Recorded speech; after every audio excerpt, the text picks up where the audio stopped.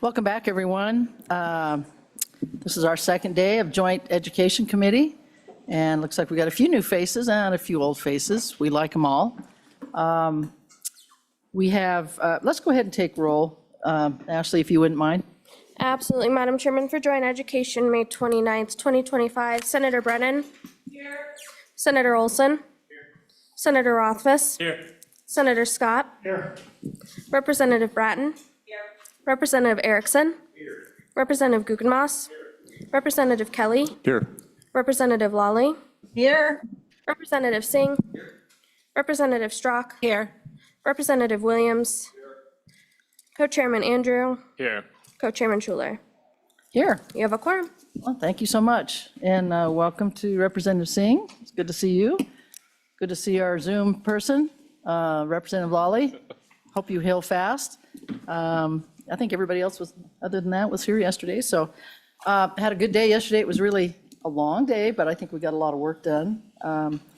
Co-chairman and I didn't do rock, paper, scissors. We just decided I would start and he would finish, and I like that. He's the closer today. So anyway, today we're going to start off talking about higher education workforce programs. And so first up is Tanya and Matt. They'll talk about governing statutes and programs in terms of higher, I guess Ashley's coming up too. So we need to grill her with some questions. You know, we let her off the hook too easy, so.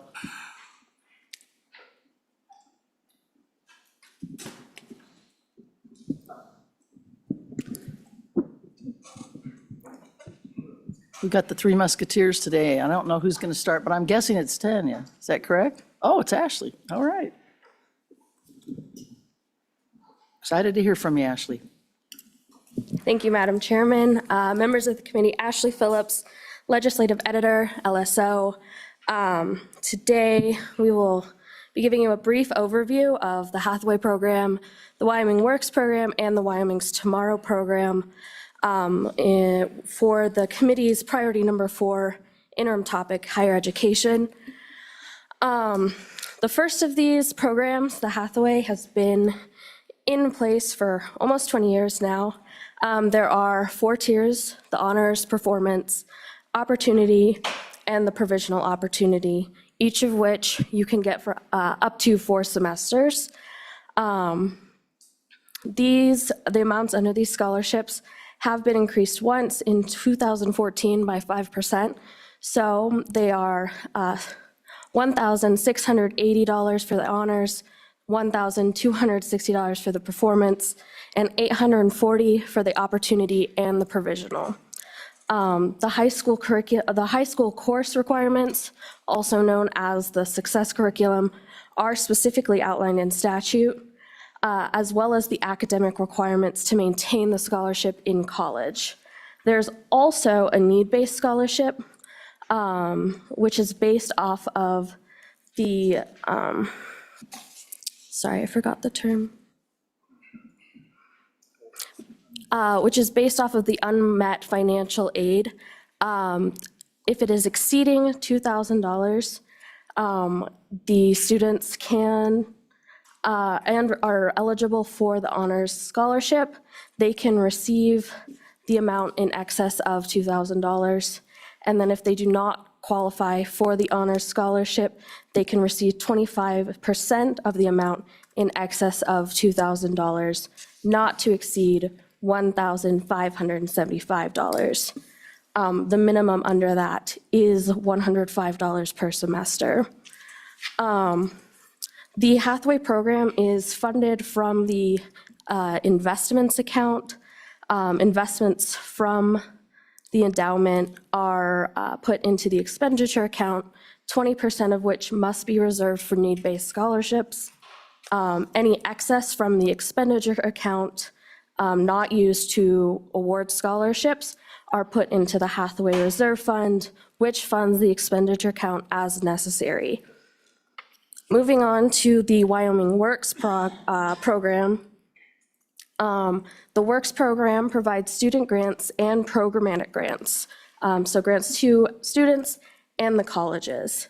Student grants fall into 2 categories: standard grants and critical grants. Critical grants are for programs that fulfill a critical workforce need in Wyoming. Standard grants cannot exceed the dollar amount for the Hathaway provisional for 2 semesters, which is $1,680. And the critical grants cannot exceed the Hathaway honors for 2 semesters, so $3,360. The programmatic grants can be used for faculty, materials, and equipment.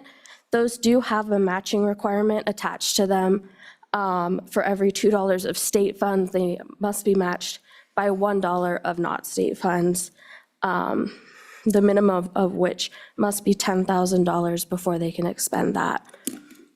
Between legislative appropriations and expenditures through WIP, $3 million has been expended for programmatic grants, and $2.2 million has been expended for student grants.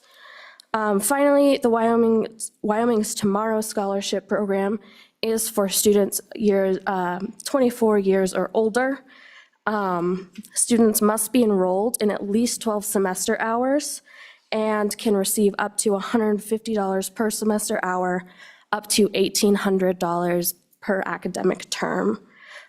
Preference for those awards go to previous recipients, followed by those with an industry sponsor, followed by those enrolled in a program fulfilling workforce and economic needs in Wyoming, and then any other student who applies for this scholarship.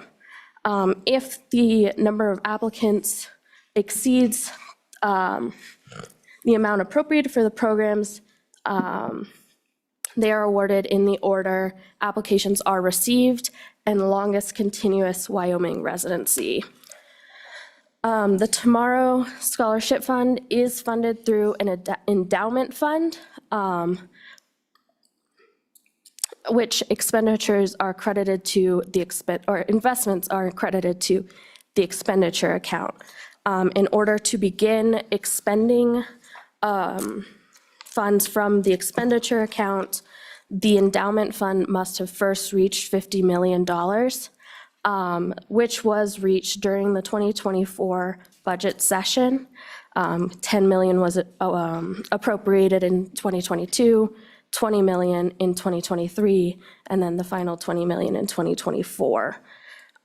Between the Wyoming's Tomorrow Scholarship taking effect and are being put into law and the endowment fund reaching the 50 million threshold, the legislature enacted what has been dubbed the Kickstart Wyoming program, or Kickstart Wyoming's Tomorrow Scholarship, to kind of fill the stopgap between those two times.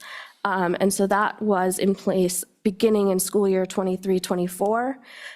The legislature appropriated $1.25 million in 2023 and $2.5 million in 2024. And awards under that program are subject to the same requirements as those of the Wyoming's Tomorrow. And with that, I will stand for any questions. Questions for Ashley? Yes, Senator Scott. Madam Chairman, one minor correction. The Hathaway Scholarship was enacted in the 2005 general session, and the 2006 bill was the implementing bill. It had the administrative details in it. So that was, the 2006 bill was really the first amendment to the Hathaway. But the actual enactment was in 2005, and it was complicated enough it needed to have been done in a general session, Madam Chairman. That was a We forgot to tell you, we have a Google encyclopedia right here, so, and the historian as well, so. Yeah, Madam Chairman, my bill, and I remember distinctly. Absolutely. Other questions? I have just a couple, but I don't know if you have the data, maybe someone else would. How many students now, since we started, I wouldn't even begin to guess with the Hathaway, but with the Wyoming Works and the Wyoming's Tomorrow Scholarship Programs, any idea what we're looking at for numbers of either one of those programs? Madam Chairman, I would actually defer to the Community College Commission. They'll be presenting on that later. Other questions for Ashley? All right, great job. Thank you. The other two don't have anything to add? Oh, my gosh, you knocked it out of the park then. Oh, okay. Well, you did a great job. All right. With that, it looks like Mr. Shaner's up next to talk about the Hathaway a little bit more. And anybody else that you'd like to bring?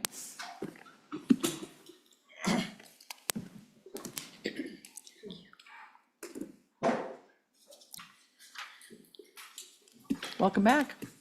Thank you. Good morning, Madam Chair, committee members, Dickie Shaner, Department of Education, and I'm joined here today with Bradley Barker, who is in charge of our Hathaway Scholarship Program.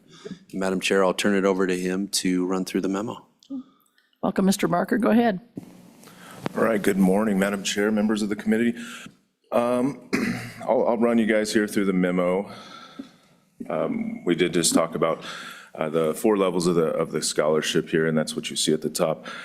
There is the need-based portion as well, which I'm happy to get into if you'd like a little bit deeper. But the next part of it is the Hathaway new enrollment. This is for students who are initiating the scholarship for the first time.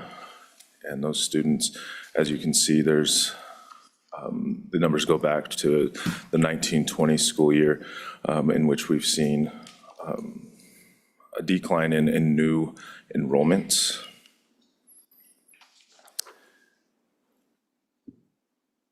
The next portion of it is the post-secondary tuition Hathaway scholarship amounts comparison. As you guys can see there's UW has increased the tuition by 57%. And as noted earlier, the scholarship has only been increased 1 time since the inception, since 2006, by 5% back in 2016. The bar graph is probably the most helpful piece of that to see the comparison there. The most recent piece of legislation that was just passed was the Enrolled Act 45, which initially introduces the flexibility of the post-secondary program enrollment by allowing students to participate in programs with fewer than 6 college credit hours. So before any program that had at least 6 college credits, Hathaway would accept as part-time. So now we will accept programs that have less than 6 credit hours. And then the last piece that's new is the classical learning test. This is easiest compared to the ACT or SAT. It's just another college entrance exam in which we have allowed for Hathaway as far as the college entrance exam, and we'll have a concordance table with that so that students now will have the option to take ACT, SAT, or the classical learning test. And with that, I'll stand for questions. Questions for Mr. Barker? Yes, Senator Scott. Madam Chairman, several of them. Initially, the Hathaway was covering, I don't think it ever covered quite all the honors, covered quite all the tuition and fees at the university, but it came close. What is it now? What percentage of full load tuition and fees does the Honors Hathaway Scholarship cover? Mr. Barker? Madam Chair, Senator Scott, I believe it's right around 62% for the highest level of the scholarship. Follow up? Yeah, and Madam Chairman, I don't remember the exact language anymore that we currently have in the legislation. Does this change of test using as an additional test, does that require change in statute? Mr. Barker? Madam Chair, Senator Scott, it does not require a statute change. Currently, the statute has college entrance exam, so it allows flexibility there. Questions? Yeah. Go ahead, Representative Singh. Thank you, Madam Chairman. Mr. Barker, you described a new situation where folks would be able to use the Hathaway Scholarship for less than 6 credit hours.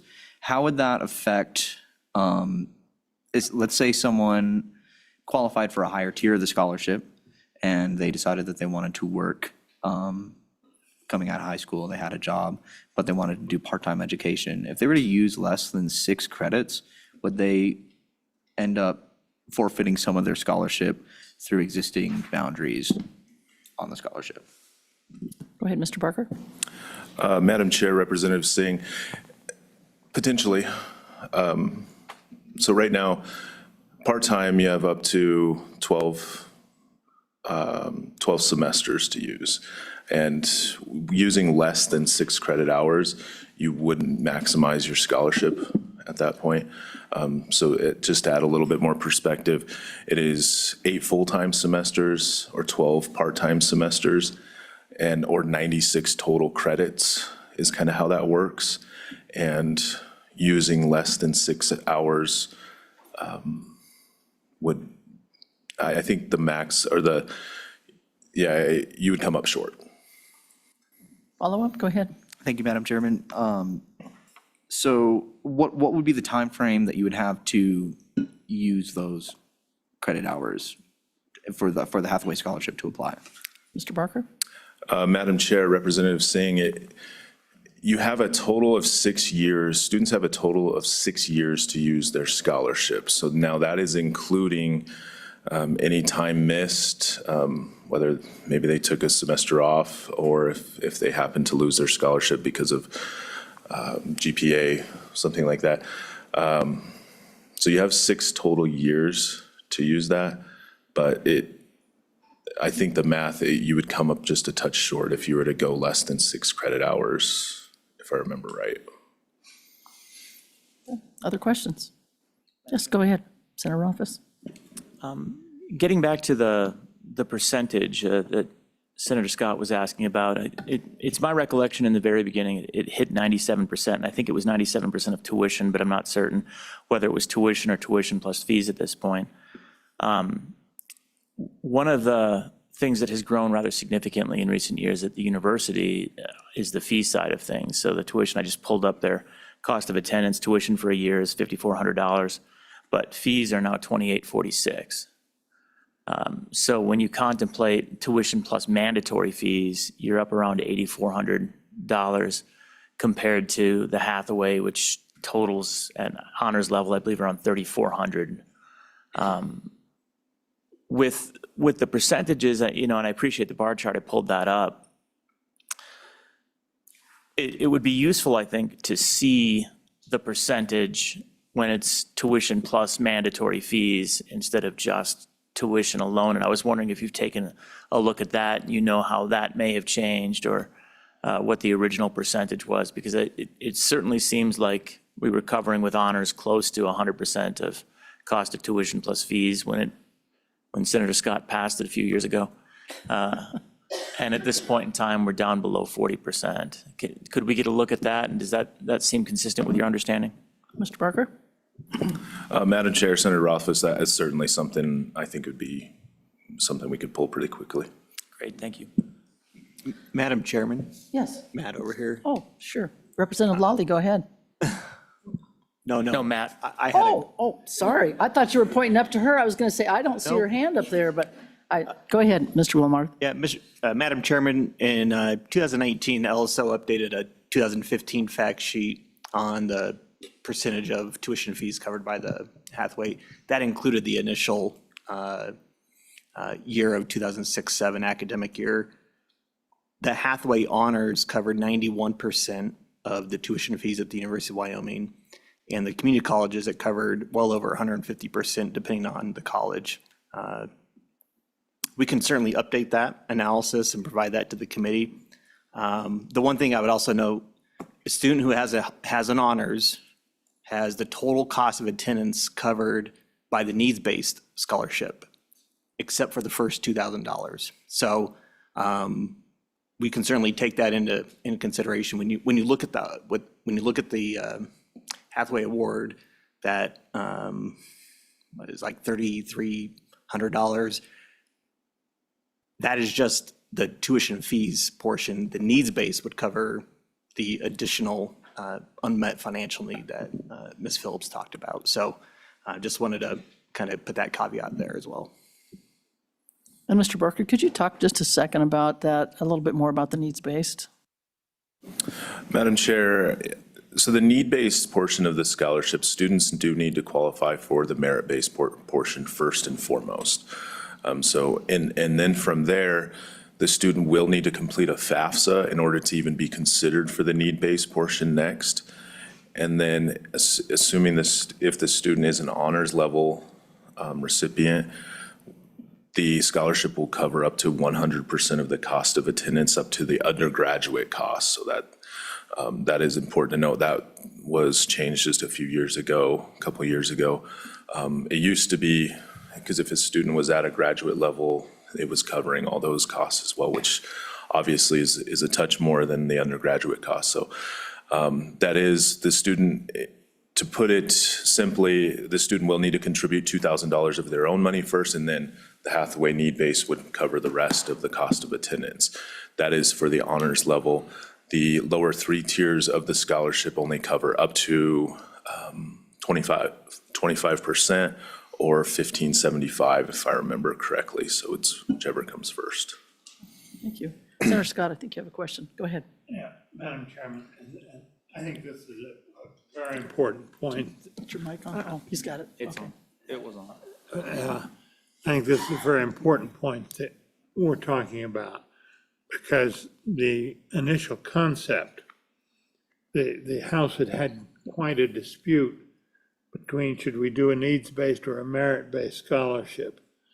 And the initial endowment was, that they found was large enough so that those two approaches merged. And the merit-based scholarship covered all the needs. And that was the philosophy in which it was enacted. And as the coverage has gradually deteriorated over time, because we have not managed to increase the endowment to keep up with the increase in costs, then this needs-based piece came in. So that is a real change in the philosophy behind the Hathaway. When we initially enacted it, a few years afterwards, we did a study as to what the effect had been. And what we found was that for our best and our brightest students, it really didn't make much difference. They had enough scholarship offers already so that they were pretty well covered. But it did make for the students who were really the average college-bound student, it made quite a difference. It enabled a significant percentage of students who had been only able to go to community college to go to the university either for the last 2 years or for all four. We saw a mixture of both. And then it enabled another set of students who had not been able to afford even the community college to afford the community college. So it had quite an impact on the student behavior that way. It also, the success curriculum started out, I think it was 3 or 4 sentences long. And it was basically a summary of what the high school guidance counselors had been recommending for college-bound students all along. That was what it was based on. And the program has been popular. The legislature has taken it from that 3 or 4 sentences to, I think it's 3-some pages in the green books now in terms of what the success curriculum covers and the options there. Good information. Thank you, Senator Scott. Other questions on the Hathaway? Okay, anything else that you'd like to add? Other than the legislature probably needs to get on board with making some increases, right? With staying up with inflation. That's just my little aside. All right, if no more questions, we'll go ahead and turn you loose then. Thank you so much. All right, next up, we have Ben Moritz, the Executive Director of the Wyoming Community College Commission, and anyone else that you'd like to bring up with you?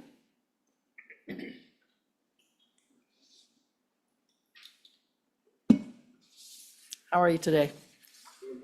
Welcome.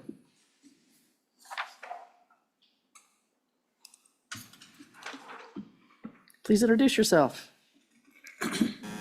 Thank you, Madam Chair. My name is Ben Moritz. I'm the Executive Director of the Wyoming Community College Commission.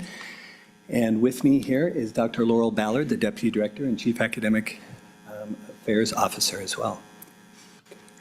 We also have, I believe in Zoom, Dr. Brad Tyndall. If he's able to be added on, I know he was watching. He is the President of Central Wyoming College and is also the President of the Presidents. That's a rotating role for our Executive Council where he represents the other presidents as well. And then if we have time at the end, I'm hoping that perhaps Ms. Erin Taylor from WACD can come up and maybe have some comments as well. So there's our slides. Sorry, just one second.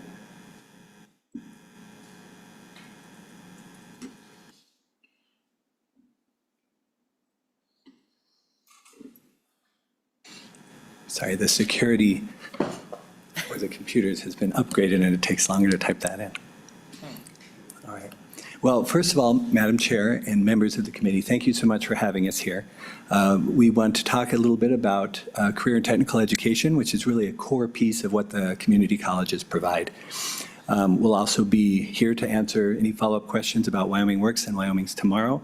And then we wanted to touch a little bit on some aspects of career and technical education that are not as well defined and reflected in statute, particularly when it comes to some of the funding models.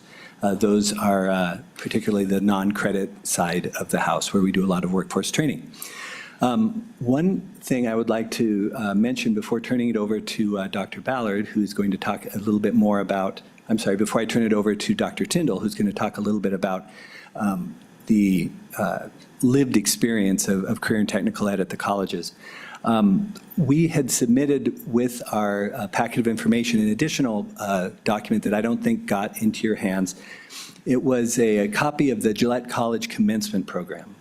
And the reason that I wanted to submit that is, well, first of all, I was able to attend that commencement, and that's always the highlight of my year. I know it's the highlight of the president's year, Dr. Ballard's year, much of our staff. We are very fortunate to get to go and be there when students cross the stage and go off into the world with this great education that they've gotten from the colleges. When I was there at Gillette College, for quite a long time, if you've been to graduations, a lot of people have to cross the stage, and Gillette has a very robust set of graduates. And as I was watching them come by, I was struck by how many students and individual names of students are graduating in those CTE fields. And so I'm just looking through this list. There's about 25 students graduating with an associate degree in nursing. Next up are Associate of Applied Science, where there's students focusing in business, cybersecurity, diesel technology, industrial electricity, there's about 15 students there, machine tool technology, welding technology, and then you get down into the certificate of completion, you're looking at administrative assistant, industrial electricity. It goes on and on and on and on. And I know it's not in front of you, and I'm not going to read all of those names. I won't, you know how graduations are. They're wonderful for the student, but we don't need to replicate it here.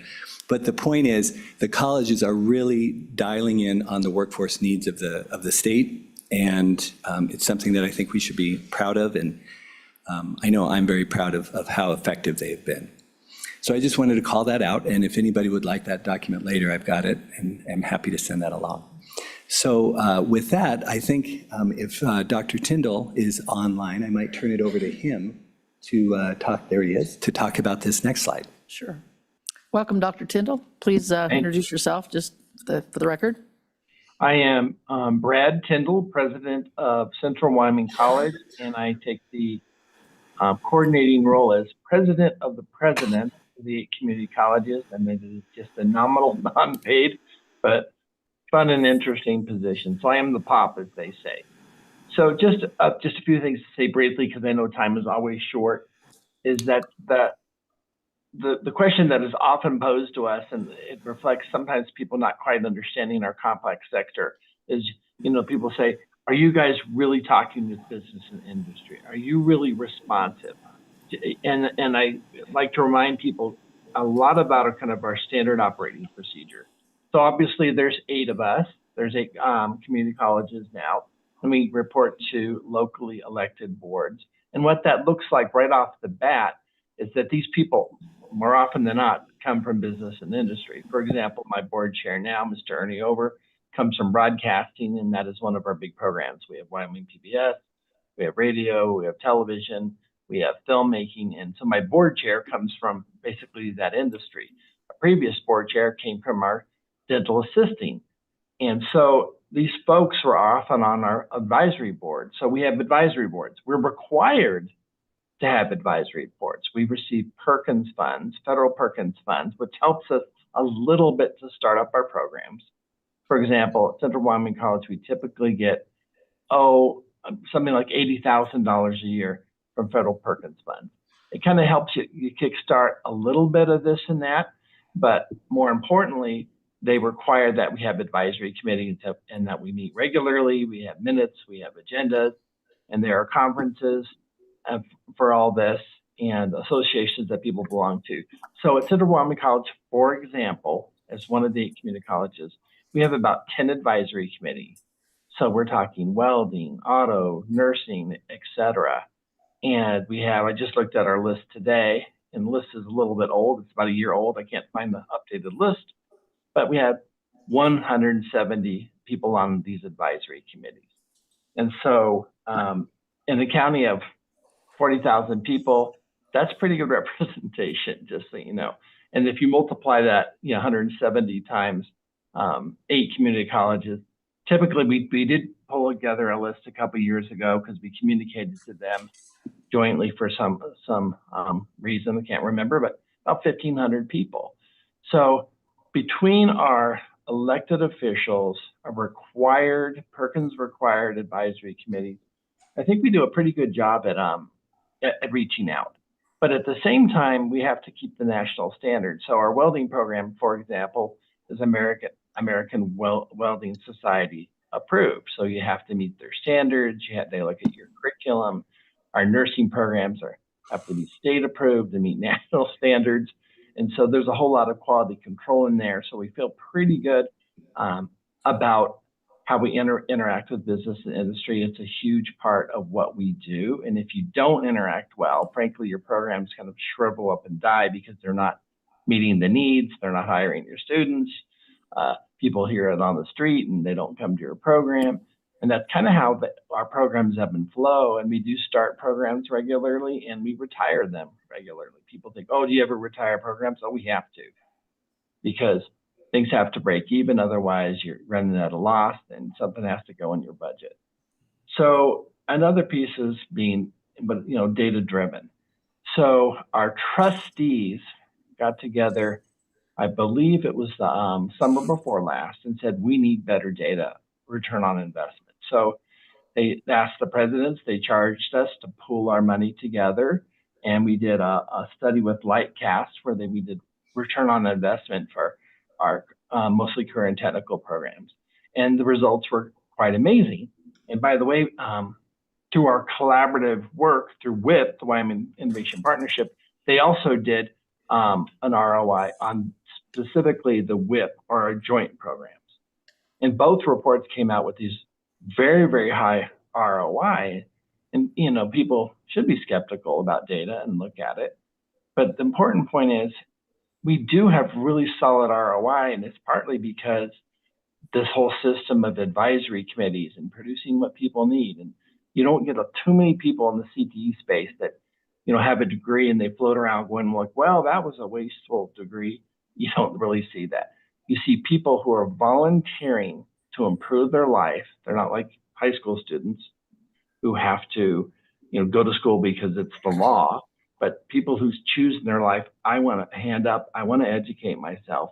People who are often socioeconomically challenged. At Central Wyoming College, for example, 85% of our students are at risk, which means they're Pell eligible, poor, first generation to college, or didn't do well on their ACT exam. They weren't college ready. So you're talking about a population that if you educate and bring into the career and technical sector, yes, of course, there's this huge return on investment, not only to them and their income and their family, but all these social benefits that are measured on these return on investment studies that like CAS does, in terms of less people in prison, higher tax revenue for the economy. So I think most people know that community colleges do a whole lot, and luckily people of all political persuasions understand that, but that's a little bit really why. And lastly, I think as a sector, we're very nimble because of our advisory committee saying, I need you to change that curriculum. How come you're not doing arc welding? How come you're not doing TIG? I want to see that. I want to see it yesterday. And you respond to these things. So that's all I really have to say. I know you have a lot to cover, and I stand for any questions you may have. Questions for Dr. Tyndall? I actually have one, and again, it may be any one of you could answer this, but I know that you guys are really good at taking a look at what's out there, what kinds of careers we're needing in Wyoming. What are the top career, I guess, the areas that we have the most need? I myself, I see childcare as one. I see healthcare as another, education, not just, things like welding and business and that sort of thing, but what are the top careers that we need people in right now in Wyoming? Madam Chair, thank you for that question. And if Dr. Tyndall wants to add anything, I'm happy to cede the floor. The topics that you just mentioned, those are some of the big needs. We're also seeing, in the energy industry, we always need more people. Western Wyoming just recently stood up a power line technology program working with WIP and working with other sources to do that. But that was just one example. Construction is another big one, particularly in the southeast part of the state. It really depends on the part of the state where the different needs are. And I think that, again, speaks to the value of the independently elected boards for the community colleges and those industry sectors. But I think the ones that you mentioned definitely are going to be in the top. And just another question also, the data that you guys are receiving in terms of your return on investment, how do you measure that, or what does that show actually? Madam Chair, I might turn it over to the economist in the room here, President Tyndall. Go ahead, Dr. Tyndall. All right. So it was a very good study, and I was really, really skeptical because I know how to mess with numbers and make things look good.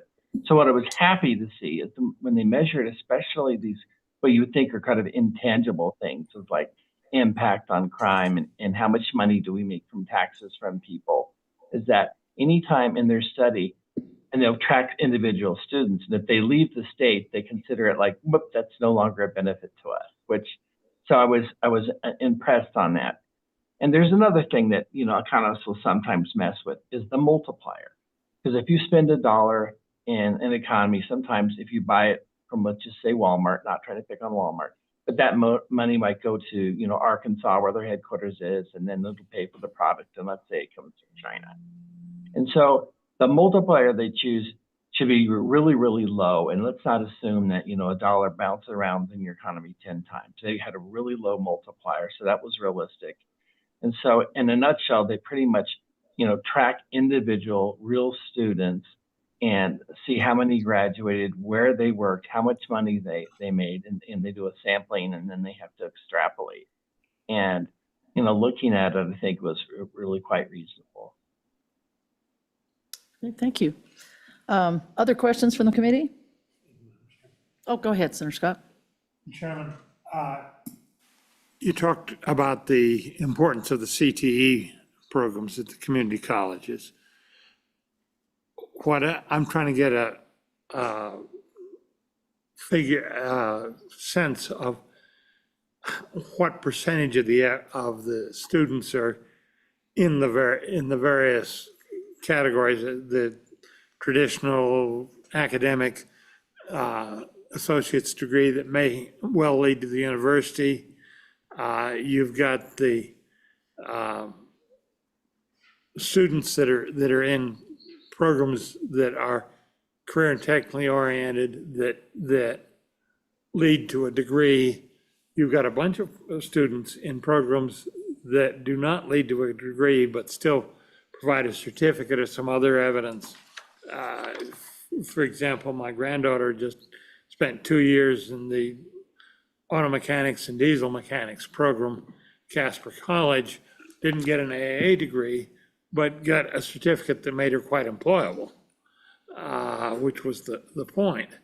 And then you've got some students, well, like me, that take an occasional course on a fairly regular basis at a community college for personal interest as opposed to any kind of degree or career.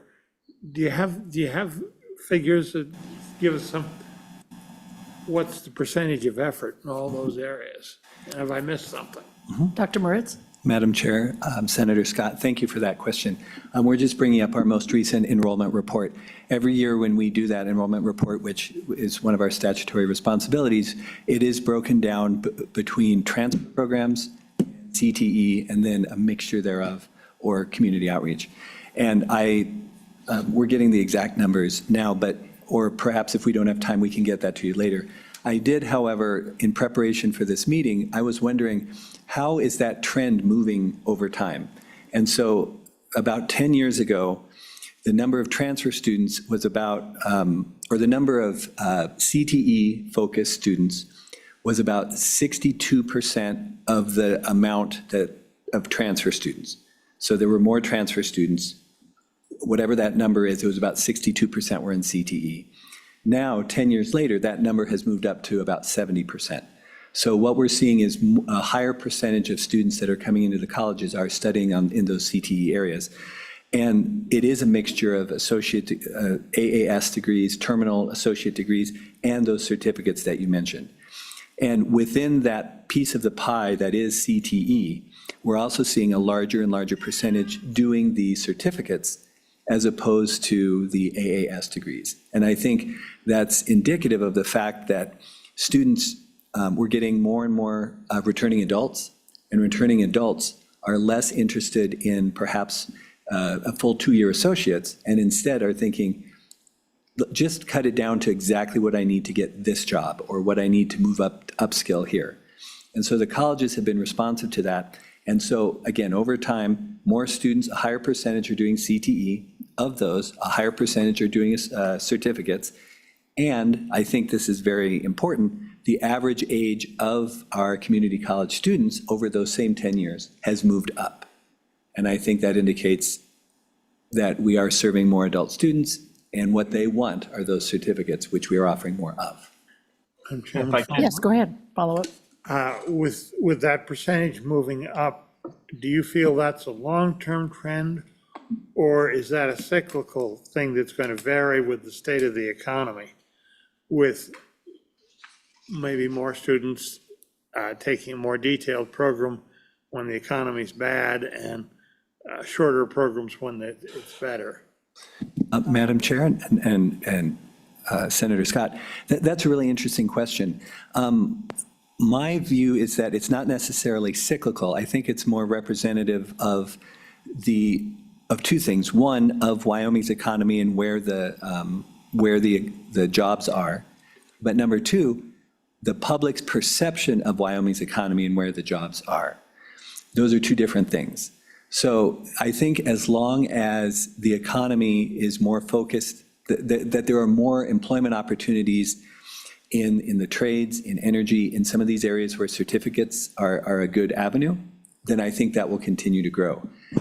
If Wyoming moves to a state where, I mean, we're always looking to diversify our economy, if there are more opportunities in the blockchain, in the crypto, in the software development, in some of these areas, and the understanding of the population also goes along with that, then I think we may see that CTE swing back to more transfer degrees. But what we have learned is community college students in particular are very savvy. They are looking for an opportunity to get education in their community, and they know what jobs are out there, and they talk with people, and they find out what certificate they need for that. So as far as, if you think of it as a free market system, it's a very competitive structure.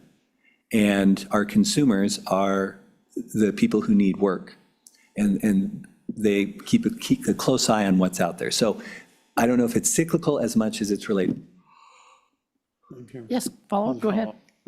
You made a distinction between what the state of the economy and the workforce demands really were and what the public perception of them would. Could you elaborate a little on that? Dr. Moritz? Yes, Senator Scott. Yeah, I'd be happy to. When the state and the colleges and the commission, we work very closely with lots of other state agencies. We work very closely with DWS, we work with the Business Council, we work with Next Gen Sector Partnerships, we work with the Wyoming Workforce Development Council, all of these groups. And many of those groups, all of us together, we really want to diversify the economy and give us a stronger economy. And so one of the challenges there is simply opening up new programs in an area where we want Wyoming to succeed, where we want to expand, is not always entirely effective if there is no existing industry to absorb those students.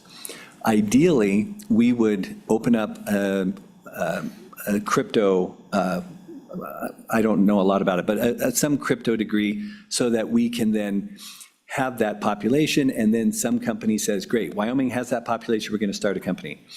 But those students don't stick around if there's no work in that field. And so they go off to where there are other positions. So that's one of the pieces where, the understanding of what's out there and the lived experience of our students can be different. And so it's a chicken and the egg issue that I think we've been chasing around for quite a while. I'm not saying that it's not a good way to approach it, but that's some of what I'm addressing. Follow up? Yes, go ahead. Madam Chairman, yes, one further one. I know in this community, there's a number of programs that start in the high school level and then have been articulated to move to the community college level. So a student can start the high school and finish at the community college level. Is that a common pattern, and what percentage of those programs have that aspect to it? Dr. Moritz? Madam Chair, Senator Scott, it's an expanding approach, not only in Wyoming, but across the country. I think that, I don't have exact numbers. We can look into some and we can get back to you on that. Although I do know that with the RIDE program and just a very active and innovative, I think, State Board of Education, as well as superintendent and the governor's office. You just heard from K-12 yesterday. They're really looking to work outside the box, and a lot of that does involve some of these pathways with the community colleges. So it's definitely growing. I don't have an exact number, but I know the colleges are excited about it. Dual and concurrent enrollment fits in very well to that. And I think really in order to move to that next level, we need to move beyond providing those opportunities with being increasingly intentional about which dual and concurrent courses are offered, so that students know it's not, don't take just any dual and concurrent enrollment offering, but rather, here are specific pathways, here are the dual and concurrent offerings that we have that fit in there, and let's work with you in that kind of career counseling all the way through. There are inklings of it. I'm really optimistic about it, but there's still a ways to go, and I think that's going to be the future. Other questions? Mr. Chairman? Yes, go ahead, Senator My Rothfuss. apologies. Thank you, Madam Chairman. One thing that strikes me as we're discussing this idea of targeted degree needs or targeted certificate needs over, maybe this is a one-year program or a two-year program, is that, and we've looked at this a number of years ago, but it seems to become more prominent now, Hathaway is very much designed for an 8-semester program. Whether it's provisional level or honors level, 8 semesters is what you're provided with. And we have an awful lot of students that I think would like 1 year or 2 years and then to hit the workforce. So there's effectively an award of Hathaway that is not utilized for the other 2 years if they're provisional or opportunity, and even performance, or perhaps some of these students at the honors level are doing that. Now, you probably have the breakdown of that. It would be kind of interesting to see that use over time. We've seen the use versus non-use, but I'm curious about kind of seeing the use versus I've moved into industry, I've completed an associate, something along those lines, which you might have that data, but I don't think we've seen anything like that. But what about the possibility, and to revisit the idea that I think you were involved in the discussions when we had the Wyoming Tomorrow task force 5 years ago, 6 years ago, whenever we had that task force, and looked at trying to have effectively a block grant style approach to the Hathaway, where you can utilize your Hathaway resources if you receive the opportunity. Instead of having to do that over 8 semesters, you're going to use that in a block of 2 years, for example. Do you think that would be helpful in realizing what you see as the new vision of trying to match students with their workforce desires and with the workforce needs, aligning the workforce capacity? Would that help? Dr. Tyndall? No. Oh, Dr. Moritz, sorry. I saw Dr. Tyndall had his hand up, so we'll get back to you in a minute. Go ahead. Madam Chair and Senator Rothfuss, thank you for that question. Yes, I was involved in making the Hathaway funds a little bit more fungible, essentially, for the students. I can't see how that doesn't benefit the students and give them the flexibility that they need, especially as student paths through higher education become more and more differentiated across different populations. The Wyoming's Tomorrow Scholarship, is essentially modeled on Hathaway, but is for adult learners so that they can do that, and is over this more 4-semester approach. So with Kickstart Wyoming's Tomorrow, which is the precursor, but essentially with the same rules, we're seeing a very high uptake in the numbers. The money that we allocated out to the colleges and the university was quite quickly absorbed and handed out, which indicates that there is a significant need. As far as how Hathaway intersects with Wyoming's Tomorrow and Wyoming Works, that would be interesting. We have not done a study of students as they move from one to another. I think one reason is that the commission oversees Wyoming's Tomorrow and Wyoming Works, and WDE oversees Hathaway.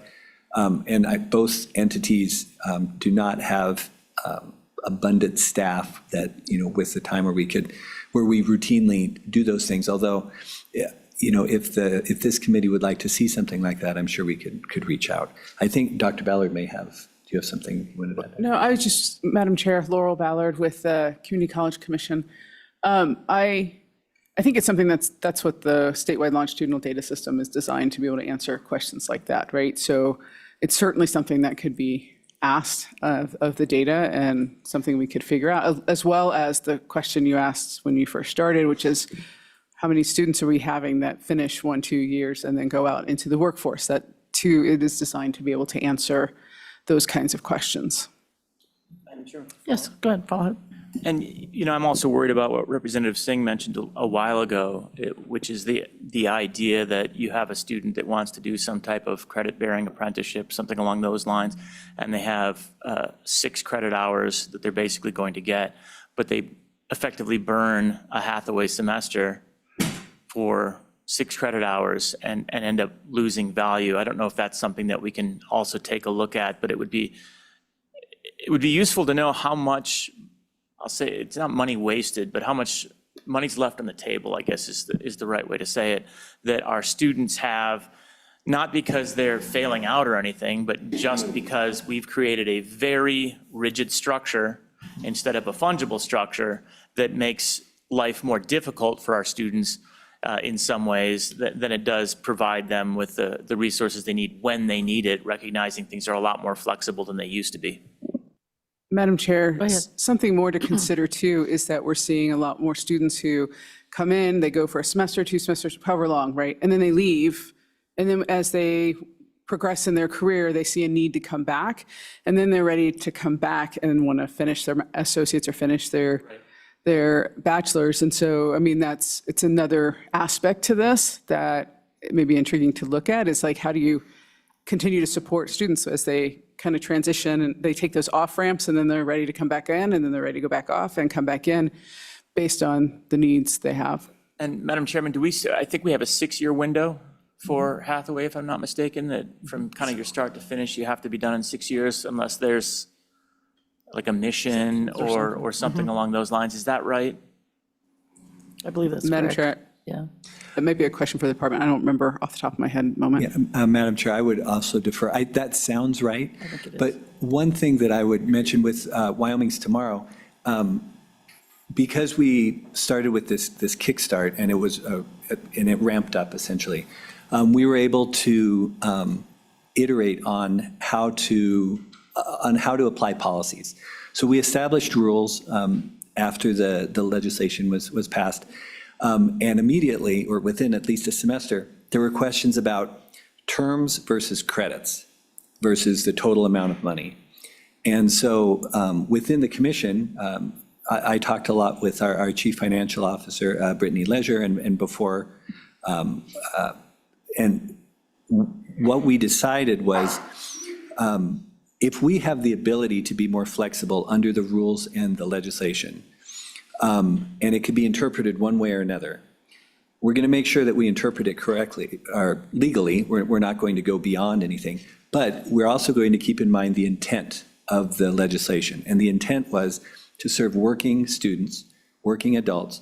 And so we have really moved it over to the side of, let's just sum up the number of credits, make sure it doesn't go over that total amount, which is $7,200, and maximize the amount of flexibility. And our financial aid officers at all the colleges, this is more work for them, but they led the charge on this. They brought this to us, and they said, we want to serve these students, but if they're doing 6 credits and then 9 credits and then they take off and then they do 3, are you really going to make us just check off semester, semester, semester?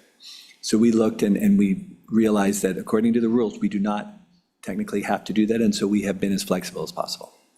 Yes, follow up, go ahead. So it sounds like with Wyoming Tomorrow, you're already doing exactly what I was suggesting that we probably need to do with the Hathaway. And you know, we have students that, exactly what you said, you know, they'll take summer courses, J-term courses, they'll take fall and spring semester, they might be partial loads, they might be full loads, they might have an internship that they want 3 credits for, but don't want more than that. And you need that kind of flexibility, and it sounds like you're addressing that need for to the greatest degree you can with Wyoming Tomorrow. Is there anything on the Wyoming Tomorrow side where you see statutory limitations that preclude you from being more flexible, where you might want to be more flexible? Or do you feel comfortable with where Wyoming Tomorrow is at right now? Dr. Moritz? Madam Chair, Senator Rothfuss, thank you. There are always maybe little tiny ways that you could fix things or improve things. However, this is still in its birthing phase. And I think our approach so far has been, if it ain't broke, don't fix it. And it seems to be very much not broke. So perhaps over time, as we have more students come through, if we find instances where there's a particular group or a particular area that could be tweaked to better serve them, I think we would definitely come back to you. At this early stage, the flexibility that I mentioned before seems to be sufficient to this point. Great, thank you. Glad to hear that. Dr. Tyndall, I know you had your hand up and then you had your hand down. Did you still want to comment on something? Madam Chair, no, I'm good. Okay, good. One question I had, you mentioned the power line program, and I know a little bit about that since it's in my corner of the state. I see there's a few others that Wyoming Works that I'm really glad to see. Cybersecurity is one of them. I saw meat cutting in one of the, are there any other new programs that you guys are looking at in terms of what we might need in Wyoming? Madam Chair, that's a great question. We submitted the Wyoming Works report to you all, which shows all the programs that are covered, and it's a lot. As far as additional new programs, That's one of the things we wanted to talk to you about. Wyoming Works has two aspects to it. It has the student grants, which we've been talking about, and also the programmatic startup funds. The student grants, we are currently at a situation where the money appropriated to us will probably last another 2 to 3 years at the rate we're going. The programmatic startup funds have been completely used up. And for programs like you mentioned, the meat processing was a great one, that mobile meat processing trailer and all sorts of very innovative approaches. That area, having funds reappropriated to that section of Wyoming Works, the program startup, is one of the things that we feel would be very helpful in helping us continue to be very flexible. Some programs you can start up without a lot of capital, upfront capital. President Tyndall mentioned, are we using TIG or are we using arc welding, for instance? Chances are you have the facilities that can handle both. It's just a kind of a curricular change. But if you were starting a new power line technology, I mean, that's entirely new equipment, and sometimes the startup cost can be $500,000, $1 million. The colleges are essentially small businesses without, these endowments they're not Harvard, to say. And so that has been, it was very effective. And now that, but it is subject to appropriation every time. It's not an ongoing piece. And so that would be an area that would be helpful. Good. Other questions? Okay. Hey, we got one down there. Representative Williams. I knew you were paying attention. Go ahead. Thank you, Madam Chairman. Doctors, would you please elaborate on non-credit programs and what they are and why they would be offered as non-credit rather than traditional for credit?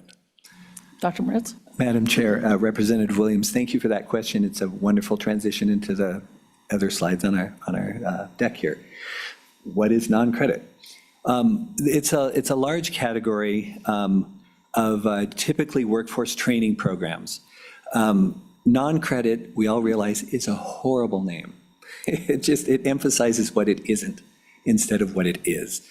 But essentially, colleges stand up non-credit programs because standing up a credit program is a longer process. You have to go through the accrediting agency, HLC, Higher Learning Commission. You have to come through us. All of that to really put that stamp on, is this credit worthwhile across the country? It's almost like the Federal Reserve saying, we're printing this money and it means something. But it takes longer. So they do a lot of workforce training programs. For instance, out at Western, again, they have a whole facility that is set up just for local industry to come in and do some of these trainings. So when that need comes up, they need to be able to respond in a month or sometimes even less. And so they do want to make sure that there is a way to document what those students have learned. So they stand up very quickly a non-credit program. It's funded usually just to break even on that area. And so if there is, I think, I don't remember if it was Chevron, it might have been Chevron, works with Western and says, every 2 years we need to, reauthorize these people. We don't have the resources to do it. Can you help us? So Western's instructors have this expertise. They work with Chevron or whoever, say, okay, let's look at what needs to be covered. They set up a curriculum. They're like, okay, we'll start it in 3 weeks. We'll run all your people through it. It'll take about another 4 weeks. This will be the cost. Usually Chevron pays for the students. And then once it's done, they say, okay, now we're not going to offer it until we need it again. That's not how the for-credit side works. So that's just one side of it, but it's an increasing percentage. And I think if you look, the number 5 note says almost a third of all students at the colleges are enrolled in workforce non-credit. So it's an increasing number. And right now, it's not figured into the models of, there is 0 FTE. And FTE is how we look at recalibration and all of those things for the colleges. So the funding model doesn't account for it, but it is a growing number.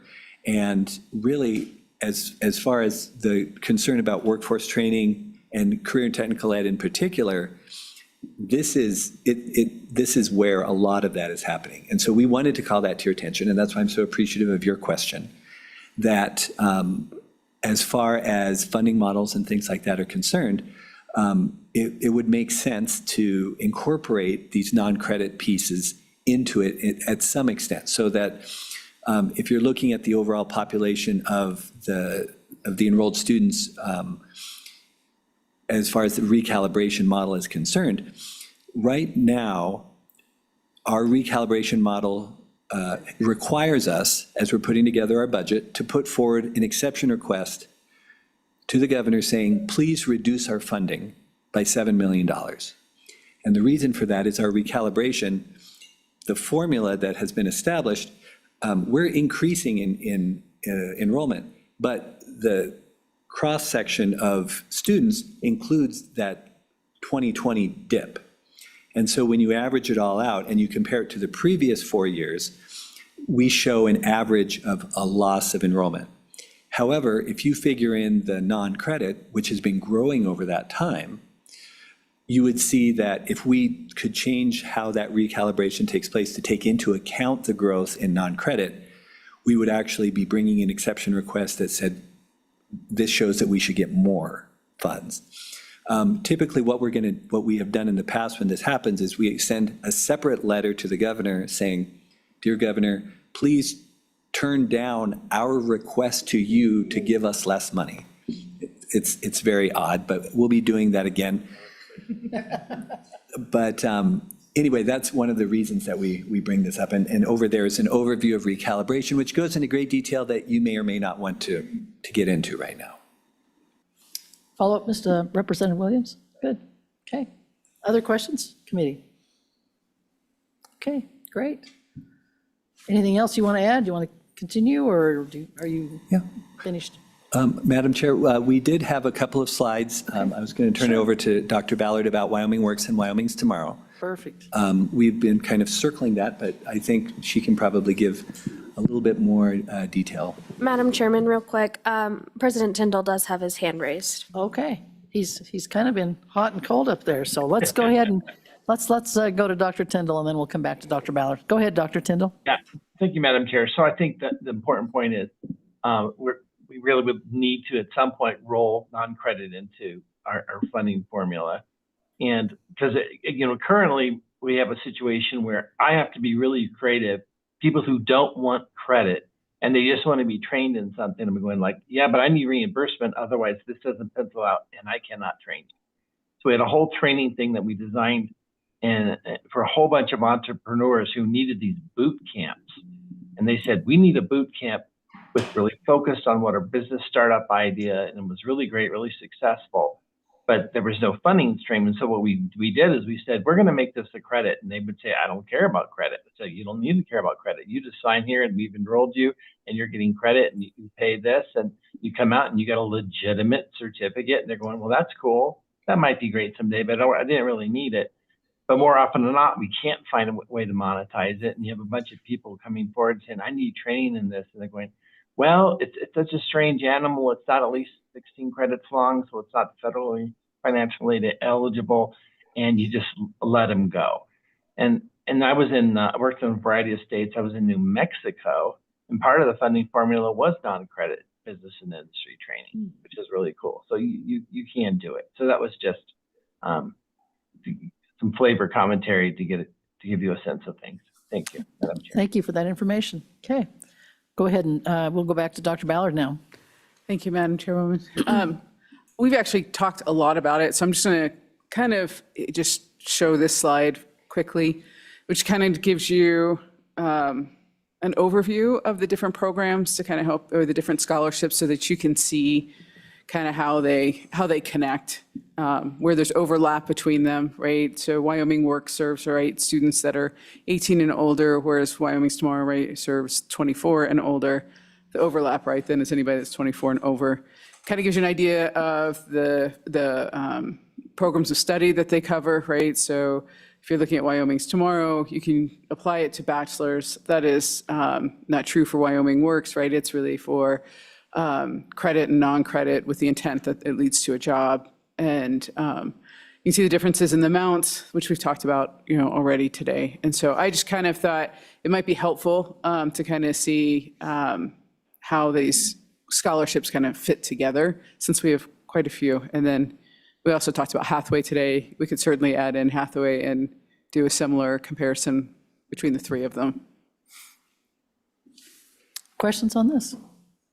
I had one. I did see you had the information on the Wyoming Works. It looked like about 1,380 kids have had that particular one, but I didn't see anything on Wyoming's Tomorrow's task force.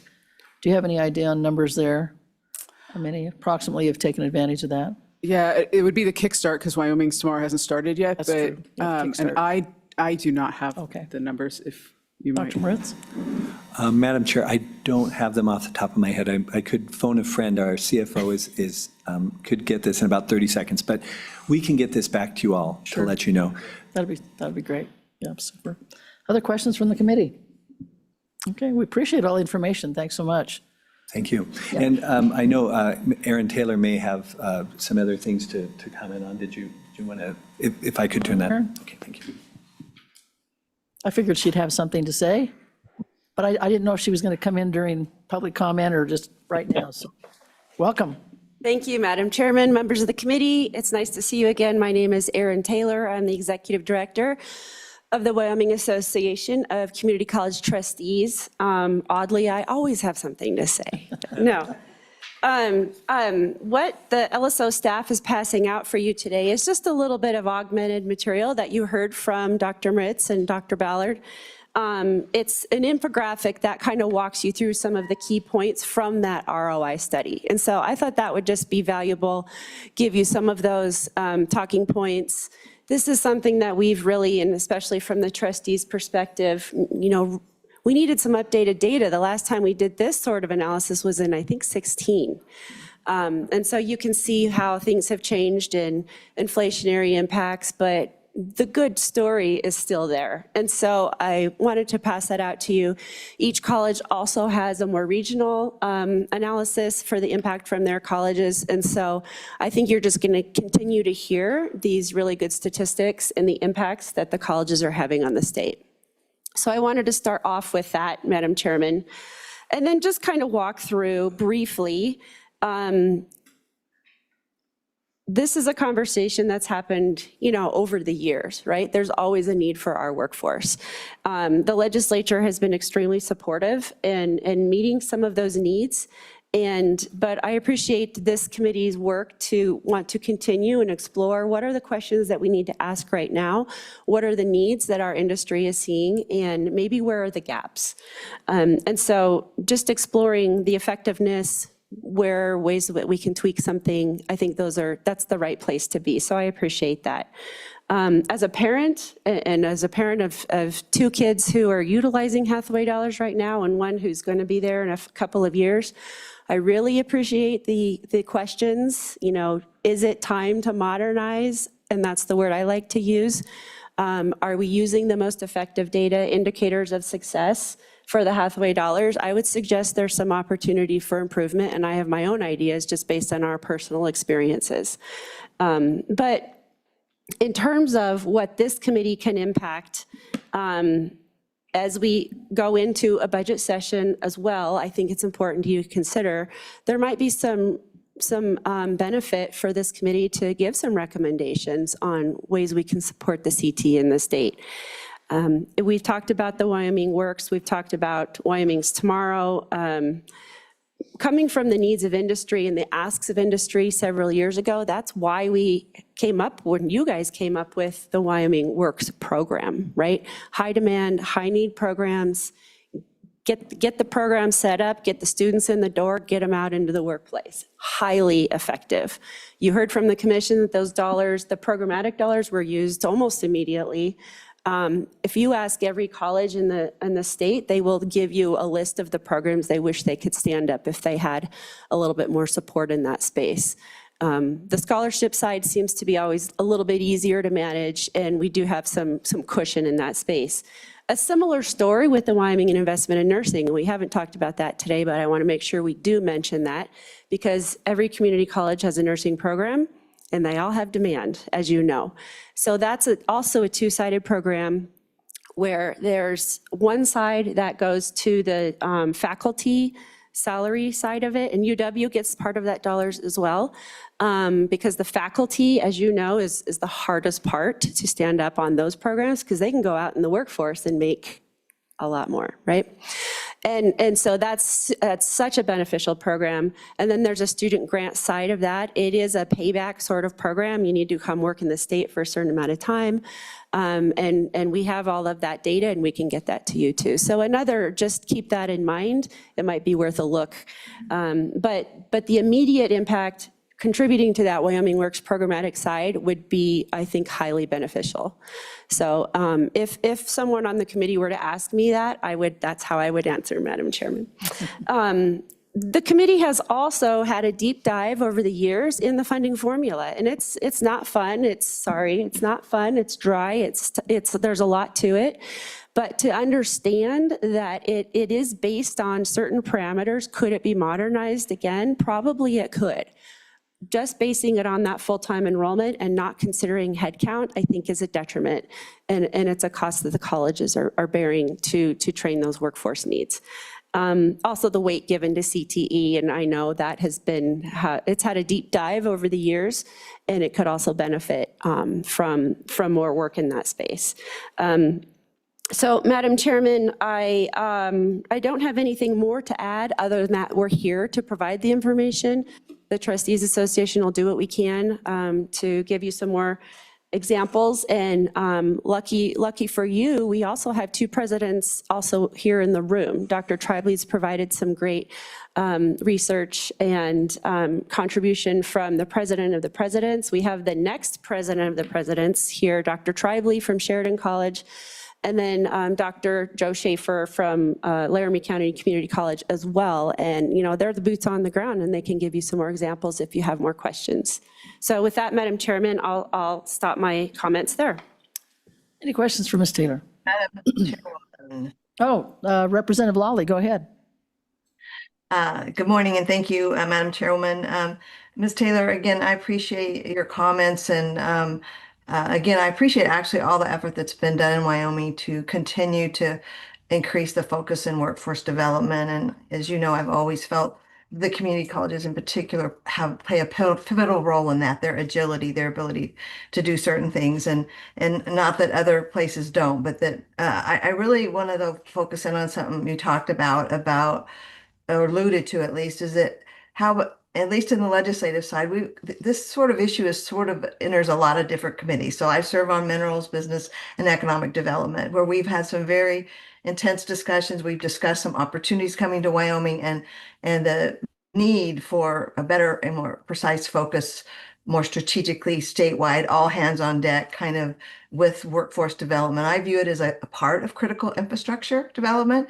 But I'm sort of struggling to wrap my mind around what is the best way for the legislature to try to really engage that does cross these lines of our organization. And I just like your thoughts on that. So is it, a task force that we create, a select committee? Do you have any thoughts about what you've experienced in this area, even with your own children? But what's the way we should go? Because I feel like we all know something more needs to be done, but just doing more of the same thing faster, even more efficiently, I don't think is going to meet the needs of sort of a more strategic approach that really does help our kids stay in Wyoming, that want to be in Wyoming, provides good jobs for them. So what are some thoughts you might have from your vast background and experience of how the legislature might consider approaching that? Or targetedly? Ms. Taylor? Ooh, boy, Madam Chairman. Or anyone on the committee. Representative Lawley, that's a great question. I think it sums up like my whole career. And joking aside, I have been doing this for over 20 years, and we've had so many of these conversations, right? So it is a struggle. I do think that we're limited in some way, and I'm going to say our structure with the way the legislative committees are set up.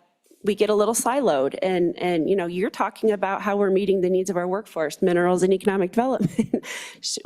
Maybe there's a synthesis or a restructuring in that space. I've kind of dreamed about that in one way or another over the years, that I think there's a better way we could talk about these things, and tying it all together. I would invite, if I just don't even know how to answer it. I think there's more we can say. I think that might be a neat question for the presidents who are here, just to give their thoughts on how they are jumping in, because they're in all those conversations, right? But if I had my magic wand, I would do some restructuring. I would align, get rid of some silos, things like that. Yes, Dr. Moritz? Thank you, Madam Chair, and Senator Lally also. Representative Lally, sorry, thank you. I think one of the issues that the silos can create is a lack of awareness about tools that are already there. And so, I mean, if you're thinking about, Wyoming Works is a plane, and Wyoming's Tomorrow is a truck, and the Hathaway is, some other vehicle. I think it would be highly inefficient if, for instance, Minerals were to say, I think we need a truck, let's get another, and then we have two trucks. And, if we could just kind of make sure that there was enough communication to see all the tools that we currently have, then we could perhaps identify, do we have the right tools? Maybe some of them we have, we just, work a little bit more to ensure that everyone can use them, maybe put some more funding behind them. But we also might identify that there is a lack, and so something new has to be developed. But I mentioned those different tools. The Wyoming Works, particularly the programmatic startup funds, I think has been one of the most effective pieces to address what Representative Lally was asking up to now, because it is at that local level that the exact workforce needs a lot of times can be identified. So if you're talking about like the nuclear industry out in Kemmer or something like that, I know Western is closest in proximity there. There are lots of programs that they're aware of. They know what the curriculum is. They've worked with the Idaho National Labs and these different areas, but they just simply can't turn those out because of that startup funding. And so when we did have Wyoming Works and that startup funding available, the colleges were able to very quickly work with industry to stand something up. So that might be something that we already have that could be used to kind of work across silos. Not that there are not other great ideas to be had as well. Yes, go ahead. Just really quickly on that, is there going to be a budget request for additional funding for the Wyoming Works startup? Is that being planned, or what's the plan moving forward with that? Dr. Moritz? Madam Chair, Senator Rothfuss, we do not have a request for that in our tentative budget as we're looking at it right now. We want to talk to you about it. We felt that this would be a good committee to bring that to. We do have some other budget requests, but that in particular one is not in there. Follow-up? Yeah, quick follow-up. And I don't know if there've been any preliminary conversations with the governor about whether he's going to prioritize that. And it sounds like that's a program that seems to have really worked. Mm-hmm. And when you find those, you probably want to keep them. Mm-hmm. So we can certainly take action, but getting back to Representative Lally's question about who else is doing what, I just wanted to see if there's any other activity elsewhere that's going to be pushing that forward. Madam Chair, Senator Rothfuss.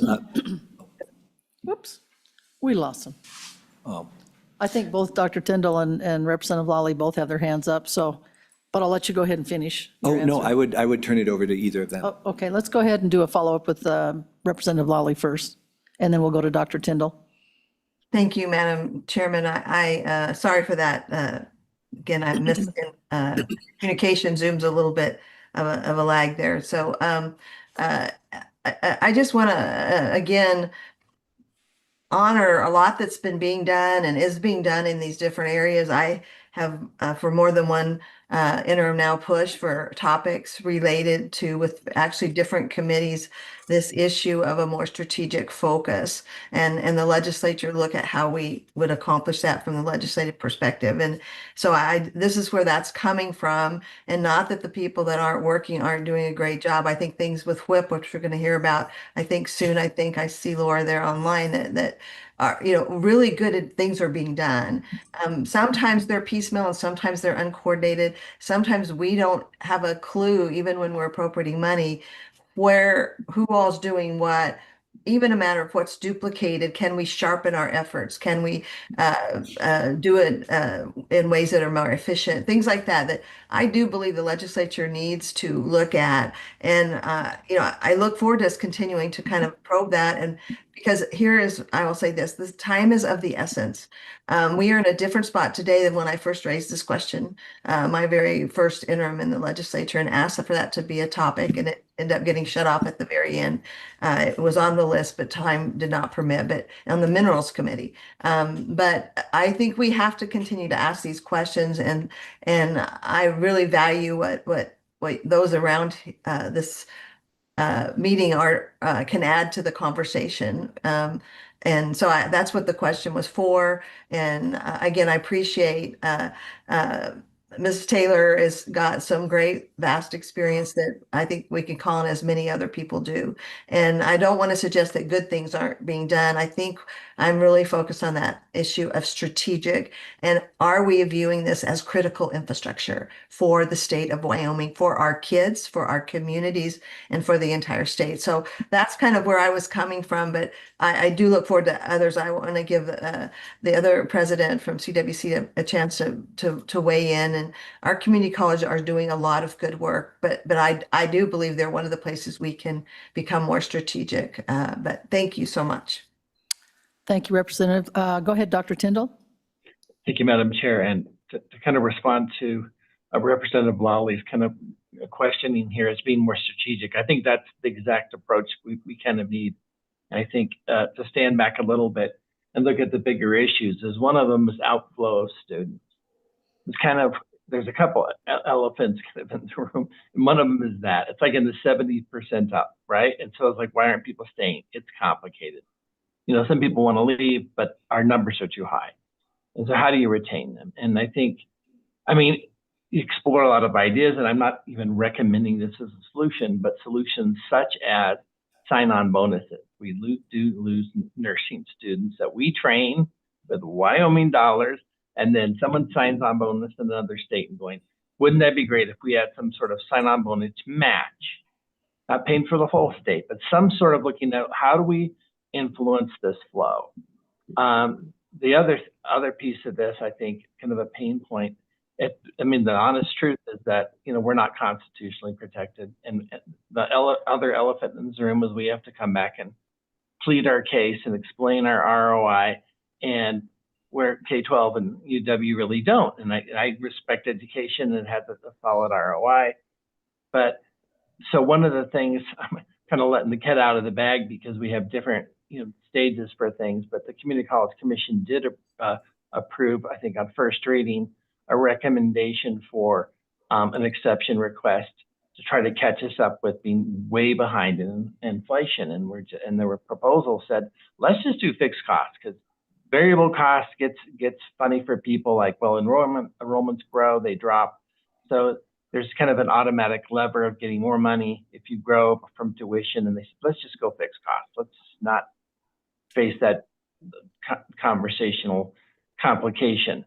And so just covering, fixed costs that we're down from, 2 decades basically, is a recommendation right now to go for a budget request of $48 million for just covering fixed costs because we're not constitutionally protected, and we're very efficient because of it, because we're constantly cutting costs. And then there was also first reading approval of $12 million kind of backfill, if you will, from the property taxes, because if you just kind of take CWC is about 10% of the pot. So if you're talking about a $48 million impact on just fixed cost inflation, the college is behind, 10% of 48 is 4.8 million. We are so, I mean, that's the elephant in the room. And so when we do get money for like Wyoming in nursing to help pay for some faculty, it doesn't frankly go very far. And so we always say, let's change the program, let's change the focus. But the elephant is the room. And I obviously love community colleges. I understand the sector, that a sector that has a very high return on investment is getting squeezed like the blood out of a turnip. And so I think the committee should know that those requests are somewhere in the works, right? I don't think it's ready for prime time yet, but that's kind of one of our elephants in the room. The last thing is program startup. If we're going to be responsive to kind of the industries of the future, right now we're kind of scaled to look back. We look at the numbers, the program's doing great. You can feed it some more, change the curriculum. But when you're trying to attract new industries, and that means you really don't have a whole lot of students at first, they don't pencil out. And so this money for such as Wyoming Works program startup is so critical. It's so hard, frankly, in Wyoming to start a program, constantly looking for grants. And grants are coming and going. Mostly these days from the federal level, they're going away. And so we're in a particularly hard crunch here that if we want to be really advancing new industries, we need program startup money. And that, so, I'm in favor of, more startup money in Wyoming Works. So those are just a few thoughts. Thank you. Thank you, Dr. Tyndall. Do either one of the excuse me. Yeah, sorry, Representative. Go ahead. Thank you, Madam Chairwoman. I would like to have Dr. Tribely come up and hear his, how we can sharpen our strategic focus. You and I are on the same wavelength. I was going to ask if both of the community college presidents would like to come in and add anything to the conversation.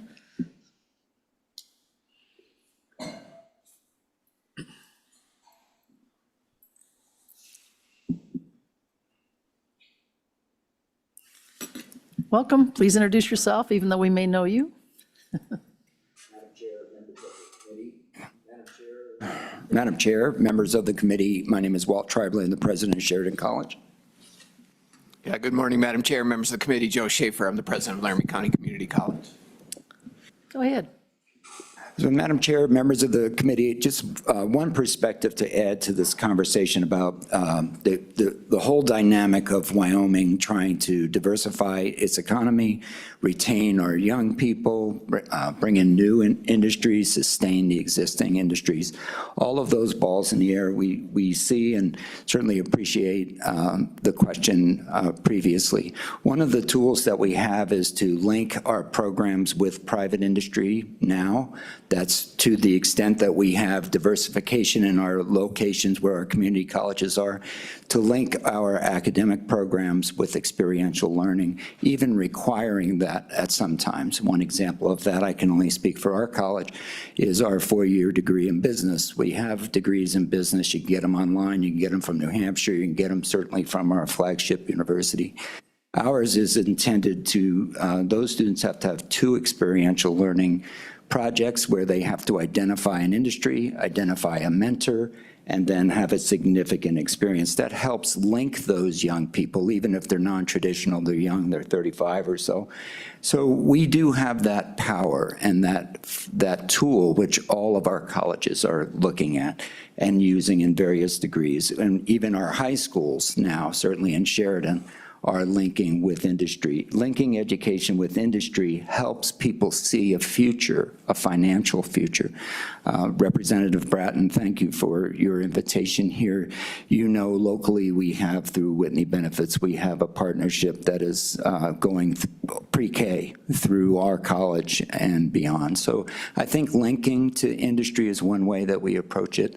The other, before I stop my presentation, is we look at CTE as sort of a hard wall with transfer, and we do that in for many reasons. It's easier for us to talk about it conceptually, but instead of blue and white collar, really is striped collar. Welding is a great example of a CTE program, but there's very, very few shops that apply here to the welding shop necessarily. Welding is a skill that is necessary in so many different industries. Similarly, the field of computing is like that. where right now, we're not Silicon Valley. Maybe someday there will be a small group that starts and then gets bigger right around Laramie and beyond, right around that intellectual capital there. But having people in your business that know how to code, that know how to set up a network, that know cybersecurity, those skills are being taught in the community colleges and at the university. So that part of our conversation is important as well, where it's easier to talk about nursing, it leads to a job, it's important. And then there is this amorphous, hard to discuss, but very essential piece that the skills and the abilities, the soft skills, the hard skills that are taught throughout the higher education system are essential as well. Questions for Dr. Tripley? Thank you for that information. Go ahead, Dr. Schaefer. Yeah, thank you, Madam Chair, members of the committee again. I've got lots of things we could talk about. Your questions that you've proposed are fantastic.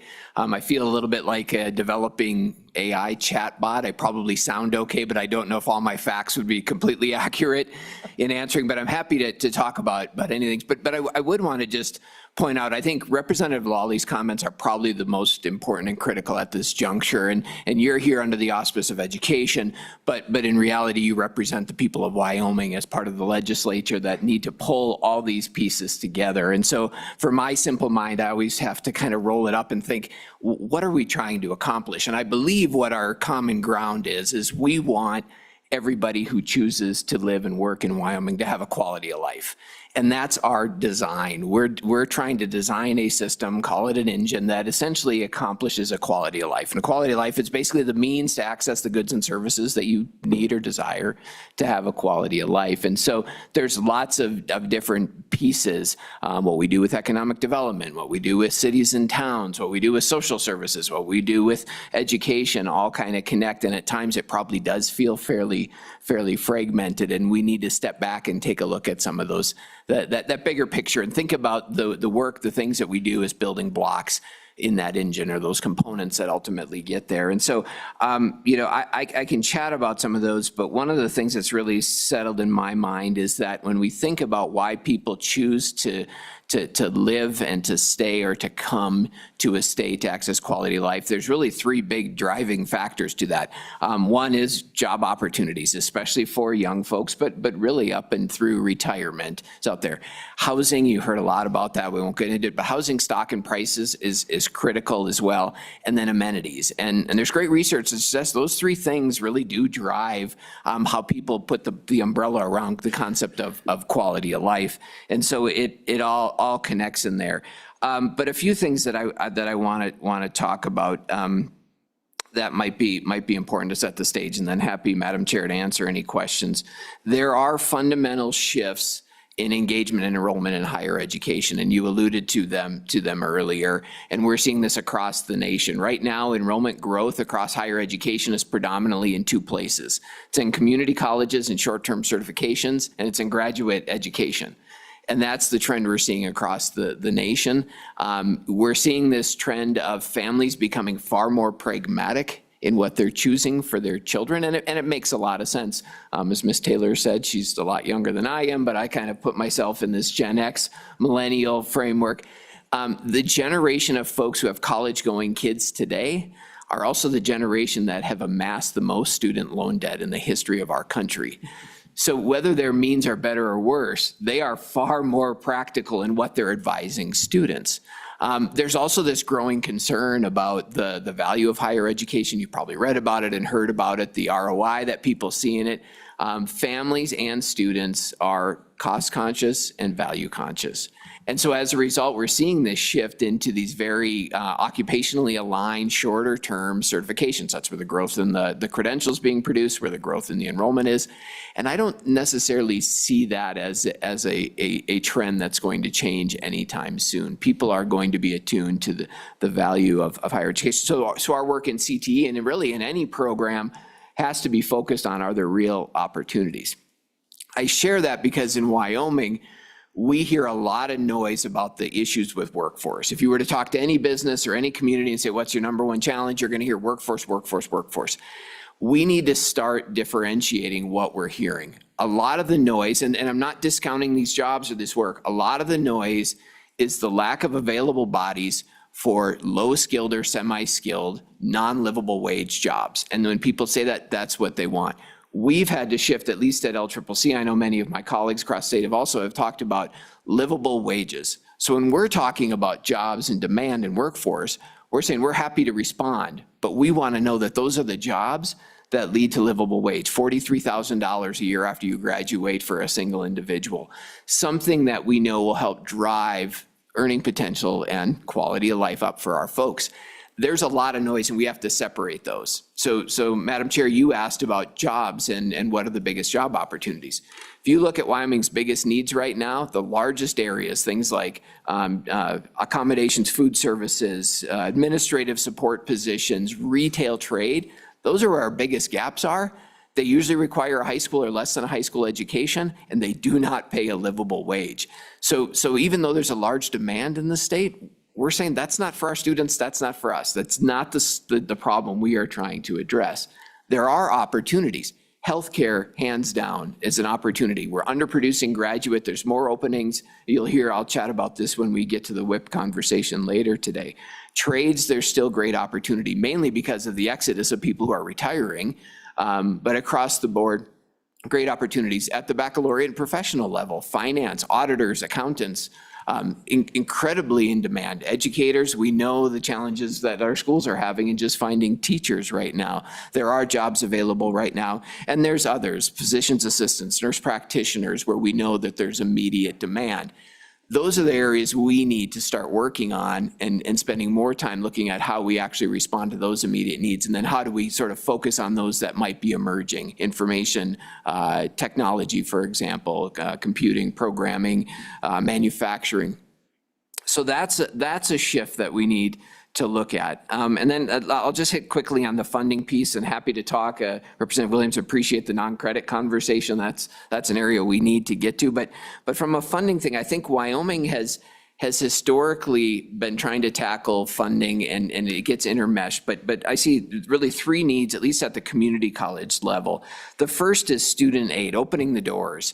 And I think that the legislature in the state has done a pretty good job of this. Wyoming Works, Wyoming's Tomorrow. We're starting to put tools in place that actually provide resources to individuals based on their intent and also their stage of life. Hathaway, I think, started there. I would agree with Ms. Taylor. I think Hathaway needs a tough look. We did some analysis with former Speaker Summers at the time and looked at the overall efficacy of the Hathaway.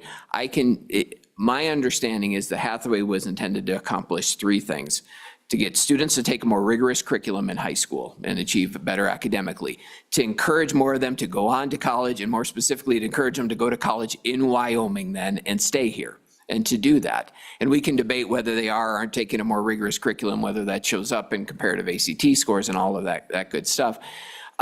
What I will tell you, though, the competitive power of Hathaway has been lost because the amount of Hathaway revenue going to scholarships has not increased. And we are now in a multi-state competition. So Nebraska has the New Nebraskan program, which essentially is the Hathaway program for non-resident students that actually has a higher dollar amount. South Dakota has the Dakota Advantage program, which is in-state tuition plus guaranteed merit-based scholarships that looks just like the Hathaway to do that. And what we're hearing from students, and I have a senior that will be going to college, not in Wyoming, although she's been at L Trip for a year and a half, that dollar amount just isn't enough to really defray the cost to incentivize those students to pursue an education in Wyoming. And we're going to be dealing with a shrinking number of Wyoming high school graduates. We've got to shore that piece up. But so the student aid, I think we have the building blocks are there. We just need to continue to work on them and improve them. But then for us, the second two things I think are important. President Tyndall said this. When you look at the community colleges, I appreciate Representative Lawley's comments about the work we're doing and everything we're doing. It surprises me. There has been a slow and steady erosion of state funding to the community colleges for the past 15 years. And in fact, from 11 to 12 to up until this last biennia, we actually were receiving less state funds without adjusting for inflation. Slight bump with cost, I think, inflationary increase this last time. But when you apply inflationary piece, our purchasing power has been so eroded. It amazes me that we've been able to do what we've actually been able to do. So we have encouraged the commission to bring a very significant enrollment or exception budget request to restore that purchasing power for the community colleges. And that will open up a lot of opportunities for us to do more. But we have to restore that erosion. That'll further be eroded, good, bad, or indifferent, because of property tax adjustments. To what extent, I don't know, but as you look at us to do more, we need to shore that piece up. And then the final piece is really targeted investments. And I think that's an area where Wyoming Works started to. Senator Rothfuss said this.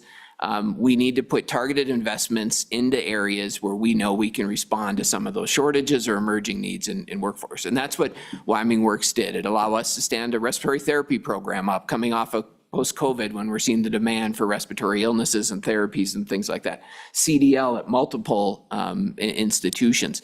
That targeted investment actually allows us then to make those strategic moves that address current and emerging needs. And so with that, Madam Chair, there's a lot there. I'm happy to answer questions. I appreciate the conversation of the committee and appreciate your support for the community colleges. Thank you so much. Do you have questions for either one of the college presidents? Madam Representative Chair. Lawley? Thank you, Madam Chairman. First of all, I just want to say thank you for this conversation and the expertise you brought to the table. And some of these are, most of them are excellent comments, almost all of them. And I'm taking some notes here, and I really do believe that you guys have been willing to talk about some of the things that need to be said, that we need to work on. No matter where we end up falling on those particular issues, we need to discuss them. It's our responsibility to the Wyoming people and to better understand the complexity of this problem. I think you well demonstrated why the results of the lack of a strategic focus and how we end up in a place where we have conversations we can't have. And we will always have silos to some degree. We'll always have these problems, but I really want to eventually get back to, and it's maybe this interim for this committee is not the place specifically, but to where the legislature begins to try to look at how we are approaching it from our side as a strategic focus, and how we're collaborating with the other branches, particularly the executive branch, because this is not one or the other. Both are necessary for the state of Wyoming to advance in a more strategic way in this part of a critical infrastructure. So I appreciate it. From the education perspective, I'll just say my position or my vision for education and workforce development is that every child in Wyoming will have the opportunity to have the kind of education they need to live their dreams in Wyoming. And so that's where I think we as a committee need to begin to look at our focus and consider things that will come before us in the days to come, in the next year, whatever it is. But that for me kind of consolidates how I view it from the educational perspective, as we've seen so many other issues come with regard to other areas of workforce development that aren't under our purview. But I will say that we're headed into a new era. We are headed into a new area of opportunity. And so the time is of the essence. And we have an opportunity to give our kids job opportunities here in Wyoming, many of which we didn't already have before, or there wasn't the kinds of jobs. So, I really appreciate the comments about the different kinds of jobs and the nuances here. So again, I just hope that we can move forward. I appreciate having this kind of a dialogue from the education perspective. And I have always upheld the work of community colleges. My husband and I have a Wyoming Nursing Scholarship associated with Northwest College, where our daughter went to nursing school. So I believe this, and it's a modest scholarship before anybody gets too excited about it, but it does help. And I hope we're able to help several students, non-traditional type students. And so this is an important thing for Wyoming. And I actually have a lot of personal commitment to this issue, and I appreciate the community colleges that always have. I actually attended Northwest College for 2 years to start my education journey, so I believe you can get anywhere from a community college you want to go. So maybe we haven't shown that support in terms of financing and funding, but in the past, but these are good conversations we need to have and hear the voices about the funding. So thank you. I just really wanted to voice my appreciation for the conversation, because not that we would come up with a solution, but boy, do we have some things to talk about. So thank you. Thank you, Representative. Any other questions? Oh, yes, go ahead. Senator? Thank you, Chairwoman Schuler. First of all, thank you. I appreciate the conversation too and the questions, and I can't say anything any better than Representative Lawley did. Second, congratulations to Doche for his daughter is graduating. She's wonderful. She's babysat my 2 boys, and anybody who can handle my boys, he's done a fantastic job, him and his wife raising. If you can babysit my boys, you're great. You said at the beginning, I was furiously writing some notes, quality of life. There was 3 things, and I got the housing, the amenities. What was the third one that I missed? Dr. Schaefer? Or, I'm not sure who it was. Oh, Dr. Tribbley? Whoever said it, go ahead. Madam Chair, Senator Brandon, thank you. So job opportunity, housing prices and or amenities are the elements that people have generally used to determine where they stay or where they move to. Any kind of a follow-up there, Senator Brennan? Actually, I do kind of have a follow-up. I think we've talked some about this, but is there anything, when we look at job opportunities, is there anything that sticks out as you guys talk to students and look at, or on where are we at on a scale with job opportunities and what we have here in Wyoming for that, especially related to those ones in livable wages? Like, where do we, what programs, where are we doing well, where do we need help? Madam Chair, if I may, yeah, Senator Brennan, I alluded to that some, and I don't want to get into the doom and gloom of the economic mix and job opportunities. For those pursuing post-secondary education, I would say it's kind of the tale of 2 cities. We have a lot of programs that don't necessarily lead to the job opportunities that would lead to a earnings premium for a post-secondary education in Wyoming that we would see in other states. Professional scientific services seem to be a big area there, but there are opportunities. As I said, healthcare probably is the best, and I don't want to get ahead because we'll talk about the Wyoming Innovation Partnership here later, and there's some good things there with that. Probably the trades area, and then some of these professional areas that we just need to continue to produce. Education, finance, auditing, accounting, things like that are probably the areas where we have the greatest opportunity. There's some role in the baccalaureate level behavioral health that shows some promise in there, and then some in the information technology sector as well, where I think we've got opportunities, and we've been working real hard to try to align our programming to those opportunities. Other questions? Okay, thank you so much. Appreciate all the information, and why don't we take a quick break? We were going to do a break a little bit later, but let's go ahead and take a break now. I'll say 5 minutes, which will end up being 10 minutes. So we'll see you back in 10. Thanks. I figure since it's 2 hours, let's do it. I need one. Yeah.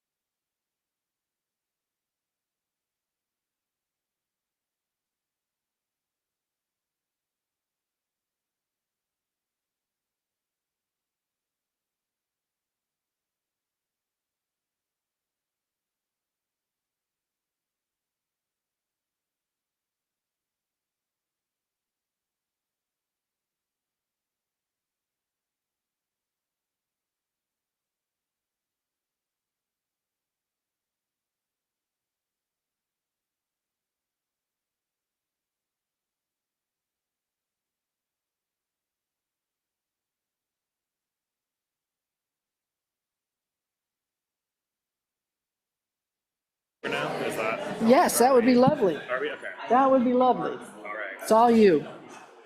Pull back up this agenda. Yep. What are we moving on to next? Workforce services, workforce development. The meeting will come back to order. We will next hear from the Department of Workforce Services.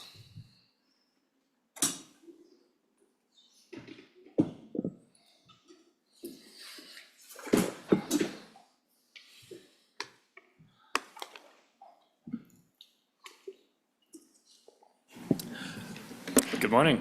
Good morning, Mr. Chairman and members of the committee. My name is Liz Gagan, and I am the Director of the Department of Workforce Services. And with me, I have Holly McCamey Simone. She is the Administrator of our Workforce Programs Division. And I also have Ivy Karagian, who is the State Apprenticeship Program Lead. And I am going to begin, and I am going to talk about the Workforce Development Trust Fund, and then I will turn it over to Ms. Karagian to talk about apprenticeships. So the Workforce Development Training Fund was created in 2002, and we provide grants primarily to businesses to help upskill and retrain their employees. We have a number of different types of grants. We have business training grants, and these are available to Wyoming businesses to correct an employee skill deficiency or to upgrade an employee's skill. We have pre-hire economic development grants, and these are available to help an industry who has a large workforce grant or a large gap in their workforce. An example of this type of grant is in the CDL world. So we provide grants to training providers who are then able to provide training in that particular for CDL to students. We do have one of those grants with Laramie County Community College, as well as others. And then we do have apprenticeship grants that we fund from our Workforce Development Training Fund, but I will leave that for Ms. Karagian to talk about later. We also have internship grants, which are available to Wyoming businesses to provide a short-term structured learning opportunity.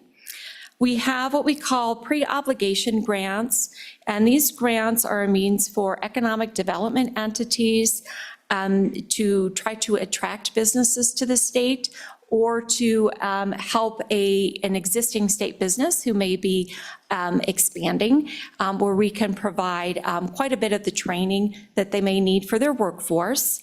And then we also provide a young adult internship grant. These are currently funded by the Wyoming Innovation Partnership, and these are primarily for students.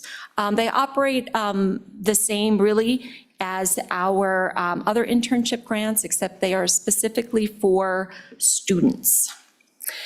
Each one of these grants is a chapter in our administrative rules that talks about who qualifies and those types of things. And we provided a lot of information in the memo. And with that, I would stand for any questions or happy to turn it over to Ms. Karagian to talk about apprenticeships. Senator Office. We're switching. Thank you, Mr. Chairman. I did have a quick question on the student internships.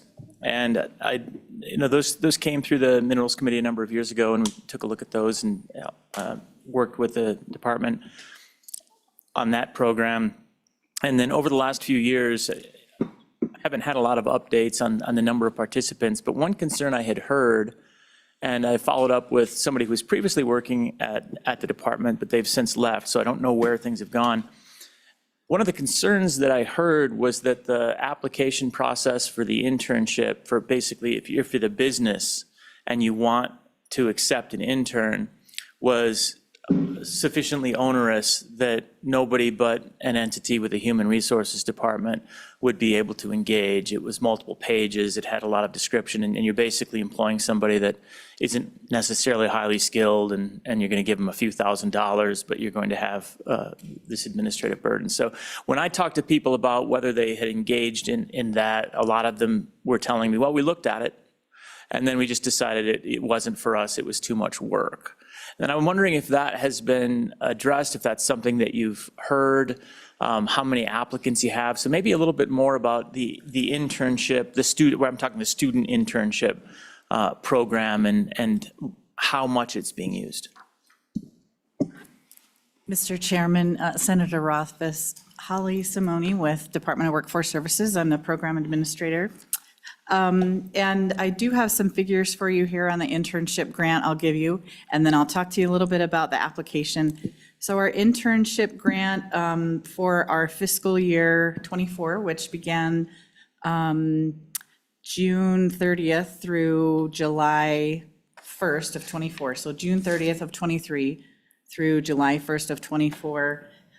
We awarded 83 grants. We served 103 interns. And the amount we awarded was $744,279.60. The number of those interns that remained employed by that company, by companies, were 45 of those. And sometimes the interns don't stay with companies because maybe they go back to school or decide that field is not for them. It's kind of an exploratory option as well, too. There were 13 industries that we served. Top industries were healthcare, construction, IT, hospitality and tourism, arts and entertainment, and recreation. We served 18 counties in Wyoming. Top counties were Laramie, Albany, Natrona, Teton, and Fremont. And thank you for the feedback on the application. We have heard from businesses the application was a little bit cumbersome, and we did take feedback that we heard from lots of different businesses and did adjust that application. The application process is new. We have a new website now as well, and so hopefully it's a lot more user-friendly and easier to navigate. We also have Q&A sessions each month so that any business can get on with us and ask questions and ask us how to get through that application or what additional information they need to provide. So hopefully that answers your question. Mr. Chairman, thank you so much. Yes, it does, and it sounds like you've addressed the concerns that I've heard, that you're taking care of that, and I really appreciate that. It also sounds like it's been very successful and that it's being realized all over the state, so good work on that. Thank you. Mr. Chairman, Senator Rothfuss, just to add, yes, this is one of our most popular grants. Actually, it's been hugely successful, and we're getting a lot of good feedback, so thank you. Any further questions at this point? All right. Is there anything else from the panel? Yes, all right. Please go ahead. Good morning, Mr. Chairman, members of the committee. So my name is Ivy Creech, and I'm the apprenticeship program lead underneath the Wyoming Department of Workforce Services. I'm going to be talking about apprenticeships today. And before I go into the programs that we have to support registered apprenticeships, I'd love to give just a quick snapshot of what apprenticeships look like, specifically here in Wyoming. Registered apprenticeship programs are a long-term training opportunity where we are combining structured hands-on learning with theoretical classroom learning to really address Wyoming-based businesses' workforce needs. The registered apprentices, which are the individuals that go through these programs, while they're going through that, they're earning a livable wage. They are paid full-time employees while they go through this training program. And while they're becoming fully trained within a chosen occupation, we are also looking at different credentials that those individuals can be tapping into here in Wyoming. And then specifically with registered apprenticeship programs through the U.S. Department of Labor, which are the ones we recognize here, they also receive a nationally recognized credential by the U.S. Department of Labor once they complete that apprenticeship program. Some of the key components of registered apprenticeship programs are that they're industry-led. We're working directly with these Wyoming-based businesses in our Wyoming Office of Apprenticeship to really ensure that high-quality training is being provided to the Wyoming workforce. Many of the individuals that come into registered apprenticeship programs have no experience or education prior to going into those. So really making sure that they are industry-focused. They also include on-the-job learning. We're really focusing on mentorship with senior staff, individuals who are going through registered apprenticeship programs. We want to make sure that they are getting that critical hands-on training that happens on the job. It really doesn't happen anywhere else. So making sure that that mentorship is sufficient for our Wyoming workforce. Additionally, we have related technical instruction as a key component of our apprenticeship programs. This is supplemental education traditionally done in a classroom setting. We also recognize wage progressions with U.S. Department of Labor registered apprenticeship programs. Again, those apprentices are paid employees, and while they're progressing through that apprenticeship program, the employer and the U.S. Department of Labor work together to figure out a wage increase based on whether it's a time-based apprenticeship program, so the periods of time that they're working through that program, or also as they're mastering skills throughout that program as well. And then lastly, I had mentioned that nationally recognized credential, but we also do look at local credentials that are available here in Wyoming, such as certificates, licensure, and 2 to 4 year degrees through our college system. Now moving into the grants that we have available for these registered apprenticeship programs, underneath the Workforce Development Training Fund, we have our apprenticeship training grant. This is an incredible grant that is really used to support these Wyoming-based registered apprenticeship programs by reimbursing that related technical instruction costs. So that can be used for tuition, registration, class fees, class materials that may be needed for that training, in addition to the instructor's wages and fringe benefits can also be included in that request underneath that grant. As far as eligibility goes, that grant is available to the Wyoming Registered Apprenticeship Program, but it is also eligible for the training provider who's providing that classroom theoretical training. So an example of that is our community colleges. They are eligible. If they're supporting registered apprenticeship programs, can apply on behalf of those programs, and we can reimburse the college for those tuition and registration fees. As of right now, there are no specific limits on that funding. However, we do look at the amount being requested and look at the baseline cost and average cost of that training before it's being provided. As of fiscal year, 25, we've awarded 8 of those grants. Those grants have been awarded to Fremont County School District 25, Sheridan County School District number 3, Laramie County Community College, Central Wyoming College, Seven Stones Electric, and Teton County School District number 1. And with that funding, we've been able to serve 94 apprentices. The industries that we've been able to support with that funding include education, construction, healthcare, and social assistance. And those specific occupations underneath those industries are K through 12 teacher, K through 12 principal, HVAC, plumbing, and electrical. The next grant that we have available for Wyoming registered apprenticeship programs. Senator Office. Thank you, Mr. Chairman. Sorry to interrupt, but the last point about having it school district related, doing an apprenticeship for presumably a K-12 teacher at that point and working through the DOL apprenticeship process through teaching. Can you provide a little more context of how that was done? Because that's a new application of it. We worked this through Minerals Committee several years ago as well, but that's a new one to me. How did that work? Yeah, Mr. Chairman, Senator Rothfuss. So that program is registered underneath the U.S. Department of Labor, and those programs are either registered underneath the Wyoming Department of Education, or they're registered independently as the school district. And that funding is going towards their educational expenses. So that teacher is going through a long-term sustainable training program, and many of them are either utilizing community colleges or the University of Wyoming for that training. And when that school district applies for that funding, they're putting in their specific training requests, and then we reimburse either the school district or the college that's providing that training. Mr. Chairman, quick follow-up. How many students and soon-to-be teachers do we have running through that of your 94? How many were those educator program types? Mr. Chairman, Senator Office. So I can go through those. So for Fremont County School District number 25, we had 2 apprentices. For Sheridan County School District number 3, we had 3 apprentices. For Teton County School District number 1, we had 3 apprentices. And that concludes the number that are involved. That's very cool. Thank you. Thank you, Mr. Chairman. Please continue. Thank you, Mr. Chairman. The next grant that we have available to support registered apprenticeship programs is our State Apprenticeship Expansion Formula Grant. We also call it our SAFE Fund. The purpose of this grant is truly to develop and expand registered apprenticeship programs across the state of Wyoming. We do this through a one-time incentive fund of $5,000 per sponsor.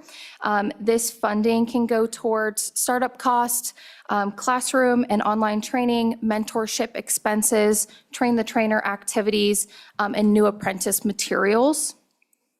We have been able to support 28 registered apprenticeship programs with this funding, and that includes 19 occupations. We are also supporting, through that grant, 233 apprentices across the state, and we're currently supporting construction, education, IT and cybersecurity, and healthcare with those funds.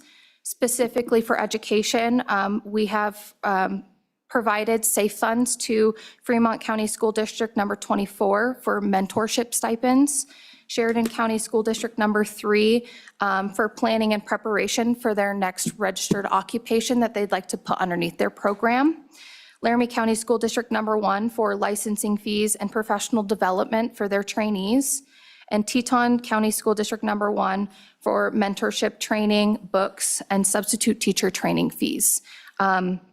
I'd also like to mention some of the grant efforts that we're doing underneath that program.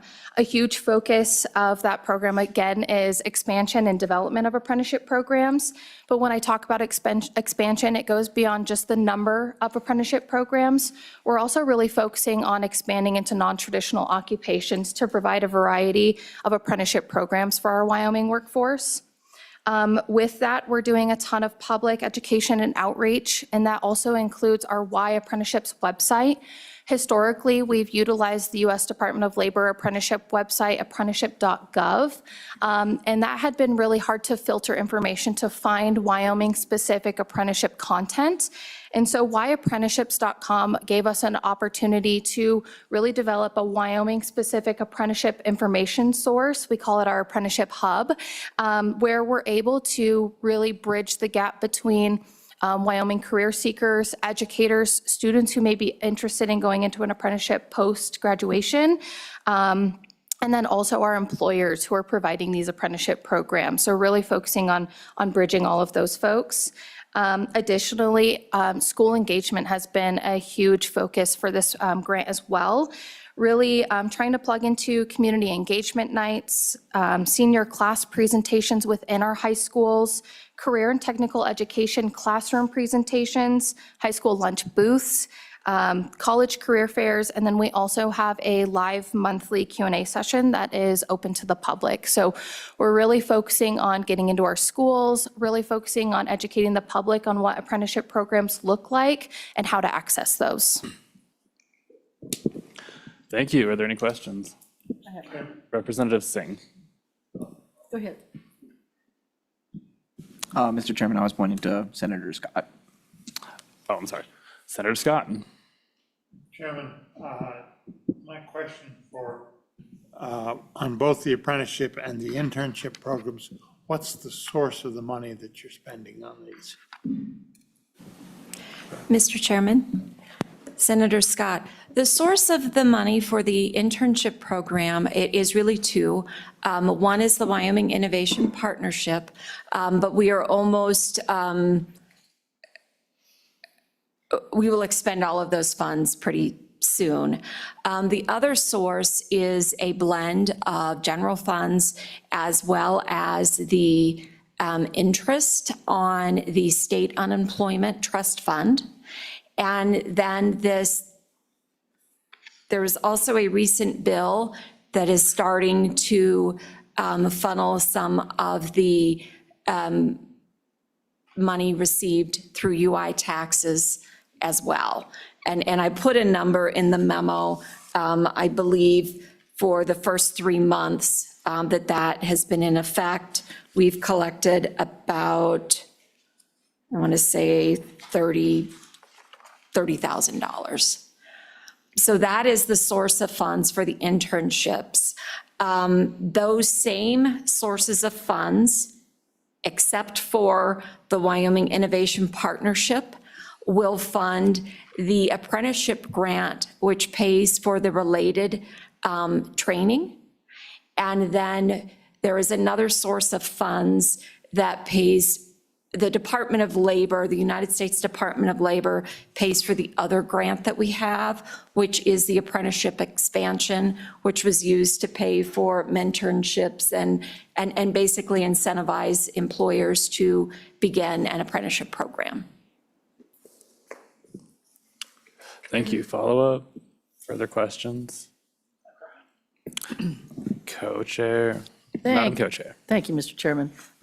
Just out of curiosity, can you tell me how long it takes really to get typically an apprenticeship done? I mean, does it depend on the career area, or how does that work? Yeah, Mr. Chairman, Senator Schuler. So apprenticeship programs are very flexible. There are 3 kinds of registered apprenticeship programs. So the first is going to be a time-based, which is our traditional apprenticeship program. Those can take anywhere between 2 and 4 years, depending on the hours required for the occupation. We also have competency-based. That's our second type of apprenticeship program. And that's really going to be a type of apprenticeship program where they have a list of competencies that they must master. And there has to be a measurable way to show the skill has been passed. And really, that one's going to be pretty quick. That can take minimum normally about a year to get through a competency-based apprenticeship program, up to 2 years. And then we can also make a hybrid model where we're kind of taking components of each piece of those 2 types of registered apprenticeship programs to meet the business needs, and that one can vary.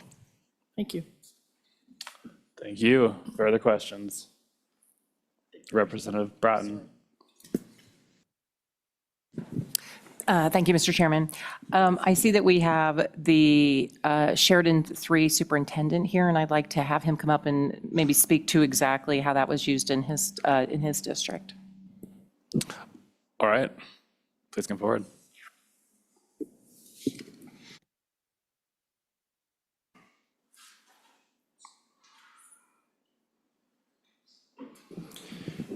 Chairman Andrew, Representative Bratton. Sheridan 3 was able to establish an apprenticeship for K-12 principal, and that followed recognition from Department of Labor in 2023, I believe, that K-12 principal and education leadership was an area that could have an apprenticeship established. Fremont County school districts have taken a lead in this, and you've heard Fremont County, Teton County, Sheridan 3 are the ones in the state that have been able to establish apprenticeships for teachers as well as for K-12 principals. It's a recognition that there's a pipeline issue in education, that we're trying to get more and more people qualified to be teachers, and as secondary to that, people that are qualified to be in administration and then further into the superintendency. The Department of Labor, you ask about Senator Schuler, you ask about the timeline to establish an apprenticeship. This really does not take a whole lot of time. It's important that we have the related education provider in line and that we've got the standards for a program established. University of Wyoming has done a terrific job of laying that out, where we can grab what they've got and put it into our apprenticeship program.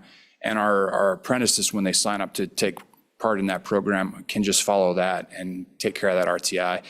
It really is a process where we're able to help provide teachers with some funding to accede to that principalship, or provide paraprofessionals or other employees in the school district money to work toward becoming a teacher.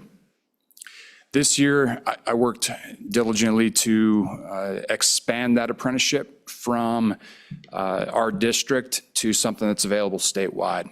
So I started it last year in Sheridan 3 so that I had some employees who were interested in becoming educational leaders, and they were able to use that to get some of that education cost covered. Seeing the success of that, we moved that apprenticeship from being a Sheridan 3 only thing to one that's actually now overseen by the Wyoming Association of Secondary School Principals and is available to any teacher in the state so that they can take advantage of that. And honestly, Workforce Services has been great in terms of making funding. Grant applications are simple. They support you through the entire process, and we're just trying to help fill the educator pipeline. Thank you. Any further questions for the panel? Representative Singh. Thank you, Mr. Chairman, and Ms. Corian? Did I just butcher that? Mr. Chairman, Representative Singh, it's Couragian, thank you. Ms. Couragian, okay, thank you. My question for you is, so I'm looking at this website, apprenticeships.com. You've got quite the comprehensive list of opportunities here, and I think that's awesome. This last session, I ran a bill on barbershop apprentices, but I wasn't aware really of why apprenticeships, just as a concept in general. And so when I wrote that bill, it was coordinated through the agency of cosmetology. And so I was wondering if you guys had seen that, if you guys had any thoughts on that, and you had mentioned about like non-traditional opportunities. What would it take to expand that to something like a barbershop? Mr. Chairman, Representative Singh, so that is a great question. We did see that. I think it's an incredible opportunity looking at non-traditional occupations. Apprenticeship is a very flexible training structure that can really be tailored to meet any business need. And I would say, as far as getting that stood up and off the ground, the very first step is going to be going through our U.S. Department of Labor, Wyoming Office of Apprenticeship Director. His name is Jason Demo. I'd be happy to share his contact information. We work collaboratively with him.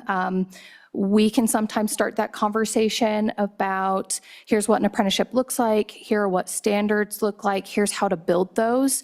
But as far as registering and regulation of Wyoming registered apprenticeship programs, it all goes through that office. So the next step would be to go through that office to figure out what registration and regulation looks like for that specific type of apprenticeship program. Follow up. Yes, thank you, Mr. Chairman. And just to be clear, so if you were to be certified as an apprentice, that would then be transferable to any of the other states in the country based off this program? Mr. Chairman, Representative Singh, that's correct. With that US DOL recognized credential, you could take that industry-wide nationally. Representative Kelly. Thank you, Mr. Co-Chair. I'm looking at the report here. It's an overview. It talks about the return on investment. It's an astonishing 690% estimated return.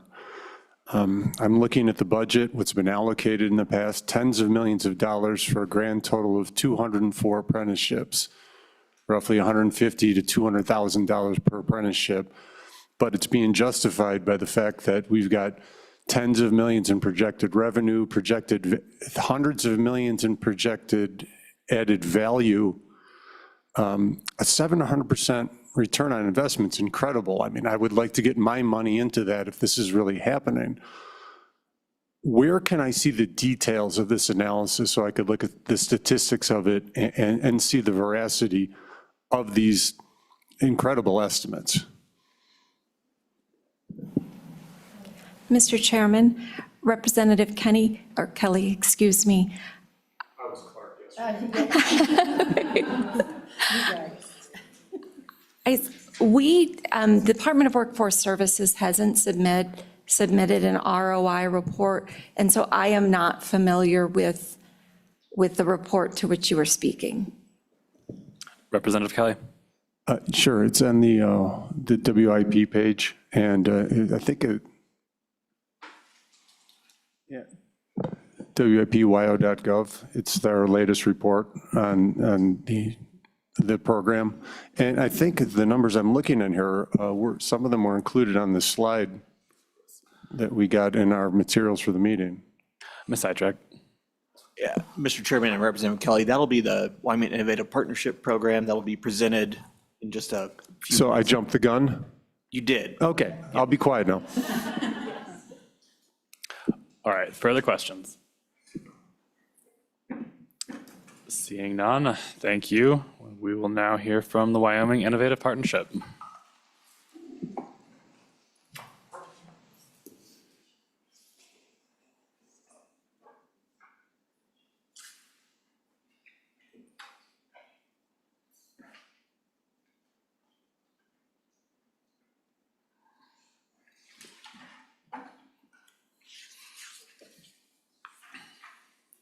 Good morning. Good morning, Mr. Chairman. Thank you for having us. Let me share my screen really quick.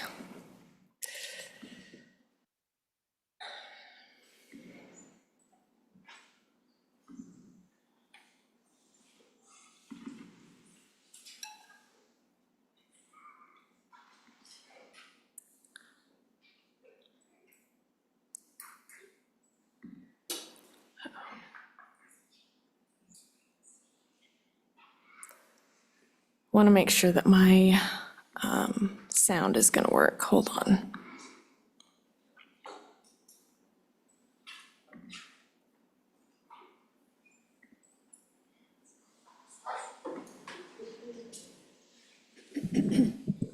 Mr. Chairman, while they're setting up, Tana and I were just recalling last August, the Joint Education Committee met, and that 690% increase or return on investment was presented on by the University of Wyoming's economists that calculated that.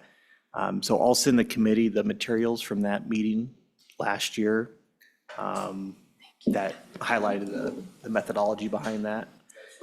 And so I just wanted to fill in that gap there. Ready? Mr. Chairman, thank you for having us to talk about the Wyoming Innovation Partnership. My name's Lauren Shainfeld. I work for Governor Gordon as the Executive Director of the Wyoming Innovation Partnership. I also support in the areas of workforce development and economic development and broadband. And so I have been in my position for almost 3 years now. We've come a long ways.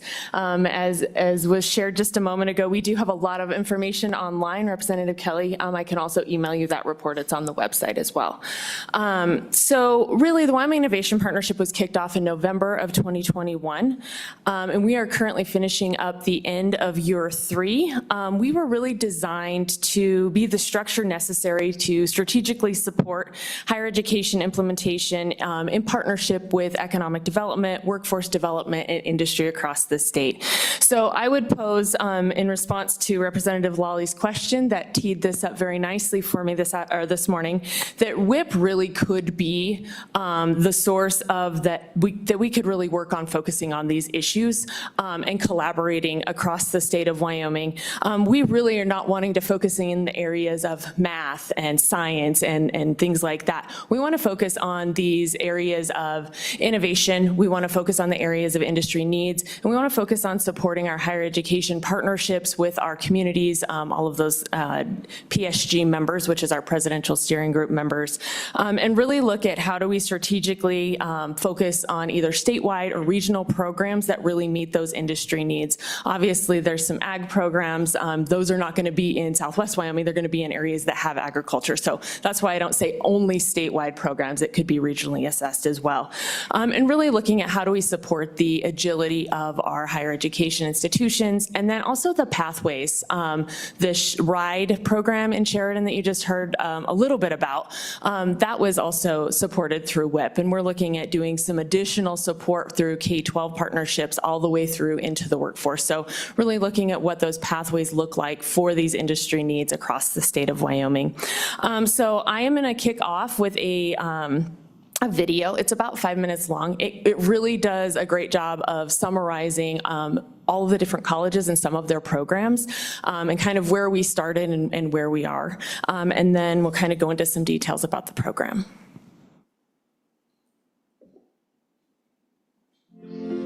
In 2021, Phase 1 of the Wyoming Innovation Partnership, or WIP, set out to support workforce development and address critical gaps across the energy, healthcare, tourism and hospitality, digital infrastructure and technology, and entrepreneurship sectors, while streamlining collaboration across Wyoming's higher education institutions.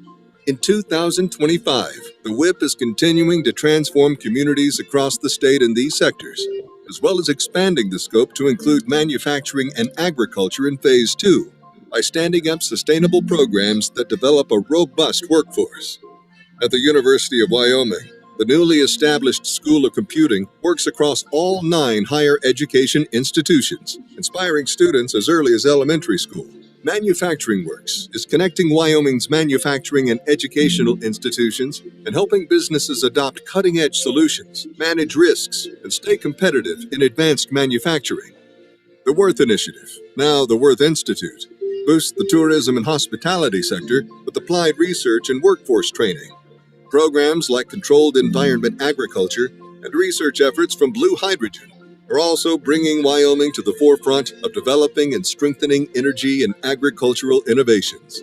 Laramie County Community College is exploring the use of robotics, cobotics, AI, and the role it all plays in the manufacturing sector to reduce turnover and repetitive tasks and improve employee retention. They also launched the state's first practical nursing program in 2024, promising to further build on Wyoming's healthcare workforce. Eastern Wyoming College is supporting agriculture through precision farming initiatives and expanding its healthcare programs, including CNA and medical assistant certifications. The college is also enriching archaeology education with the field school and new community outreach events. Casper College is advancing addiction studies programming around substance use disorders. It's also integrating advanced manufacturing technology into its curriculum to meet local industry needs, acquiring equipment otherwise unobtainable without the WIP's support. At Gillette College, investments in simulation equipment are enhancing clinical training for students, preparing them for vital roles in Wyoming's industries. Sheridan College has launched the state's first applied software development degrees and expanded its tourism education with new offerings, like the Agro-Tourism and Event Planning Certificate. The college is also a key player in advancing manufacturing training, collaborating with other institutions to introduce micro-certifications and state-of-the-art programs. Northwest College is enhancing outdoor education with certifications and new training spaces. These programs connect students with opportunities in domestic and international tourism while supporting Wyoming's local economy. It's also collaborating with Sheridan College and the University of Wyoming to support the state's creative economy, as well as being a part of the statewide software development efforts. Central Wyoming College has become a major driving force behind entrepreneurship in the state through efforts such as the Bootstrap Collaborative. New degrees in hospitality, tourism, and event planning prepare students for leadership roles in these growing fields. Western Wyoming Community College leads in energy workforce innovation with programs like power line technology, substation technician training, and fiber optics expansion. Their cybersecurity and nuclear energy initiatives prepare students for careers while broadening Wyoming's energy sector. Statewide, the Wyoming Innovation Partnership's impact is clear. From tourism and technology to energy and healthcare, WIP's programs are enriching Wyoming's communities with an estimated 690% return on investment over 5 years. This is more than an initiative. It's a roadmap to a better tomorrow. The Wyoming Innovation Partnership, building brighter futures across Wyoming together. In 2021, Phase... Okay. So the next slide that I have are some of the key metrics. So these are key metrics from Phase 2. I did report on these last year because we don't close up until the end of the fiscal year. So we will have a new report that will be finished up probably in July, and I will share that with this committee as soon as I have it finalized and out the door. So I think that really looking at some of these important processes and some of the things that we've been able to be successful with WIP is that each funded program through WIP fills out an application. So it's sort of set up like a grant program. We're designed really to identify who they're going to partner with, how they're going to share information about the workforce need, and then they do some justification within the application. They also identify the metrics that they're going to report on and the outcomes that they're planning on achieving. And so every program that's funded then meets monthly, and they meet within sector categories, and we're going to talk just a little bit about those in a minute. But so all the manufacturing programs meet monthly together, and that really is to increase collaboration across the state, to understand what's happening in different areas of the state. If there's a workforce need that's similar, to be able to build cohesive programs together, to be able to share curriculum, to be able to have conversations if they have to troubleshoot issues, things like that. So really, I think that those meetings have become very successful. The category groups are excited to meet. They enjoy that time together. And then each program also reports quarterly about their metrics and their spending status, as well as their outcomes. And so really, I think across the board, we've really tried to build collaboration and accountability across the board, which I think has really increased the trust and relationships across our higher education institutions.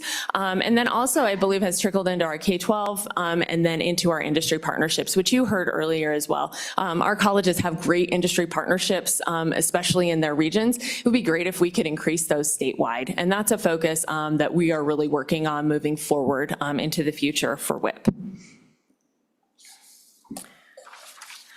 So in phase one, as the video stated, we started off by funding programs, and that was within 6 sector categories, and those align with workforce needs that had already been identified across Wyoming. So you can see that there was a 10-year projected growth within each of those areas. Entrepreneurship's a little bit different. It's hard to do a projected growth within that space, but we also know that it's very important to support those areas as well. So those were the initial programs. As we moved into phase 3, we included 3 more categories, which were agriculture, manufacturing, and then workforce development. And within workforce development, we have welding, some CDL programs, and then some other areas that are very specific. You heard about a lot of those programs actually a little bit earlier today. So as you can see from these programs, most of them, almost all of them are CTE, and they include an aspect of increased training needs that are necessary based on technology or advancements in workforce areas across the state.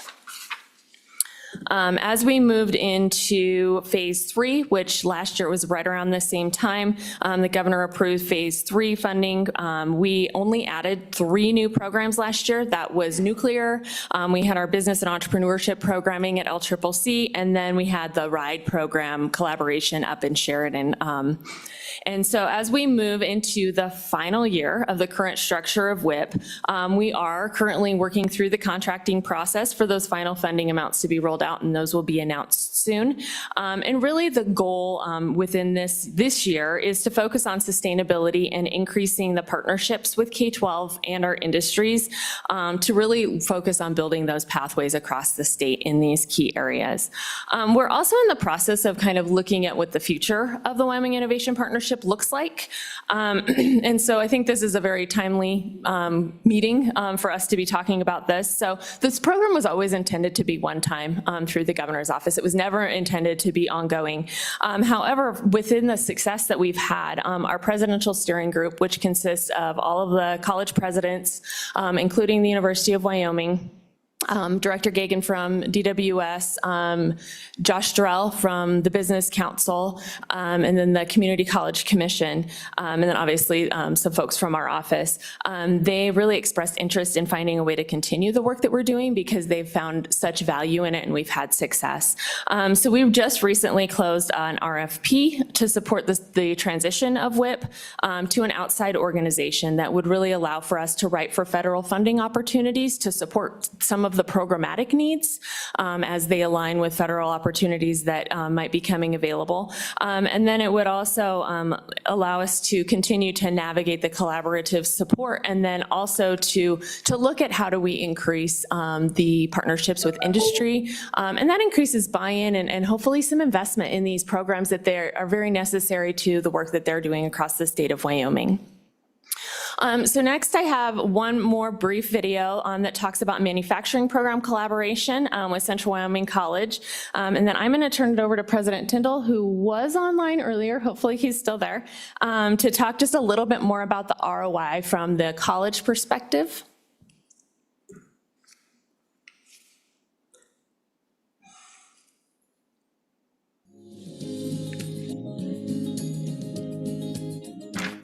A lot of people really struggle with the ability in rural Wyoming to leave for education purposes. I took a lot of time to meet with our local businesses to find out what it is they really need to see within our students to help them thrive and stay here. We are creating a series of manufacturing trainings that really cater to the manufacturing needs of this local area. The WIP funding gives us the opportunity to provide an education that a lot of our local workforce would otherwise have to leave for. And because they can stay right here and get it done, oftentimes in like a condensed format, it makes it a really doable option. And it works in both in favor for our employers and employees. It really helps build a strengthened, skilled workforce.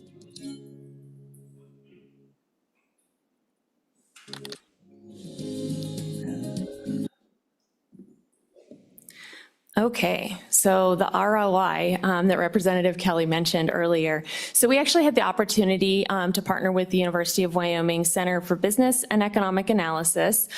David Atlin and Anders Van Sant did the actual ROI research, and they put together a report. We have a full report that explains kind of where they came up with these numbers and the different categories that they analyzed throughout that. And I can share that with all of you. But really, I'd like to turn it over to President Tyndall to talk about that impact for the colleges. And he has a background as an economist, and so he was excited to talk about this today. Thank you, Lauren, and thank you both co-chairs for this opportunity to talk. I don't need to say a whole lot more because I spoke before about kind of the ROI of CTE programs. But I think that the extra boost that we see, you see this number that 690%, almost 7 times, the return on investment for money provided for the state for these WIP programs. You're going, wait a second, how is that even possible?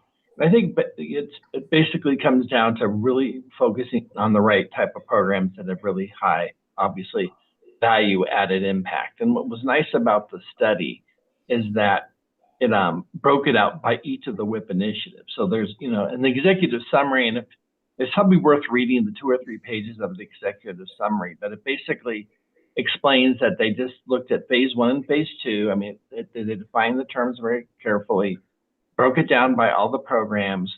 It looked at kind of return taxpayers' money to the economy at large and in employment. So, and the numbers just penciled out. And so how can you, have a 7 times return on your money? And, I mentioned the CTE, but the other factor of that is collaboration, the Wyoming Innovation Partnership. And so, for example, what that means to me, and you saw that in the video, that at Northwest College, they're a participant in the lead institution of Sheridan College with their software engineering program, software design program. And so we as well. So by just hiring basically a part-time employee, we can plug into that curriculum and basically as a network, very, very cheaply have a cohort of students. And so the return on that is, wow, that's how you get to, 7 times return, is if you can very affordably, not pay a whole lot, get return and produce students. And that's how you basically, get at that really, really good numbers. And so it really comes down to the power of collaboration and trying to figure this out in a state where we all know is a small town with really, really long roads. And it's hard for each of us to kind of make things pencil out. And so through kind of strategic collaboration, and not on all programs, but the programs that really have high potential return on investment, that is, it works out. And so part of this is just drawing on the strengths of our partners. And so we have, Manufacturing Works is something that, as I understand it, basically started at UW. And then but there's great people who help grow manufacturing jobs. So that's another kind of WIP project. You're going, well, why did it have such a great return on investment in terms of job creation? Well, you're pulling the right people and brain trust together in kind of an intelligent network way so that you can, at much less of a cost, help it and support people. And so it's definitely worth of looking at. And I think they did a really, really good job. They had really conservative numbers. They did not really try to show a lot of kind of abstract benefits. They had a whole list of bullets of kind of the intangible benefits that they didn't provide a number for. But in general, you're talking about better outreach to communities, better tie with workforce services and K-12, and getting our technology worked out so we can share curriculum better and these things, and sharing resources such as VR technology, rather than everybody going on their own and trying to figure out how you can now, practice fixing the car engine by putting on a headset and trying to figure it out all independently. If you do this collaboratively, naturally you save a whole ton of money, and you buy one set of equipment and you share it and you move it around the state. So this is, I think, a great example of what the state has done, was a good investment of money. And that's all I'll say, but I stand for any questions you may have. Thank you. Are there any questions? Senator Scott. Mr. Chairman, question I have is on this return of investment. I'm trying to figure out just what is meant. Suppose we've got a program here and you say it's 690% return. So if you invest 10,000, you would expect to get in a year's time 690,000 back. Is that what that's saying? Mr. Chairman, what's the math on this? I'm confused here. Yes, so it's over a 5-year period, so they have to do some extrapolation. So it's 5 years of benefit based on that $10,000 you mentioned, Mr. Chairman and Senator Scott. Okay, so how much money would you get back over this period of time? Go ahead. Mr. Chairman, it would be 70,000. So if you invested 10,000, you'd receive 70,000, close to 69,000. 69,000 for putting 10,000 in. That strikes me as an incredible figure.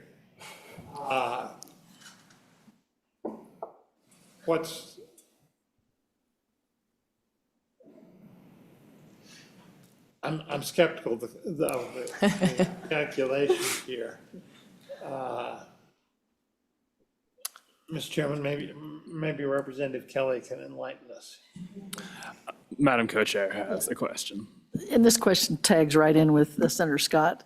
I'm wondering if, when you do these projected returns on investment, is there anything in there that discusses whether or not after we've trained them, they stay in the state and work? I mean, I understand the money, how that flows from industry or wherever they end up.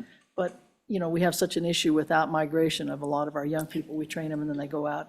Is that incorporated in that ROI, whether or not they stay after we've trained them?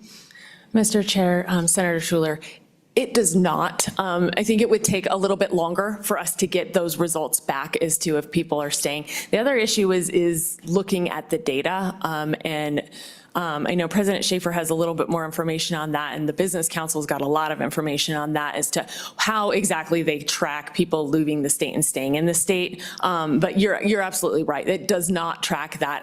A lot of the programs that we look at, however, we are tracking, and this is because they're a smaller program and they can say, yes, my student went to this industry, and I know that because I talked to the industry, they hired them directly from my program. So we do have some of those data and metrics that are coming in, and we'll highlight some of those in our next report and be able to share a little bit more of that specific information, but that isn't specifically included in the ROI report. Thank you. To follow up, Representative Kelly. There we go. Thank you, Mr. Co-Chair. Sorry, Senator Scott, I can't fill you in on that because, like you said, those are great numbers. What I'm asking for is I would like the methodology and the specific data used, so as a statistician myself, I could run through it and look at it. I have a particular concern that the University of Wyoming has gotten millions and millions of dollars from this, and this return on investment estimate was made by the University of Wyoming. So it almost seems like a conflict of interest that the people studying the return on investment are the ones receiving the money. Response? Joan, do you want me to respond? Mr. Chair, Representative Kelly, absolutely, I understand that concern. They do have the methodology, and they did run through that very specifically. So this was funded completely separate, and the CBEA program and the work that they do is completely separate from where this funding went in and went out. So this was a separate contract in completion. And I mean, we've had them at, I think it was about a year ago. They came and presented and answered questions. So maybe we can pull that information as well for you. I'm also happy to set up a phone call with them, the folks that actually did the research behind this. They met with every single program, and the majority of the programs are actually community college programs specifically. They talked to them about many different areas, and they can go through the methodology. They can also tell you where they ran into hindrances in each of the programs and where they weren't able to measure. As President Tyndall said, this was a very conservative measurement because there wasn't a lot of area for them to measure in some areas. And so if a purchase was made in state, let's say VR equipment, if they were able to purchase VR equipment in state, which they weren't, that investment, that ROI then stays within the state of Wyoming. If not, then they aren't able to count that as an ROI for the state. Representative Kelly. Thank you, Mr. Co-Chair. First of all, I'd like to apologize if I get a little bit heated. That is not directed at you. It's just, I'm a numbers guy and my red alert's going off here. I'm happy to speak to anyone about this, but I would really like to have the data, the methodology to look at it myself, and then I'll contact people if any questions. So, but thank you. Absolutely. Shanfield? Further questions? Senator Scott. Mr. Chair, let me say, quite frankly, I'm much more used to seeing returns on investment. If it's 10%, it's very good. When I get a program that presents this kind of thing to me, I say, there's lies, there's damn lies, and there's statistics. And I think we're looking at statistics here. Frankly, I think it's cause to abolish the program. That they would put out a claim like this, because I can't see how it is in any way feasible or possible. And I am profoundly skeptical of this. Further questions or statements? Would you like a response?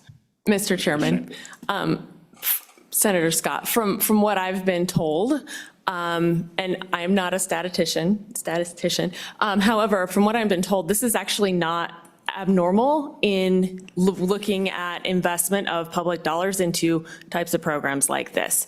I am also happy to share that information and set up any time that you would like to speak with the folks that did this research. Anything further? All right. Thank you for your testimony. Thank you. I'd like to turn it over to President Schaefer to talk about the programs at LCCC. Please go ahead. Thank you, Mr. Chairman, members of the committee. Again, Joe Schaefer, County Community College. I probably won't resolve the issue on the economic analysis to it. I will share that in my 20 years in higher education, we've been involved with many different types of economic analysis. Senator Scott, you are right. The statistics can be massaged in many ways. In general, though, of all the things that states and legislatures invest in, I heard it said once that legislatures and states typically invest money to do three things: to medicate, to incarcerate, and to educate citizens. And that's always stuck with me. But education is the only place in general that states invest money that actually has a positive ROI. Now, what that ROI is, I don't know. But generally speaking, when you invest $1 in education, a student succeeds. they earn more, they stay, they generate tax, they're less reliant on social services, they tend to have a positive ROI.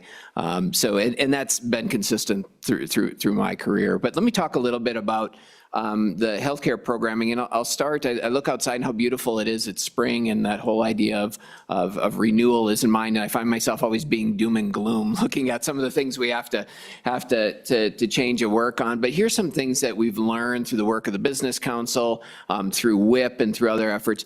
We have some challenges. You know that in Wyoming, the realities have been for us over the last decade or so, we've actually performed fairly poorly with job growth, second worst of all U.S. states. Wage growth in Wyoming has been at the bottom as well. And overall, this is one of the things that honestly I've been grappling with in education. The returns for a higher education in Wyoming are actually one of the lowest in the nation and lowest in the region. And that's very dependent on program. But those are some of the things that we've been facing, and that WIP was intended to pull groups together to start thinking about a coordinated strategy to overcome some of those challenges by focusing our efforts. If you go to the next slide, if you will. So those realities are true in all cases except for one industry. Have a question? Please. Yeah, on that point, is that looking at the students that get an education in Wyoming and stay in Wyoming that we're looking at, presumably, as opposed to students that are in Wyoming, educated, and then leave Wyoming, presumably? So it's kind of the staying in Wyoming that's the problem, regrettably. Is that accurate? Yeah, Mr. Chairman, Senator Rothfuss, and we've got data points. I can show you some of these.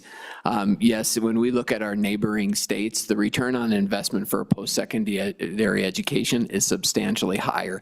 So to Senator Schuler's comment, why we feel that tug to the Salt Lakes, to the Montanas, to the Colorados is because that earnings premium for a post-secondary credential is greater there. Some of that is the alignment with the job opportunity, and honestly, some of that is just the market where other states' wage growth has surpassed Wyoming. Thank you. I was saying that's generally true of all industries in Wyoming except for one industry, and that's healthcare. Healthcare has had job growth, it's had wage growth, and it actually has a positive earnings premium for individuals with a post-secondary education. Unfortunately, in Wyoming, one of our challenges has been the job openings in the healthcare sector have exceeded the number of graduates that we've actually been able to put on the table. And so what you'll hear from your facilities in your communities many times is they're overly reliant on travelers, or they're having to constantly recruit from other places to bring healthcare workers into the communities at an expense. And so we know healthcare has great opportunities for students, but also a great need for the state. In the last slide, if you would. And so I just want to talk about why we're focused at LCCC. This has become one of our primary programmatic growth strategies. It's integrated in our strategic plan, and it's working in many ways. Today, 1 out of every 3 students that comes to LCCC is pursuing a healthcare education. With that, we currently have programs leading to 21 different healthcare credentials and are trying to continue to expand that and the slots within it. We could talk a long time about healthcare in general. But because of the Wyoming Innovation Partnership, we were able to do 2 very unique programs. The first was actually standing up an echocardiography program. We've long had a diagnostic medical sonography program. It's one of the few in the region and probably the most desirable program. We take 16 students. I think we have close to 80 applicants every year. Incredibly high demand profession. Great wages, all those good things. But one of the things we heard post-pandemic was the need for sonographers with echocardiography skills to be able to test and measure things that were happening with the cardiovascular system. And I can't explain it much beyond that. And no programs within the region to do that. WIP funding allowed us to actually stand that up. We had our first graduates this year, just received first full accreditation, and have been really proud of the success for the ECHO program. We do export quite a few of those students. The good news is for the Wyoming institutions that can take them, we're placing them locally, but as you might imagine, we're also placing quite a few in the Front Range of Colorado. That was one. The second one is a hybrid licensed practical nursing program. The video said it was the first LPN program in the state. It's not. But what I will tell you is this is a unique approach. As we started working across the state, what we were hearing over and over from specifically critical access hospitals, rehab facilities, and long-term care facilities is we have individuals who start with us as CNAs, med techs, sometimes schedulers that have an interest in accessing the nursing profession. And they always said the problem is when they get into your nursing program, they all up and leave us. They go to your program because you have to have in the program. They become LPNs or RNs. They're mobile and they never come back. And so it either required somebody in their facility to leave to access that, who maybe they couldn't, or they would leave and then never return. And they said, we need something that works better for us. WIP allowed us to stand up a hybrid program that is really pretty unique. We go to individuals in communities and in their facilities, provide the didactic coursework, lecture-based coursework online. They come to Cheyenne for weekend residencies to satisfy their laboratory, and all their clinicals are done through a preceptor model in the facilities. So we have 16 students spread throughout the state at small facilities in this LPN program that will graduate and actually be pinned this summer, all with the intention of staying back at the facilities that they went through. And so that's the first stage of it. We're hoping to expand that at another 16 students either next year or the following year. That may end up with a Wyoming Investment in Nursing request to the legislature. But it's allowing us to reach into communities, into facilities, especially rural communities, and actually train the folks that are there and create a mechanism to keep them there. And that's been incredibly successful as well. And so with that, Mr. Chairman, members of the committee, happy to answer any questions about healthcare in general or WIP. Very much a big supporter of how this has coordinated so many different entities to really focusing on big rocks that we can move in Wyoming. All right, thank you. We are getting to the point where we need to get to public comment, but are there any questions? Seeing none, thank you. We will now take public comment. Would anyone like to speak on this issue? Please come forward.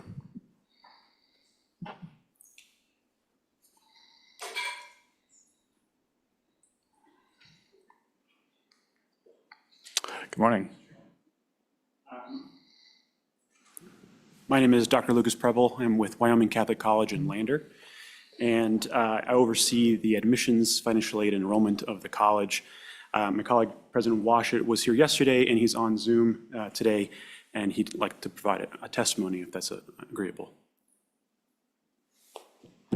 Mr. Chairman, he is online, and I've let him into the room, so whenever he is ready, he can turn on his camera and mic. Looks like his camera's on, but maybe not his mic. All right, is that working now? It is. Great, thank you, Representative Andrew. Sorry that I can't be with you all in person. I'm down in Cheyenne today. But as I had mentioned yesterday, Wyoming Catholic College is the only other accredited four-year institution of higher ed in Wyoming after the public university. We're accredited by the Higher Learning Commission, the same regional creditors who accredit Wyoming Community College System and the University of Wyoming. Wyoming Catholic College is one of the largest employers in Fremont County and is responsible for the circulation of over $30 million in the county economy. 95% of our students come from out of state, but 15% have settled in the state after coming to the college, and an additional 15% remain for at least some notable time after graduation, even though some of those have eventually moved on. Those that settle in Wyoming have gone on to serve in law enforcement, medicine, ranching, government law, and serve as contractors and business owners. These are exceptional students. The average student standardized test score puts them in the top 20% of the country, and they've been performed in an exceptionally rigorous, well-rounded, and internationally recognized program. These are young men and women that we want in Wyoming. As I mentioned, around 5% of our students come from within Wyoming. Wyoming students that apply to Wyoming Catholic College, but then end up attending elsewhere, almost entirely attend private colleges out of state. I stress this to note that in our admissions, we are not competing with our beloved community colleges or even with the University of Wyoming, go Pokes, but that we are competing to keep some of our best and brightest in Wyoming in the state.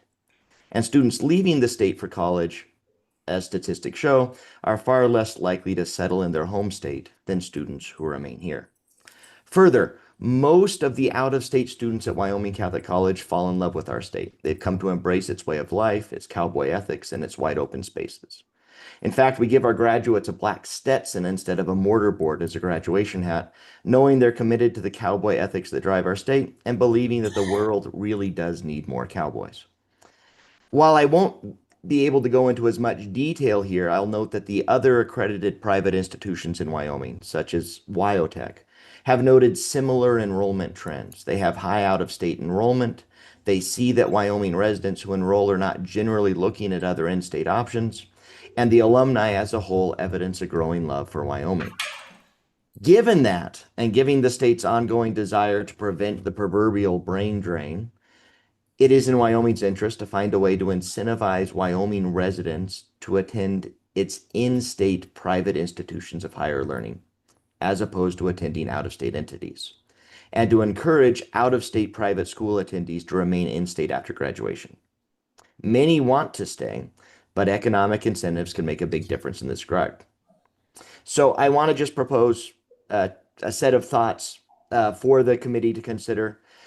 First, on promoting keeping Wyoming students here.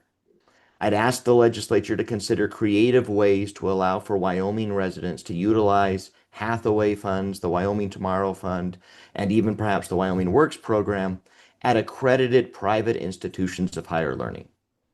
My first preference, and I know the first preference for Wyotech, would be that by statute we allow Wyoming students to direct those funds to an accredited private institution according to the same standards currently employed for public institutions. But I'm aware that there are some significant constitutional questions surrounding that issue. So if we're not able to find a solution there, I'd like us to pursue some other creative options. One of those creative possibilities might be to allow private institutions to enter into a concurrent enrollment agreement with public institutions, wherein students would be allowed to take fewer than 6 credit hours annually at the public institution while being enrolled full-time at the private. In this arrangement, the public institution could collect tuition for the credits that they're offered directly by it, and the remainder of the funds could be directed by the student to room and board or even tuition and fees at the private institution offering concurrent enrollment. A second option may be something that we've seen in, for example, the state of Texas, where perhaps some of the either the budget for the funds from Hathaway or some other source of endowment funds could be invested in a loan program to students looking to attend a private institution in Wyoming, a loan program for Wyoming high school graduates or Wyoming residents. They would receive a loan, maybe overseen by a private credit union or bank. They would have a payback plan on that loan, but potentially that loan could be forgiven on the terms of them staying and working in Wyoming for some number of years. Texas is able to offer this loan program, and they currently offer it at around 3% at an interest rate, which is far below even what the federal student loan rate is. So again, just looking at creative options there that we'd be interested in. I'd also noted that we should find creative ways to encourage out-of-state students to remain in Wyoming. If we had created something like this loan program that I've suggested, with similar possibilities of loan forgiveness in exchange for remaining in Wyoming, that could be an option. Similar finding ways to encourage Wyoming industry to help pay off student loans might be an option. Although while other states have had success in this, they have different tax structures. They're able to offer more creative tax incentives to those industries. If the state of Wyoming was interested in entering into an income share agreement with out-of-state private school graduates, that might be another option, but that is complicated to administer. I give these ideas because as a third-generation Wyoming resident, I'm anxious to work with Wyoming to keep our best and brightest at institutions, public and private, in the state, and to encourage out-of-state students to remain in a state that they have fallen in love with. Thank you. Thank you. Are there any questions?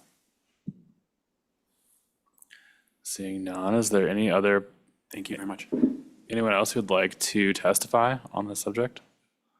Any more public comment? All right, then I think we are moving on to committee directive resulting from all of our topics for the past 2 days. So I guess, well, maybe we'll go through them, each subject, one at a time. Senator Scott. Mr. Chairman, on the topic we were talking about yesterday with regard to the reading. Senator Scott, if we can, maybe we'll start with school discipline and see if there's legislation on that and move through them one by one. I do have one to propose on school discipline. Does anybody else have anything? I sent that one out to everybody, but is there anything else unrelated to that one? Senator Brennan. Thank you, Chairman Andrew. I would propose, I saw the one that you sent, and it might be able to be wrapped up in maybe some ideas of a conceptual or a couple conceptual bills. We also received an email with some good ideas on some things with a conceptual bill on the discipline stuff. One would have, well, maybe I'll ask a question to the department if I could. Do you guys currently have model policy for districts for discipline? Director Shaner. Mr. Chairman, through you, Senator Brennan, we have some model bullying policies that have been done per statute that kind of touch a little bit in this area, but we haven't done a recent effort to develop an actual discipline model policy. But it's certainly something we're willing to assist this committee in looking at what best practice legislation would look like on the topic. Thank you. Follow up. Thank you very much. That was good to know, but if I could continue with my conceptual ideas. So one of those conceptual ideas in the discipline would be to ask the State Department to look at those things and create some model policy for districts that would be kind of in that best practice realm. Another idea that was in here was a guarantee of parental partnership, and that there would be a time that parents would be notified of things within a certain amount of time. I think it's very reasonable, because I think if we want parental involvement, I think parents need to be notified in a very timely manner of both misbehaviors of students, and then if there is a student that's been misbehaved against. And then there was also in this email the idea, and I think this is a good thing that we should look at, is would there be some better trainings or adding some trainings on the MANT and the training for the CPI training? I think that's something we could at least get some research on, or do some research on. And so those were some conceptual ideas that I think that the committee should possibly look at. Senator Brennan, maybe I should propose this draft and then we could try to work that into it? In looking at your draft and these, I think that we can they kind of mesh. All right. So, yeah. All right, thank you. So I had emailed out to the whole committee and the LSO a proposed draft, and we all have the language, but briefly, what this really focuses on is amending current statute where we actually give immunity from civil and criminal liability for reasonable corporal discipline to school districts. This would actually expand that immunity to any reasonable disciplinary action that is approved by the school board. That's the main function of this, but it further formalizes the process of how teachers discipline their students. For example, if the teacher has the student removed from the classroom, there would be a formal process where they would send them off. They would recommend a disciplinary action, and that disciplinary action would have to be carried out, meaning that, the principal or whoever was the authority would have to carry out that action or think of something more but not less severe. And if they felt like that something less severe was needed, they would need to involve the teacher in that conversation. And that would, I think that's the support that teachers are looking for. They would have to also consent to the student coming back to the classroom. They couldn't just be sent back with a lollipop whenever they felt like they were done with them. And all of this is, it's a rough draft. And that's why, I'm not going to read it line by line, because I think what we need to do, and with all the bills we're proposing right now, is we're trying to get something in the pipeline so we can all have a bill and look at it and see how we need to change it and come back to the next meeting, request changes, and then the last meeting decide if we really like this or not. So I would like to, move this concept, really giving LSO full latitude to weave this into Wyoming law how they need to. And I would like to entertain additions to this, such as the ones that Senator Brennan was proposing. Second. Yes. Are there any amendments to this concept? Mr. Co-Chair, I don't have any amendments now. I think I will have some. There's a few things there's some things I really like in this. There might be a couple things that I might want to do, but I want to just kind of see what we can come up with LSO and for our next meeting, then be able to make some amendments to it. But I think it's a good start, in the right directions. Ms. Hydra. Mr. Chairman, I just have a quick question as far as clarification on Senator Brennan's instructions. You stated you wanted notification within a timely manner, and I'm just curious if you have an idea of what that might constitute. Is it within 24 hours or 48 hours? How would you like that defined? Senator Brennan, I believe, is going to propose those separately to this concept. So I think we'll discuss those further. Okay. And then secondly, what is, when you make that motion, what is CPI? It's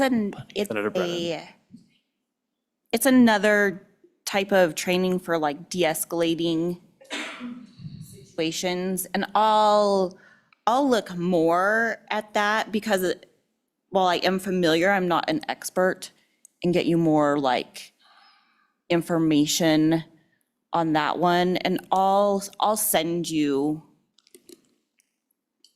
like an email with some of this more stuff. But when we look at timely manner, I think we can discuss that as a committee meeting, but we can start with, like a 24-hour type of, there might be things that might need to be less, but we can, or you can put an X there and we can fill it in. Like we do with dollar amounts. Senator Rothfuss. Thank you, Mr. Chairman. Mr. Chairman, looking through the draft language, I think I have concerns with most of the points that are in the draft language for a couple of reasons. The first is the idea that the public wants corporal punishment in schools. I think there are some people in the public that want that, but I know I don't. I don't want anyone to hit my kids under any circumstance ever, period, the end. I don't want to afford anyone immunity for hitting my kids. I don't want to encourage anyone to hit my kids. I don't care what they did. If they need to leave the school, call me. I'll come get them, but don't hit my kids. And the idea that we would provide any type of immunity is pretty creepy in my mind, that we would suggest that if a school board establishes a rule set that allows teachers or administrators to hit your kid, that they are then protected under Wyoming statute from any repercussions. That's the core of this, and that's not good in my mind. So I can't support any of that. Even the idea of providing immunity protection from other circumstances is always a challenge, because I understand what we're trying to do. We're trying to overcome that fact that litigation holds a teacher back from having their decision put forward. But what we have right now is a system where everybody has access to the courts, and you have a judicial decision. You have an independent arbiter, which is the judicial branch, which looks at a set of fact-based circumstances and then makes a decision on whether something is or isn't appropriate. And that actually is a good system, even though I understand that we've sort of skewed it to the point where now it's a dollar-based system more than a justice-based system, and we have concerns with that. But at its core, it's the right thing, which is you get to take action, but if you did something wrong, you're in trouble for taking that action, which it's what we're talking about for kids, but it should be what we're also talking about for teachers, administrators, or anybody else. You don't get to do bad things without consequences. So I have concerns with that also. I also candidly have concerns with the fact that I'm not convinced yet that our districts don't have the power to enact an appropriate policy.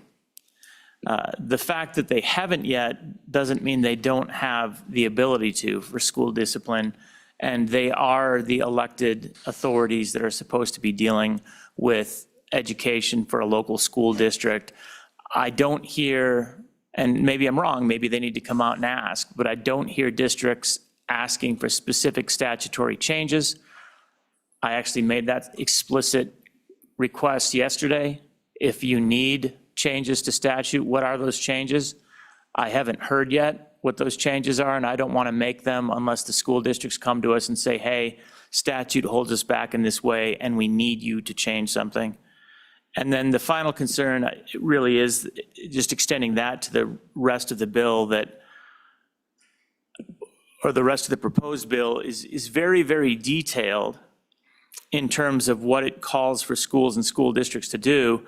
I mean, this language about, for example, and I don't know whether this is something that is supported or not, but I'm just looking at the language that's here. The idea, no diploma or credit for a course which has been completed shall be denied to a pupil who has earned it, provided such diploma or credit shall not be deemed earned until payment has been made for all indebtedness due to the school district. So the idea that we would statutorily declare that a student can't earn a degree based on their potential indebtedness for, $11 of school funding that they might not be able to afford associated with their school lunch program. Again, I don't want that in statute either. That can certainly be a district policy. They can figure out how to manage that. But I don't see anything here that makes things better for our districts. And so I'm very concerned with this language.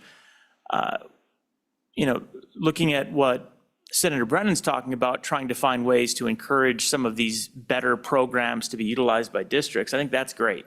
If we can provide resources, if we can do things that are carrot style that enable districts to utilize better training, utilize better programs, do the things that have been demonstrated through research to provide better school discipline.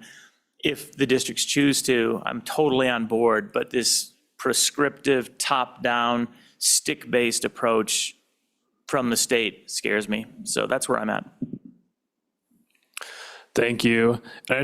We need to point out that the language about corporal punishment is existing Wyoming statute. And it also is Wyoming statute that we could, and I would support the removal of and replacement with this other language for immunity for reasonable punishment. So that's not part of this proposal. Senator Brennan.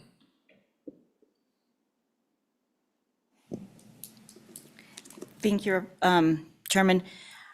I would actually be in favor of looking at that, taking out that corporal punishment part, and really just looking at how do we give teachers and help them get the support that when a student is misbehaving, that they can send them to the principal's office, or and that we're taking care of the behavior problem, and then we're not removing the students that are wanting to learn out of the classroom, and that they're the ones getting punished. And I think we've got I think this is all conceptual, but I think as we work through the draft process, I think we can come to a balance where we're not, because I don't think anybody, I don't want that corporal punishment for my kids either in the classroom, but I do want consequences for misbehaved actions, even if that consequence is you got to run a lap around the playground before you get to play on any of the equipment.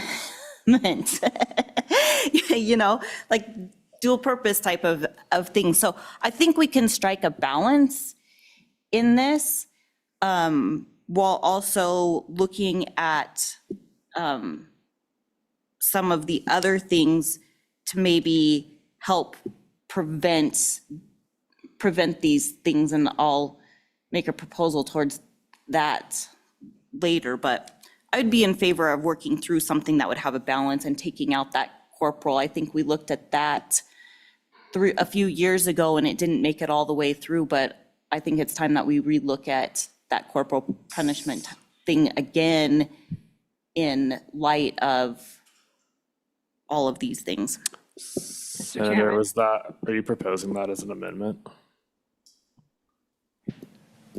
Yeah, I am proposing that as an amendment. Is there discussion on including in this concept removing legal liability for corporal punishment? Yeah, it is. Mr. Chairman, one of the things I was thinking, could that be a separate bill? It is part of this, but would it be better as a separate bill? I don't know. Could No? we leave that up to the drafting process of? Yeah. No, we cannot. Be better to keep it in there. Keep it as part of this. Madam Chairwoman, I don't have an opinion on whether it's a separate bill or whether it's included in this bill draft, but I do think that decision resides with the committee. There's some strategy behind having a separate bill draft or including it, and certainly LSO staff is probably not the appropriate party to make that decision. I think that repealing and replacing, I would leave that's it kind of in, what we're doing. do it within this bill draft, I think. That's what sent it, to be vote down last time, is that there was a worry of no immunity for anything, and that, there's certain disciplinary actions that they have to take, and they're relying specifically on this statute. And so if we're replacing it with something, I think that would actually help. Mr. Chairman. Representative Lawley. Thank you, Mr. Chairman. May I just make a suggestion? I think this is a starting point, and that's what we want. We want to come to our next meeting with some kind of starting point on this issue to address it. And we're still, I think, clearly a little bit uncertain about some of the things, but my recommendation is let's create a small work group that will receive this draft and maybe to get some information from the department and maybe some stakeholders, but kind of create a small work group that can facilitate some kind of workable draft by the next meeting that we then start our real and earnest discussions on the pros and cons of. I just think there's an interim step there that might help us get a better start at the next meeting in August. So just a thought. Thank you. Certainly a possibility. I think at this point, we are still, entertaining motions to modify this concept, and we are in the middle of one. So is there any further comment on the idea of corporal punishment being removed as part of this draft? Representative Singh. Mr. Chairman, just to clarify, Senator Brennan made a motion. Do you need a second for that motion? To the amendment? Oh, we do. We do? I'll second it. Thank you. Further discussion on the amendment? All those in favor, say aye. Aye. All those opposed, no. That amendment is adopted. Further amendments? Mr. Chairman. The effect with this amendment that passed is it puts the issue is going to be in the draft and will be before us next time, so we can take action on it when we've got something more concrete in front of us. Yes, Senator Scott. Senator Brennan?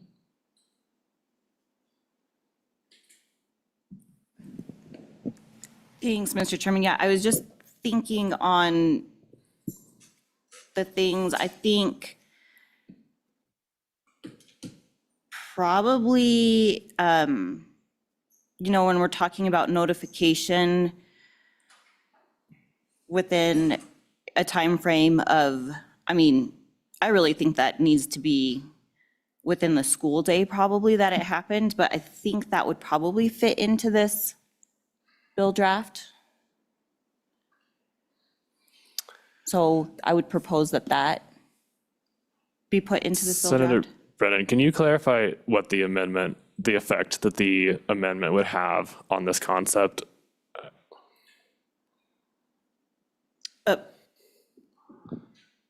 Just the concept, like with the discipline? The notification? Yeah, yes, I think I need clarification on what this amendment would do. So that parents are notified. I think that when there is behavior issues within a school, that the parents get notified of those in a timely manner of, Thank you. ASAP. Yeah, because it's easier to deal, as a parent, it's easier to deal with a disciplinary problem that happens in school, the sooner you're notified about it. All right, is there a second to this conceptual amendment? Seconded by Representative Broughton. Is there any discussion on notification? All those in favor, say aye. Aye. Aye. All those opposed, no? Further amendments?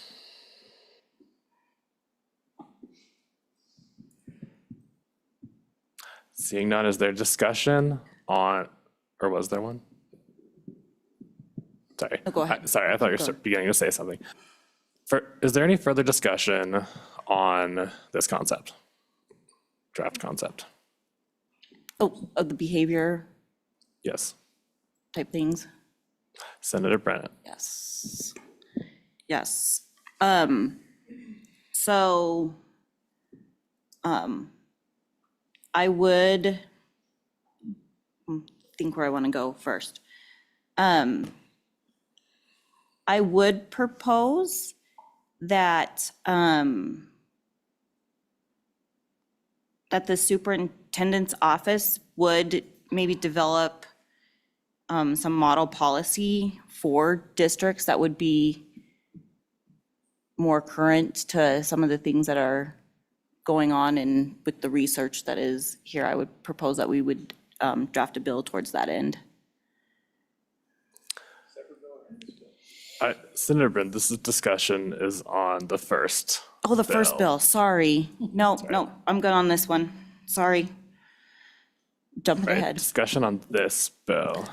Well, Mr. Chairman, just one that kind of stuck out at me is, and again, we can take a look at amending it, but VI under D, any teacher who removes 25% of his or her total class enrollment shall be required to complete professional learning to improve classroom management skills. I think you take a little bit of power away from the principals, which I'm not completely opposed to. However, I was thinking in terms of special ed. Sometimes learning labs, they may only have 6 kids, 5 kids in a learning lab with severe issues. So I would really rather see that one just go away and leave that up to the principal to deal with those teachers who maybe are having some issues with classroom management. But I can either amend it now or we can talk about it later, whichever. But I would make that Are you amendment moving? to remove that. Oh, okay, seconded by Senator Rothfuss. Vice or Madam Co-Chair, would you mind repeating the effect Yes. of the amendment? I think just take out VI under D and just completely leave it out of there. If we want to talk a little bit later about issues, I just think that, you've still got to have a principal that, they're in charge of their evaluations. I mean, as I've talked to many of you before, every teacher in every district knows a teacher that's having problems, that's struggling.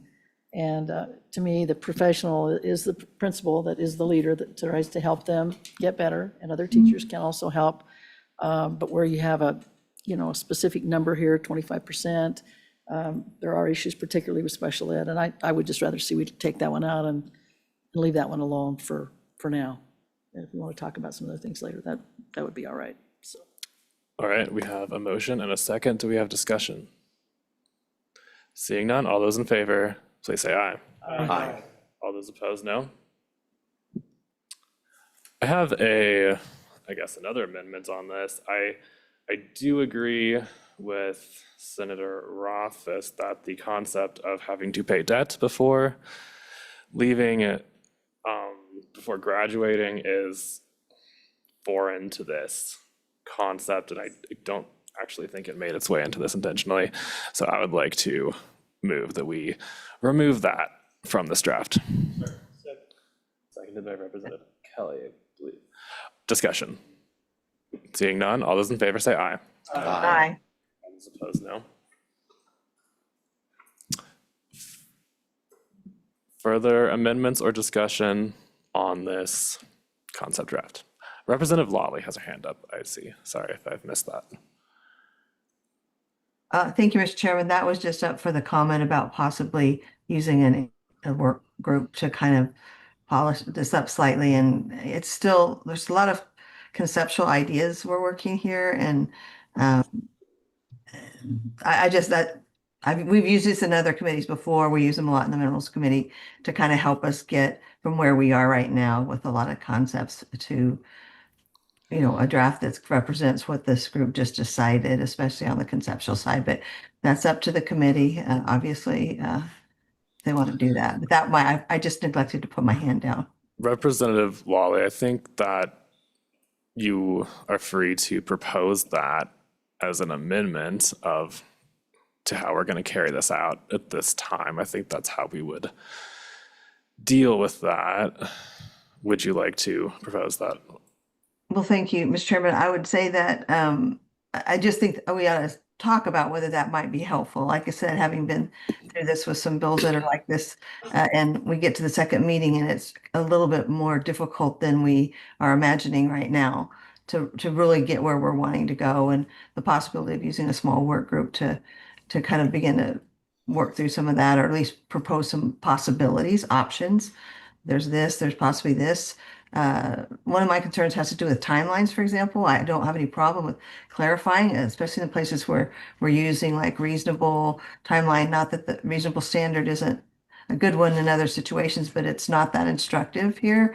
But there were other timelines already in place. So do we want to review those, for example, and see if they seem timely to us as we sit there today? So I don't necessarily, we can make a motion if we need to. I think we're having a discussion, and to me, that is just thrown out as a possible idea. And if it doesn't warrant any further discussion, that's really okay too. Senator Scott. Mr. Chairman, what I would suggest on that one at this time is that the chairman who's proposed this and any volunteers you can get serve to answer questions that come up in the drafting process and try to get us a draft that then the full committee can look at. Rather than have a formal working group, but you need to have somebody for the drafters to consult as they hit questions. Okay, should we present it this way or that way? How should we do the draft? Senator Rothfuss. Thanks, Mr. Chairman. I'd support Senator Lawley's suggestion of actually putting together a little working group. It's not a subcommittee, it's just an informal working group to work the draft, and you can bring in stakeholders that are interested and make sure that the language aligns with what would actually be done, and that it works with the rest of existing statute. I haven't done that as much necessarily on the Education Committee over the years, but on the Minerals Committee, like all of our main bills are produced that way. And in fact, I've worked with Representative Lawley on, I couldn't count the number of working groups. And I'd be happy to serve on a working group with this one too. It does end up with a better bill every time. Thank you. My preference would be that, I think our committee is in and of itself a working group. I think that we need to get a draft out, and at that point, if things seem to get complicated, maybe we can assign a working group at that time. I am in favor of Senator Scott's proposal of having a group that can answer questions through the process. If we are okay with that, that is how I would suggest we move forward. If we're not okay with that, that's perfectly fine, but someone would need to make a motion to change the process. Madam Co-Chair. Yeah, Mr. Chairman, I think that's a great idea that Senator Scott has, and I think since you proposed this bill, I think you would be the one that the folks that are interested in some of these concepts would contact informally, and so I think that works. And I like your idea too, that if we don't get what we want when we get there to the second meeting, we can hammer it out then, so. All right, any further discussion? All those in favor of this bill being drafted for us to look at the next meeting, please say aye. Aye. All those opposed? No. All right. Thank you. All right, further bill drafts, further committee directives. Senator Scott. You're ready for reading? Sorry, Senator Brennan still got some more. I guess- School discipline, do you? yeah, forgive me for getting the organization here, but on school discipline, Senator Brennan. Thanks, Chairman. I would now propose a bill that would direct the state superintendent to develop model discipline policies with some of the latest research and based types of things. That's my proposal. Do we have a second? Second. Seconded by Senator Rothfuss. Is there any discussion or amendments to this concept?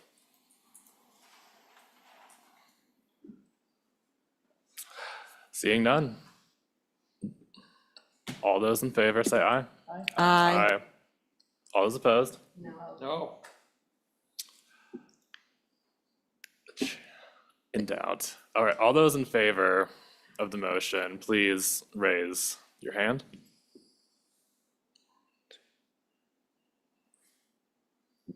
Motion passes.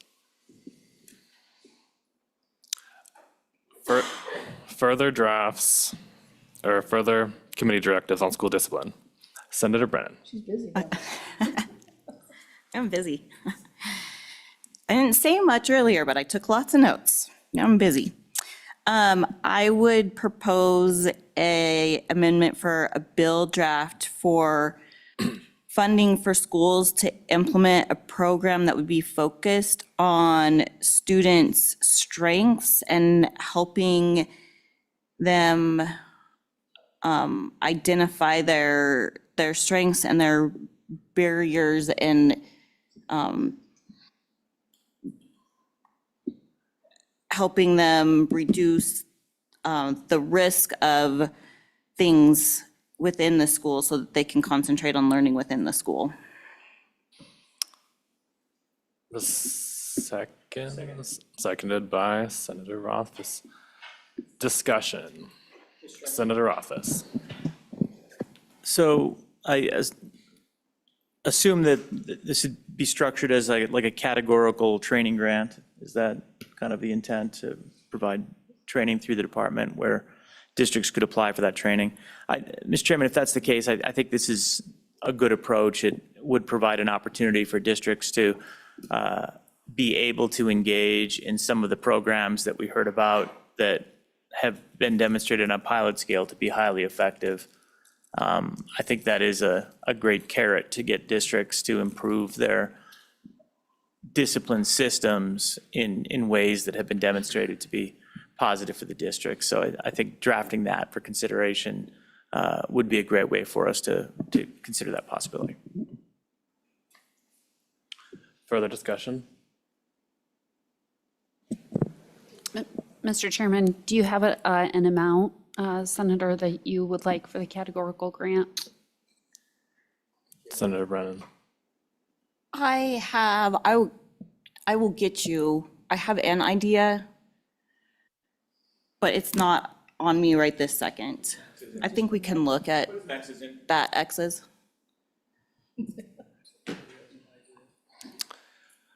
All right, further discussion? All right, I'm not sure, I'm a little bit skeptical of the concept. I wonder what if we looked at it in a way with structuring existing dollars for professional development to be used in this way rather than creating a separate categorical grant. I'm not sure how that bill draft would look. I might support the idea for now for further discussion. But I do wonder if this ends up intertwining into our recalibration topic to an extent, Senator Rothfuss. Mr. Chairman, I don't think it's intended to be that way. I think it would be intended to be a one-time non-codified provision similar to things we've done in the past. We did that for a pilot program on early childhood education like 10 years ago, I remember. We've done other things where you just set up a one-time pool of money which can be used in a certain way. You don't put it in the school foundation program model in any way. You don't touch that. It's just here are a few dollars available. I think we, in fact, may have originally set up one of the CTE programs that way before we codified it in statute. I can't remember whether we ended up doing it non-codified to begin with or we just started in statute, but we've done it in the past. So I think that's the intent of it. As far as using professional development for it, they could technically do that right now. They could. It would be nice to find a way to encourage that without telling that. And maybe it could be a match. Maybe it could be structured so that it's a categorical grant where they get a 50% match against their own professional development funding. If they utilize X dollars of professional development funding, they get a like amount from this pool. And at that point, it would go towards what you're saying. That would actually probably be a great way to do it. It would get more bang for the buck. If you're interested in that, I'd consider that a friendly amendment to the motion. I will move that concept.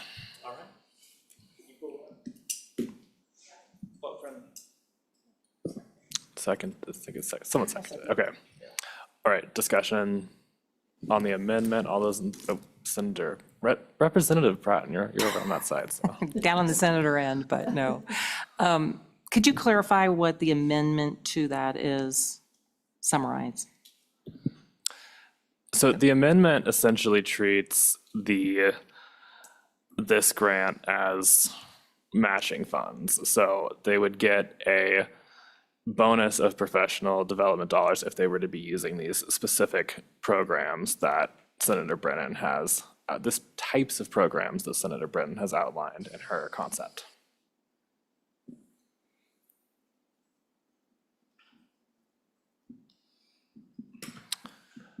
Further discussion? All those in? Mr. Chairman. Sorry. Thank you, Mr. Chairman. I'm a little bit overwhelmed, I guess you could say, and I think that my individual opinion would be to do something like this, the most recent amendment, to put it as part of the bill after we get the bill worked through, and then add in the professional development to part of the bill instead of having professional development on one subject and then needing to do training if the bill passes. Senator Brennan. Thank you, Mr. Chairman. So what they're talking about in this amendment is the way that we would fund this program, and we could do it as a grant. We could, or what we're talking about here is within the block grants that the schools receive, there is money allocated for professional development. And so this would say, hey, if you use some of your professional development for this type of a program, then the state will add funds for the other part of that. So 50% would come from the block grant, 50% would come from another grant that would be, so we're just talking about like the funding of this program in the bill. Does that make sense? Yes, thank you, Mr. Chairman. I also, as part of that, I still believe that we're getting a little bit away from our water bucket. And with recalibration and everything, to go and add some of those things before recalibration takes place, I'm just personally opposed to that. Thank you. Further discussion? Senator Rothfuss.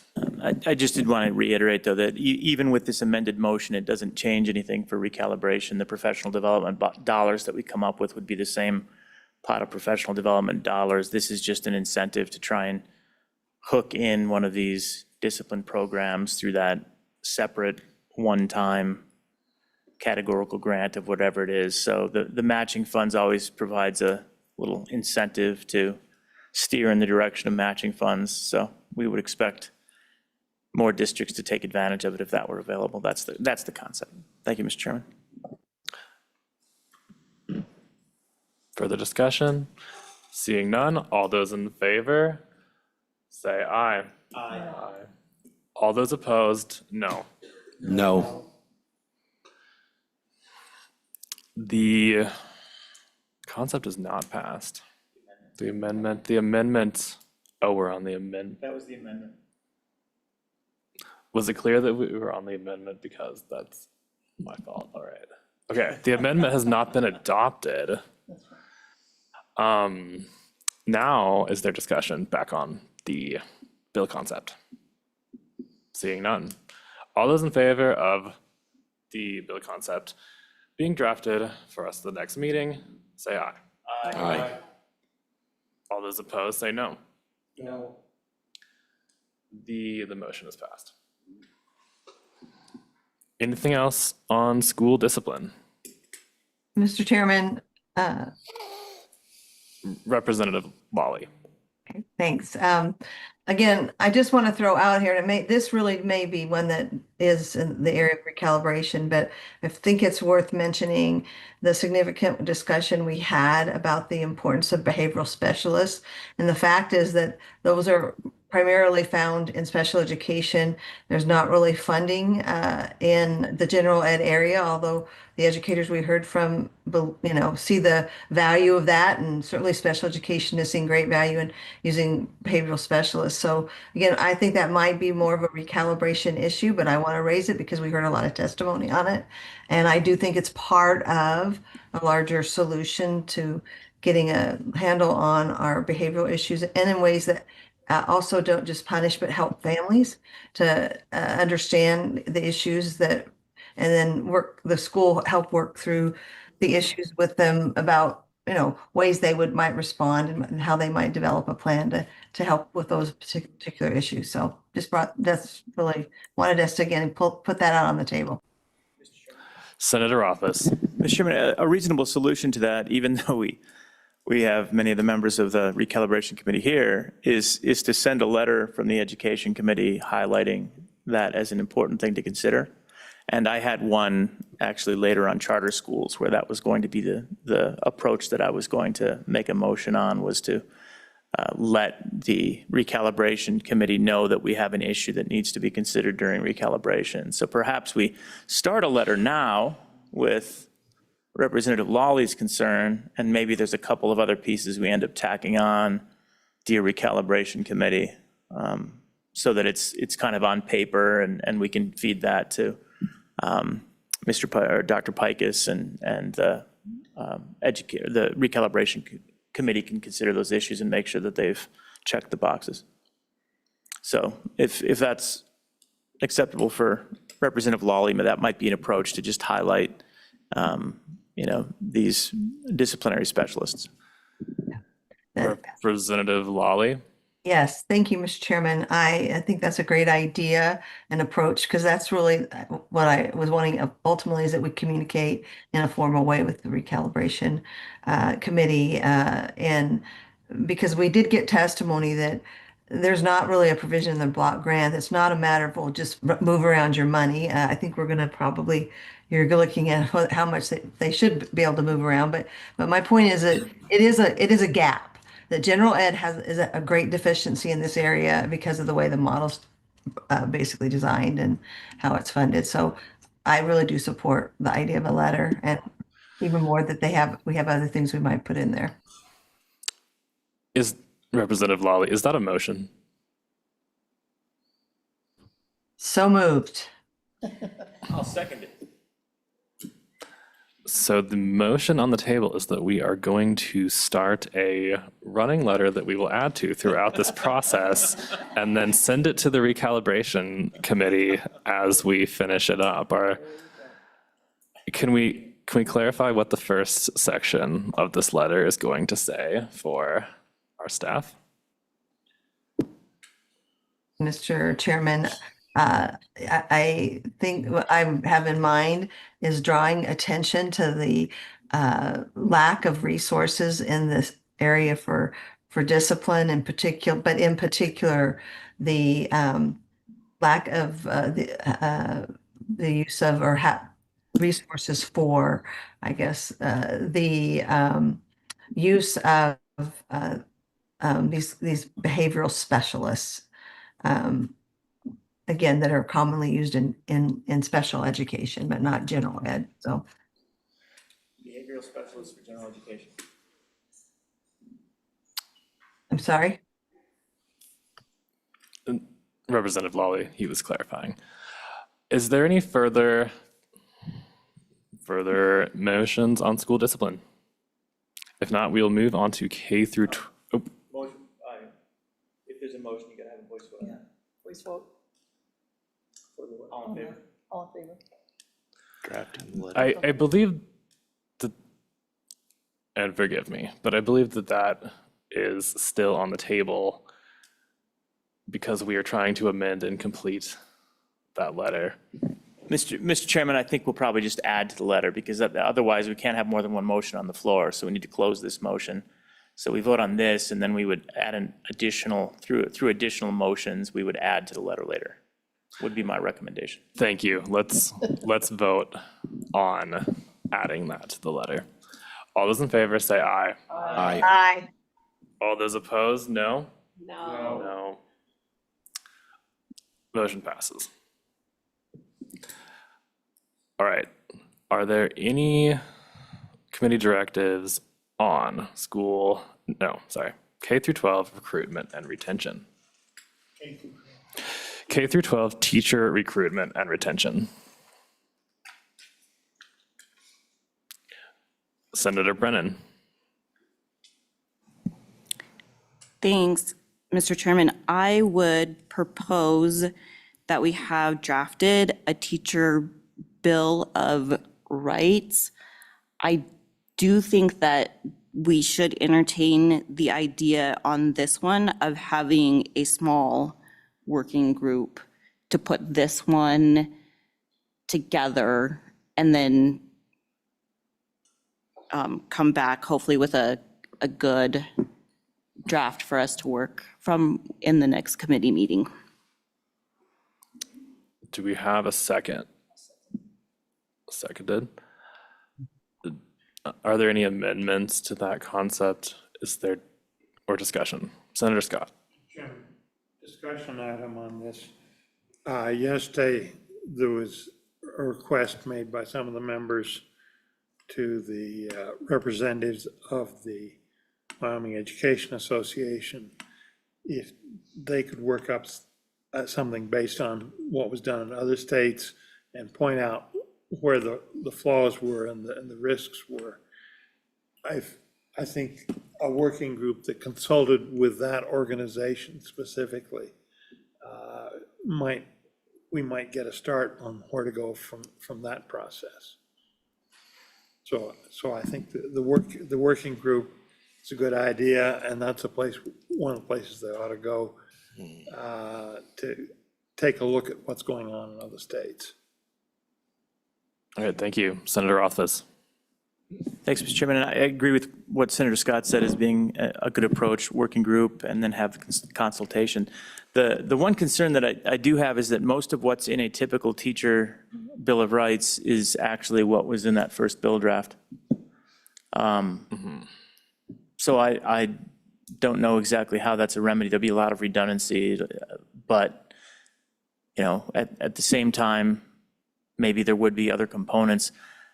I don't know what the appropriate approach for handling that is, other than the fact that honestly, maybe just some flexibility as it plays out to see whether you end up with one or two bill drafts. Instead of being a hard fast, we're going to end up with two separate bill drafts. If we kind of co-opt the previous bill draft and give flexibility to our staff to be thoughtful about whether we need one or two bill drafts in the end, maybe that's an appropriate approach. At that point, I'm supportive of this effort to try and find a good compromise territory, but that is a concern that I think we have to contemplate. Thank you. I thought the same thing, that first bill draft probably leaves a lot of room to include, at least, within the realm of our topics here, what we need to do on that subject. I think when we made that motion, we did leave a lot of flexibility to our staff. I'm wondering if they believe or not that they need another motion to be able to have a separate bill draft in that concept. Mr. Chairman, if the direction is to work with you, I think that was the initial directive on the first bill draft for school discipline. You can certainly, ask that we share the draft with stakeholders and get their feedback and direct staff as to any changes that you would like to make. That's generally the purview of the chairman of a committee to say, I want you to work with this particular stakeholder and take their input or not to take their input. And then obviously it falls to you to explain it when the bill draft comes back at the next meeting. Thank you. Mr. Chairman. Yeah, thank you, Mr. Chairman. I don't like to give you guys any more work than you already have because of recalibration, but I do feel like Senator Brennan's, idea of having that teacher bill of rights with maybe other stakeholders, WA, state school boards, a variety of people, I think might be a good idea just because it may fill in some gaps that we find that we don't have listed in our discipline issue. So even though it would be a little bit more work, I'd be interested in seeing what we could come up with there, because I think we're hearing from teachers around the state, there are some issues with some of them leaving because of discipline and not feeling supported. So I would definitely think that we might need to have both. Representative Lawley. Thank you, Mr. Chairman. As a discussion has progressed, I share the concerns that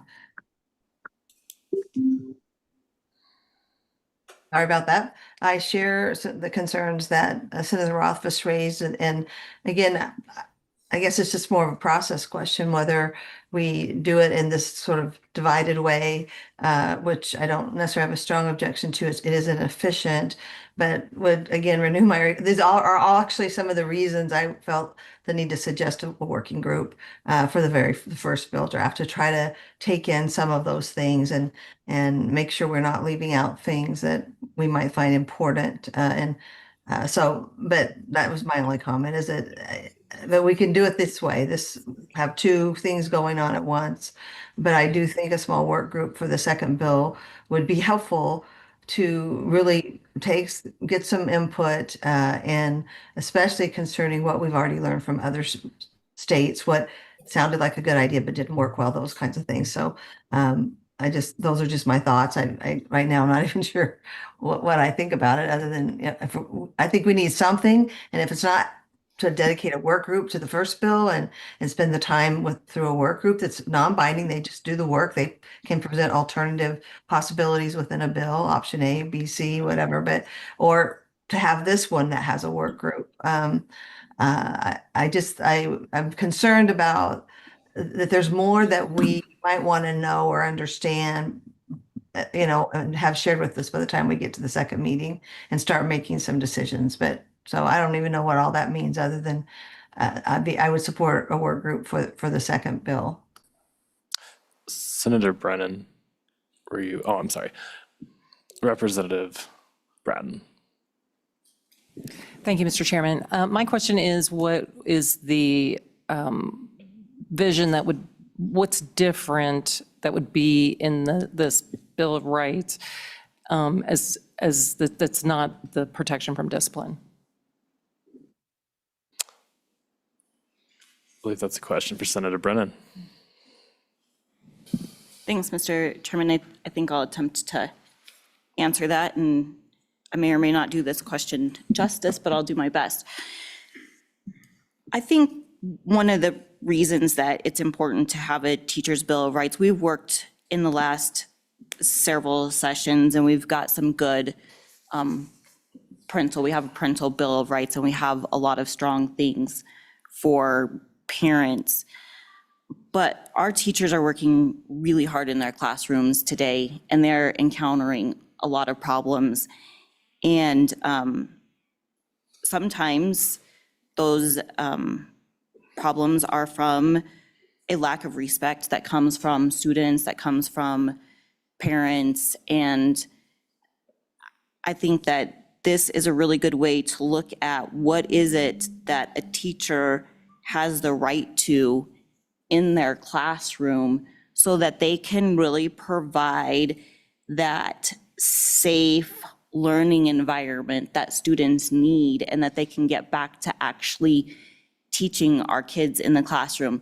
That's what teachers are begging for. That's what parents are begging for. And I think with the Teacher's Bill of Rights, we can give some direction and guidance for that, so that teachers have the ability to get back to doing what they were trained to do, and that's teaching.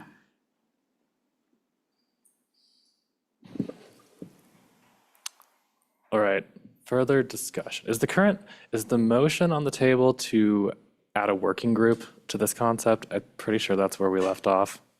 Was that a formal motion? Or do we need to make? Okay, moved and seconded, right? Yes. Okay. And further discussion on that? All those in favor say aye. Aye. All those opposed, no. No. Discussion on the concept as a whole. On the bill. As long as it's I believe where we are at is we have a second bill that is a teacher's Bill of Rights with a working group separate from the first concept. Mr. Chairman, but my understanding was we'll have the flexibility to potentially integrate it with the first one if it makes more sense to have one bill instead of two. I can make that as a motion. Senator Rothfuss, I think that as it stands, we are working on two separate bills, so we would in fact need a motion. I would make a motion that if it makes more sense to have one bill come out of these two, based on the working group, that we'd be allowed to do so.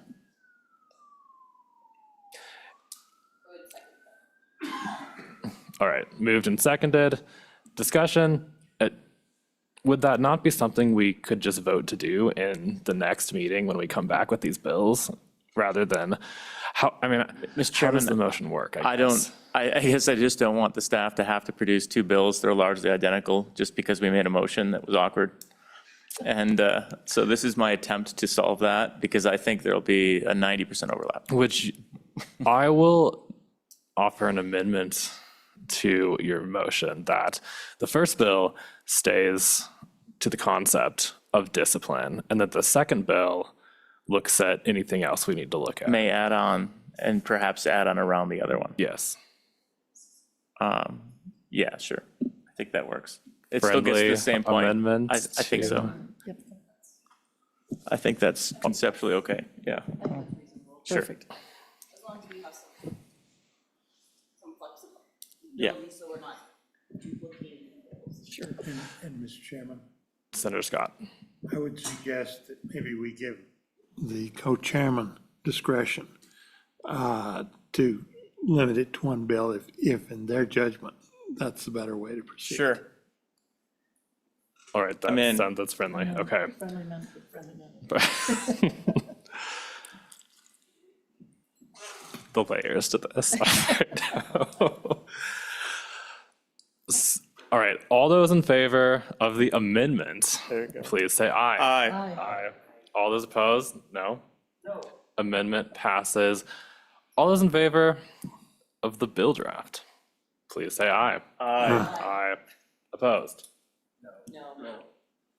The bill draft passes. All right, any further draft requests on K through 12 teacher recruitment and retention?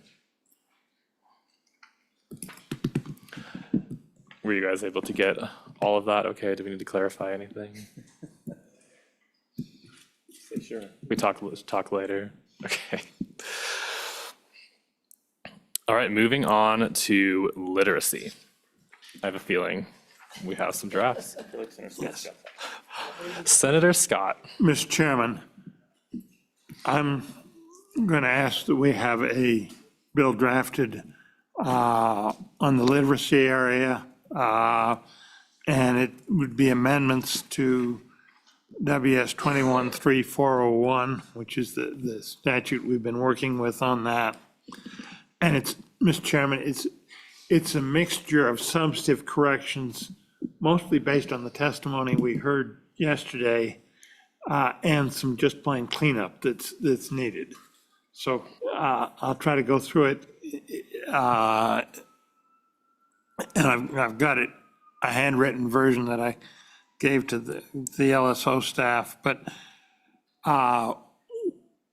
in the cleanup area, the existing statute refers to appropriate reading competence and refers to reading at grade level and requires a individualized plan for students that are not meeting those standards.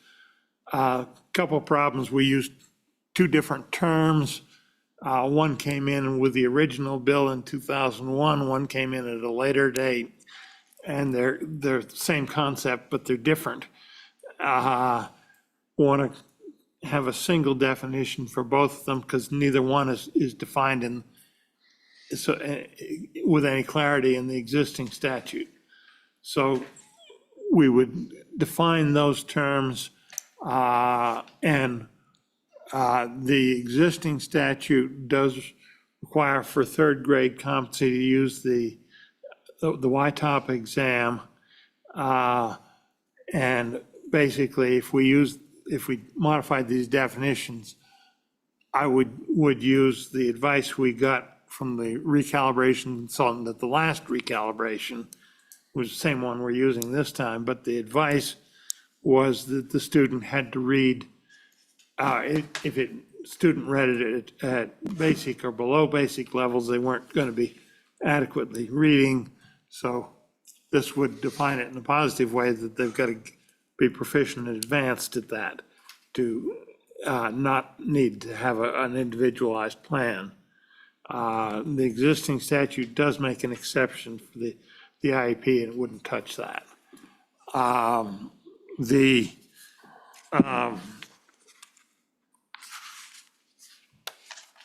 Next provision is that, if I can get my paper to separate here, there was identified in the statute, there's an improvement plan that's now being required of every district. And we aren't doing anything with that. Representative Kelly pointed that out fairly forcefully yesterday.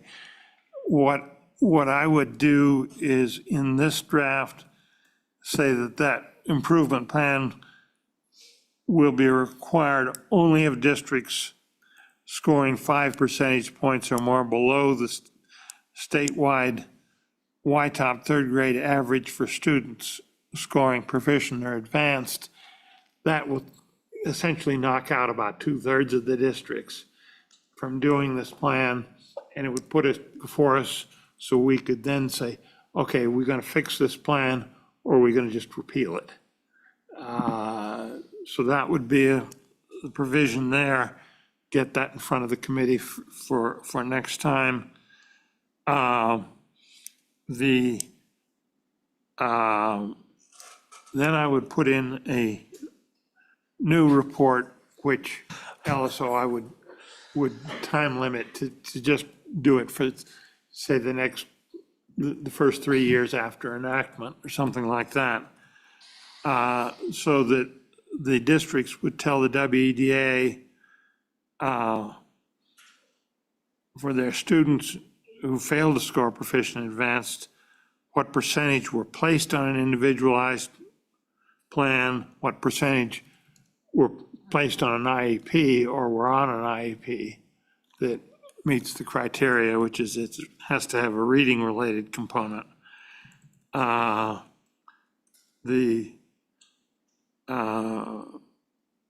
percentage of the ones on individualized plans which have parental approval, that the percentage that are no longer in the district, because there'll be students will have left the district and percentage for whom plan requirement has not been completed, so that we can see progress, because there's an allegation that a number of the districts are simply not doing it. And want to see if, to the extent to which it's actually being done. And that would be a report to this committee and have an as-of date, which primarily, to start with, I put it November 15th for the previous spring's stuff, because it typically comes out relatively early in the fall. And have the department summarize the reports by district and forward the summary to the Joint Education Committee and post it on the website so it's publicly known. That's the first step in seeing are the districts actually doing this. Further enforcement provision: if the district does not develop the required plan by November 15th, give power to the parents to petition the state superintendent for an order requiring the districts to act, and give the superintendent discretion to earmark a limited portion. And I'd just put in a plug figure that the limit was what it costs to educate a student on average in that district, what their entitlement for ADM was for 1 year. And that would give us something we could change. But an earmark of the block grant for the necessary funds to implement the district plan. And frankly, I think if we give her the power, she probably won't need to use it. But there ought to be some limitation on it. So there's a way for a parent that is just frustrated because the district won't move and do what's required. Give them an avenue for an appeal to the district. And then, Mr. Chairman, we heard yesterday from the ladies whose kids had dyslexia and were having trouble getting the district to do anything about it. Want to give the state superintendent power to identify specific reading difficulties, including dyslexia, forms of dyslexia, or other difficulties that may be remedied by a specific evidence-based treatment regimen or protocol. So where we have a specific protocol that will treat something that's been diagnosed, give the state superintendent power to say, okay, the district will have to provide that either through the individualized plan or through the IEP, because a lot of those kids will be on an IEP and their needs are being ignored. Give the state superintendent may order the districts to provide the treatment according to the regimen and shall seek to develop a regionalized system whereby districts offering this treatment can assist districts unable to offer it. Because these things, you have the potential with our smaller districts of a district simply having, one kid that needs it, and it doesn't make sense to have a separate ability in that district, but they can, 10 sleep can go to Worland kind of thing.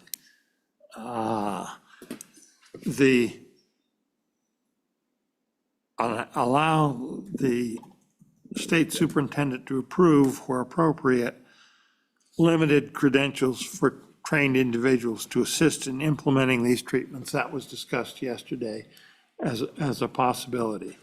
So both cases, giving the state superintendent in developing this, an ability to order a protocol and to take some steps to get it implemented. Further provision that we create in the State Department of Education a reading assistant staff leave the number of positions and the dollars blank, and we'll consult the State Department when we have a draft in front of us. So just put an X in those figures.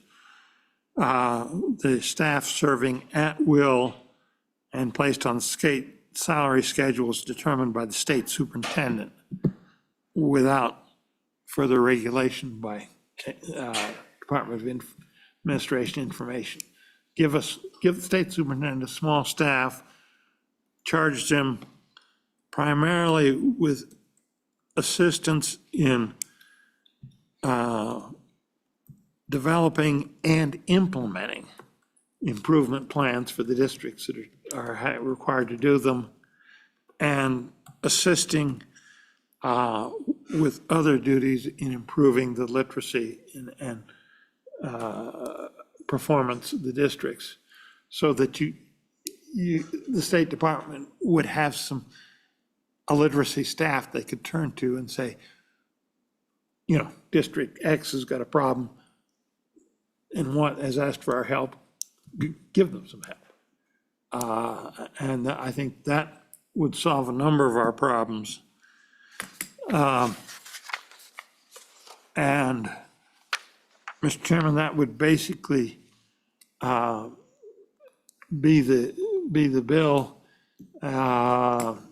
It would result in getting these individualized plans actually implemented which the statute has called for years, and would give us a way to fix some of the other problems we've heard about. All right, I have a question. How much of this was in the draft that we worked on in the prior year's committee meeting? Or no, it wasn't in the committee. It was a personal bill. It was a personal bill.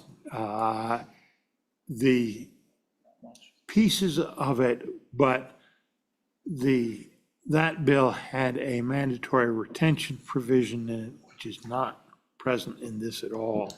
This is a much simpler and more limited approach to say, take what we already have and get that implemented, and take some steps to make sure it does get implemented. Mr. Chairman? Just briefly, Senator Rothfuss. I know it's very different because I really like it.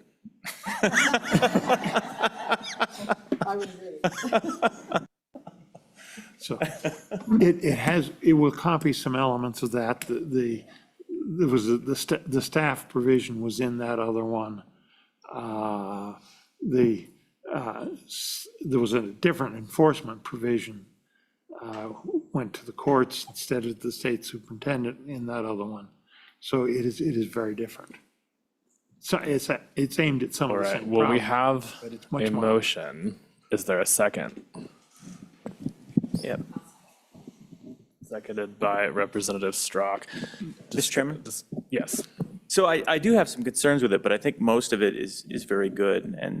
And I think a lot of it can be worked through. It's probably not a complete bill. I think there are some other ideas that are floating around that might need to be put in it. And we heard some of those yesterday. And I think the Department of Education has some additional language that they have interest in having. But the core concept of ensuring that we've got a staff at WDE that is capable of actually doing this work is going to be a good one. One concern that I have, though, and I want to ask a question about, this is a problem I had with last bill and previous bills, is the idea of trying to exempt certain districts from these requirements based on their average score still doesn't make sense to me, because the average score does not indicate whether they're doing a good job with their most struggling readers, right? An average tends to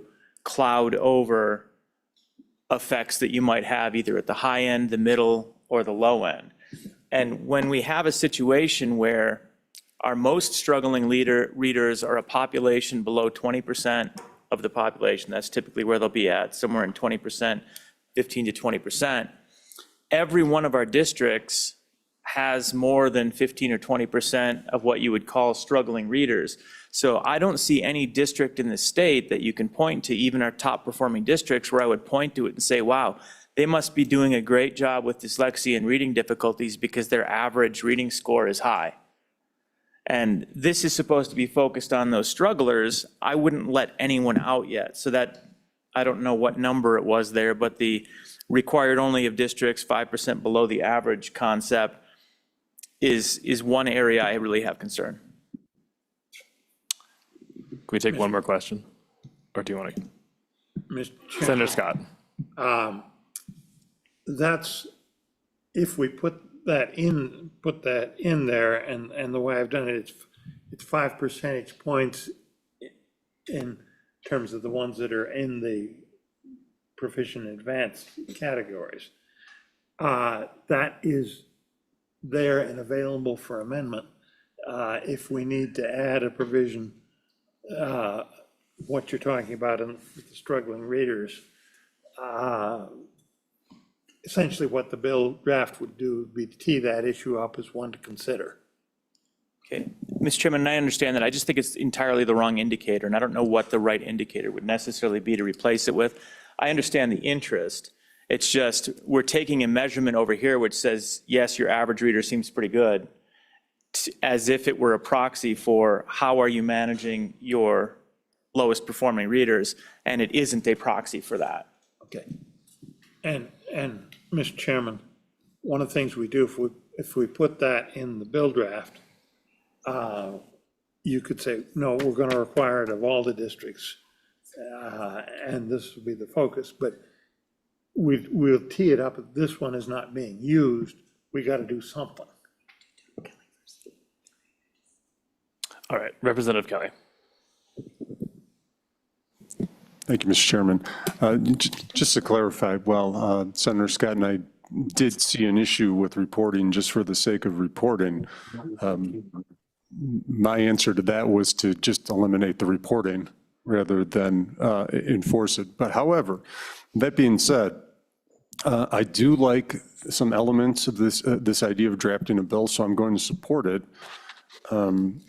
There is the potential to reduce reporting, which I'd like to see. There's a move towards evidence-based reading programs with the idea of increasing support for districts so they could find people who don't have to go through full teaching programs to assist. And there's an element of redress for parents in there. I'm not really in favor of anything punitive. I'm not in favor of expanding the size of the Department of Education, but there are elements in here I could support, so I'll leave it at that. Mr. Chairman? Representative Lawley. Hey, thanks. I'm having some internet issues, so I'm using my phone, but I just wanted to kind of agree with some concerns about the exemptions.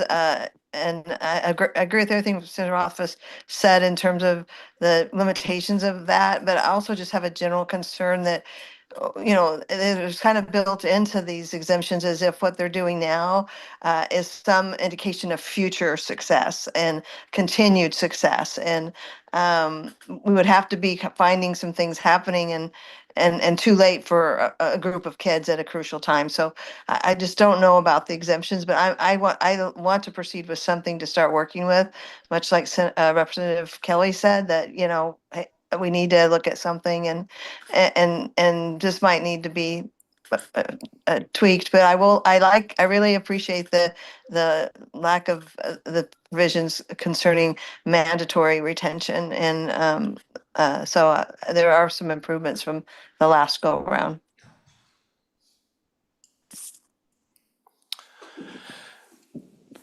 Representative Erickson. Mr. Chairman, thank you. With all due respect, I think we have our work cut out for us in a big way. My number one concern is the recruiting and retaining of teachers and the discipline. So those combined together, I would urge caution in taking on another step on that. And even though it has, my understanding is that this K through 3 reading has been proposed, has come to this committee 7 different times or 7 years. And so I think we're going to have time for the top 2 that we've already passed indication that we want to work on that. And so I just don't know how we're ever going to get all of that done and spread ourselves so thin that we're going to come back with something that we end up killing in the end anyways. But that's my point. Thank you. Further discussion. Mr. Chairman. Senator Scott. I think the current status of the performance of too many of our districts is just unsatisfactory. And we've been proceeding down the line of charter schools and scholarship programs at private institutions. This is an attempt to reform within the public school system. And I think we very much need to get further moving on the reform efforts. The basic statute has been on the books here since 2001, and we've had trouble getting it implemented. And this, I think, will cure some of those problems. Mr. Chairman. Senator Rothfuss. Thank you, Mr. Chairman. And again, at the high level concept, I agree with Senator Scott. And I think I agree with a lot of the approaches that he's putting forward here as potentially being effective in getting it done. I think we've had great statute in place building over the years, but it hasn't necessarily been implemented. And I think that's Senator Scott's concern is getting it done and finding ways to get it done. And there are a large number of reasons for that, but having this opportunity For example, Senator Scott's ability to appeal to the superintendent to ensure that a specific program is carried through, and that, that's a novel idea that gives a good remedy for folks that are struggling. I like that idea. I think that's potentially helpful. Having this opportunity as well to have the superintendent have a team that becomes expert. We've talked about that for a number of years, and we really haven't gotten to the point where there is just a team there that is capable of going and tackling these challenges and working with districts and getting them up to speed. I think that'll go a long ways to getting us there. And what I took away from yesterday's discussion on this topic was that I felt like a lot of our language was just right, but that we weren't getting the job done. How do we take it to the next step where we get the job done? And that comes back to things like reporting requirements as well, and understanding who's getting put on different plans and some of the details. So I think this goes in the right direction. Again, I might not agree with all the specific language. I guess what I'd ask is first of all, even though I don't want too many working groups, and I know I always end up being on all the working groups, this might be one where it just needs more work as well, where we spend some time iterating through it before the next meeting instead of just seeing the bill at the next meeting and making sure Senator Scott gets a look at it. I know Representative Lawley and Senator Brennan want to look at it. So maybe just making sure that we all have a chance to iterate through something and that we have some good flexibility on the drafting to talk it through, get stakeholders to look at it, make sure it's okay, would be a good approach. And then, there's a couple of other smaller tweaks that I wanted to ensure were in a bill, and this is a good vehicle for it. And one is, we heard yesterday some concerns about screening seems to be interpreted as something that you can stop doing once you've gotten past third grade. And there's some concern, not necessarily that you need everyone screened after that, but that you need screening available so that you have access to resources afterwards all the way through grade 12, because some people don't understand that they're having these challenges at early grades. So we don't have any language that makes it very clear that you need to provide reading difficulty screeners throughout. And that's something that I think would be useful to add some language along those lines. I don't know exactly where that goes. And it probably isn't a mandatory, every student needs to be screened 3 times a year from grade K through 12, but putting in some language that ensures that all districts provide the opportunity for thoughtful screening using these techniques through grade 12 would be something I'd add, and I can do that in a moment by an amendment, but maybe not right now. And the other is a conversation yesterday that I don't think we've spent a lot of time talking about, is that our PTSB licensure and certification for literacy doesn't necessarily require expertise in the structured literacy programs that we've built through statute. And it probably should, right? And somehow we need to get that done. We haven't had a lot of conversation with PTSB yet. So maybe that's something that we could put in a non-codified section where PTSB revisits how to integrate this into their licensure so that they're utilizing a structured literacy program in all of their literacy requirements. I don't think that has to necessarily go into statute, but maybe it does. That could be non-codified. So those are 2 things that I see that are missing. But again, generally, I think Senator Scott is going down a path of trying to get the work done, and I think it's a good start for a bill. Senator Scott, is it okay if the LSO is to send us the drafting instructions that you had sent them for this bill? I'm sorry. Is it okay if the LSO emails out the drafting instructions Certainly. to the committee? And probably a good idea, especially to make sure they read my handwriting properly. Mr. Chairman, I think that part of those drafting instructions are actually missing from the copy that we had. Those last several items, Senator Scott, that you listed are not in the 2 pages that you provided to me. I'll make sure that before we leave today that you've got them. Okay. Additionally, I would like to propose an amendment to how we approach this. Last year, when we worked it, and well, it was a personal bill that Senator Scott brought, but many of us were involved in some part of that. And we eventually got to a place where we were working that bill with the WDE. And out of that process, we have a bill that has some, but not all of these concepts.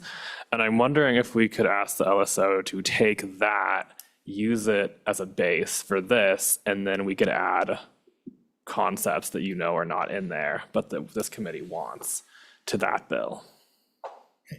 I do not understand exactly what you mean. There's a number of the concepts here where they can draw on what they drafted last year. But some of the concepts in last year's are noticeably missing in this bill, and the retention being the big one. You aren't going to ask to use last year's bill as the template, are you? Senator Scott, I'm not talking about the bill that was a personal bill. I'm talking about the bill that was a modified version from the LSO that included a lot of the concepts, like funding for the literacy coordinators and some of the other ones you've mentioned. But there's certainly concepts that we would have to either add or remove, such as if we do not want to talk about mandatory retention, we would ask to have that taken out. Madam Co-Chair. Yeah, Mr. Chairman, that's exactly kind of what happened with that bill. By the time we had Senator Scott's bill mixed in with WDE and trying to fix it, we fixed it on the fly and it didn't work out well. And I would rather see us just start, let LSO go ahead and use that if they want as a base, but really do a new bill. And that way we don't have to deal with the retention issues and some of those other things. So that's just my thought. Yeah, Mr. Chairman.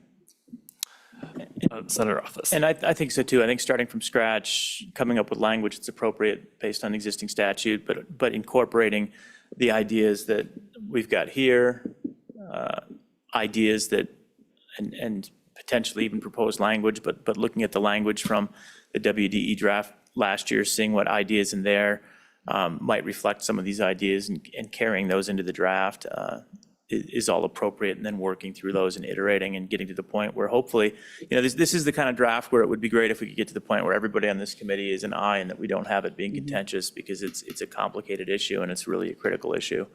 And I think we can get there if we have enough eyes on it and we ensure that stakeholders are fully engaged and supportive, because everybody supports the idea of K-3 literacy. There's nobody out there who's saying, boy, we need to stop that. So we should get this one where we're batting 1,000 on it. All right, thank you. I don't think that needs a specific motion then, so. Mr. Chairman? Senator Office. I will move the two ideas, though, just as amendments. The one is to extend screening through grade 12. That would be a screening opportunity through grade 12 to ensure that districts aren't interpreting this idea that since we've got a K-3 reading program, that it ends at fourth grade. So I'll make that quick motion that we come up with language to ensure the extension of screening and available services through 12. Discussion? Representative Bratton. Thank you, Mr. Chairman. I'm being informed that there aren't grade screeners that are normed past grade 8. Would you like to address that? Senator Office. Mr. Chairman, the language we have right now for screeners gives WDE effectively the authority to determine what are qualified screeners, and I wouldn't change that language. So basically, it would be they would provide some recommended screeners as is appropriate. And I don't know which ones at what ages, but leaving it up to them. Further discussion?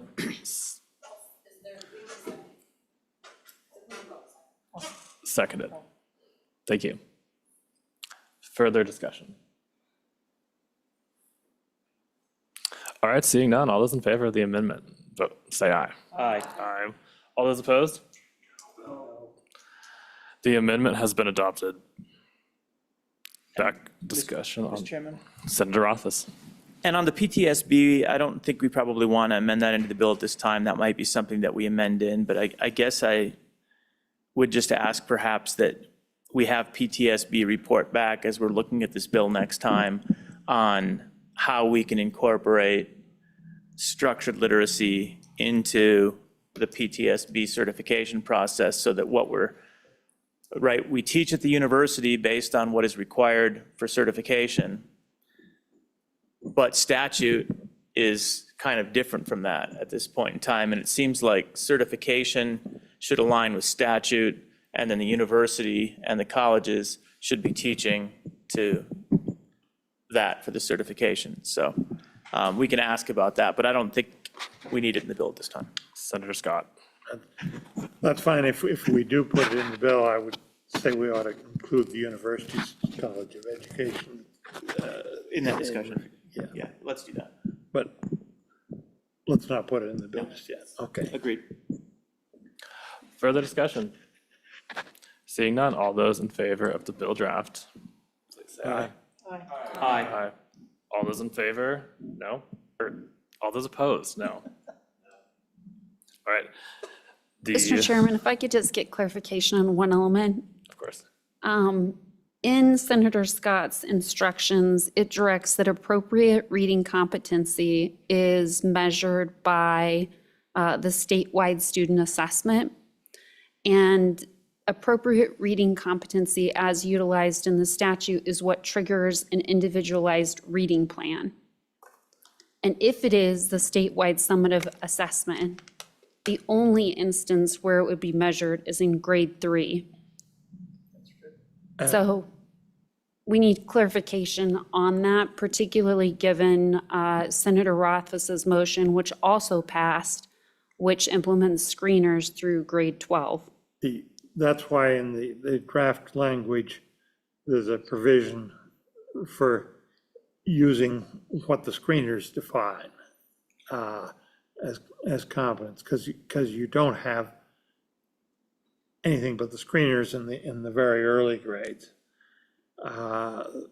And Senator Rothfuss's, I think, language can fit in there because, and it may well be that we'll use, as we go in the higher grades, we'll use the English language arts again,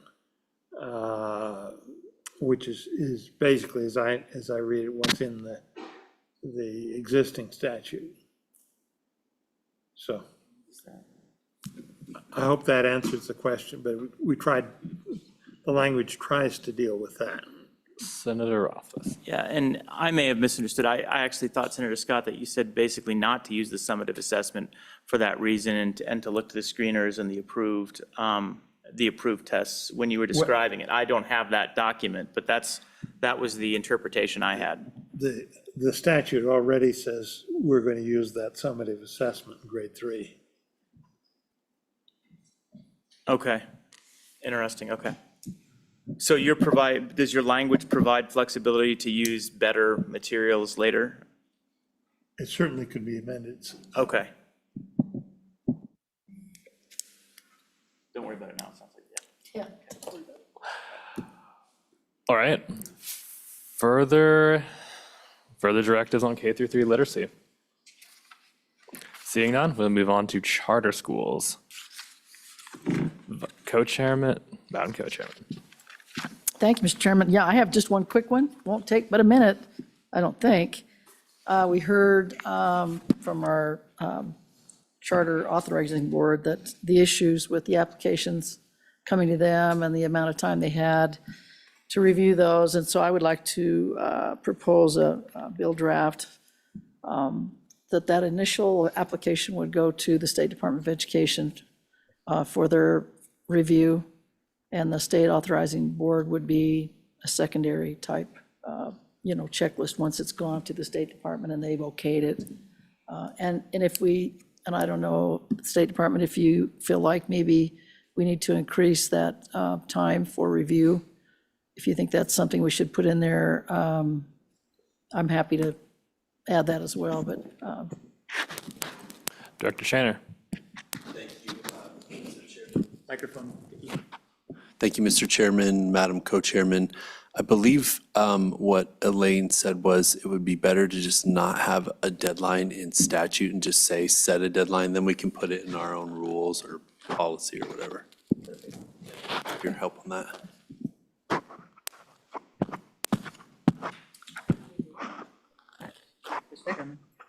Senator Rothfuss.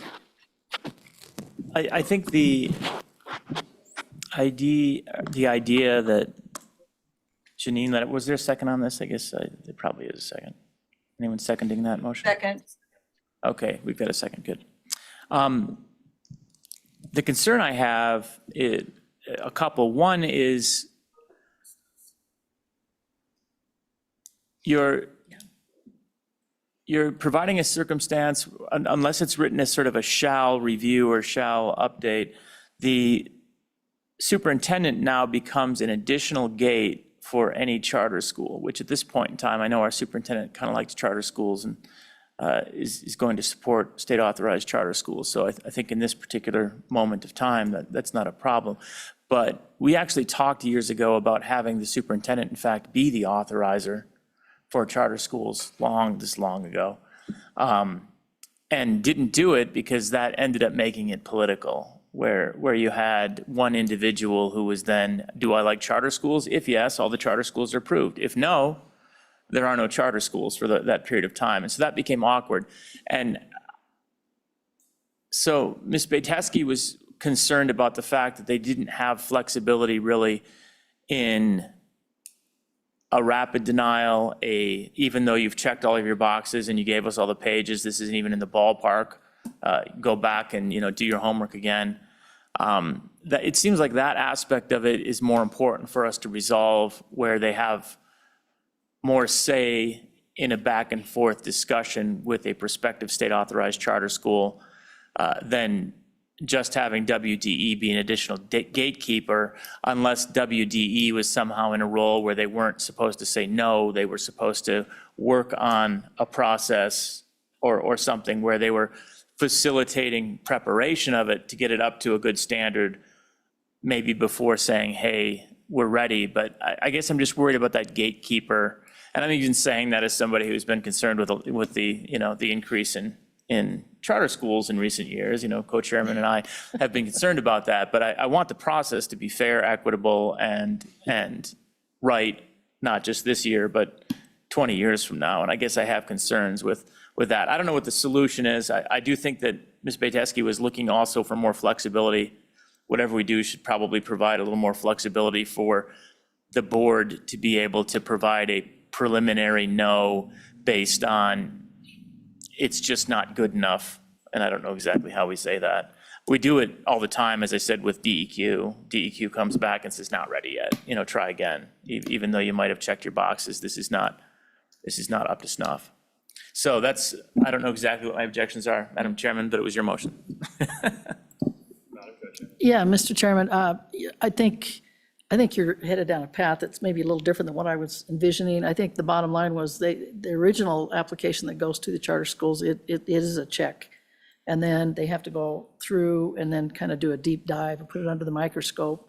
And then they didn't feel like they had time to really, get in and review everything. And my thought was, if we send the application first to WDE, they can do the quick check box. This application is great. Let's let the state authorizing board now do the deep review, put it under the microscope. And it just it just gives them, number one, a little bit of input into the whole process.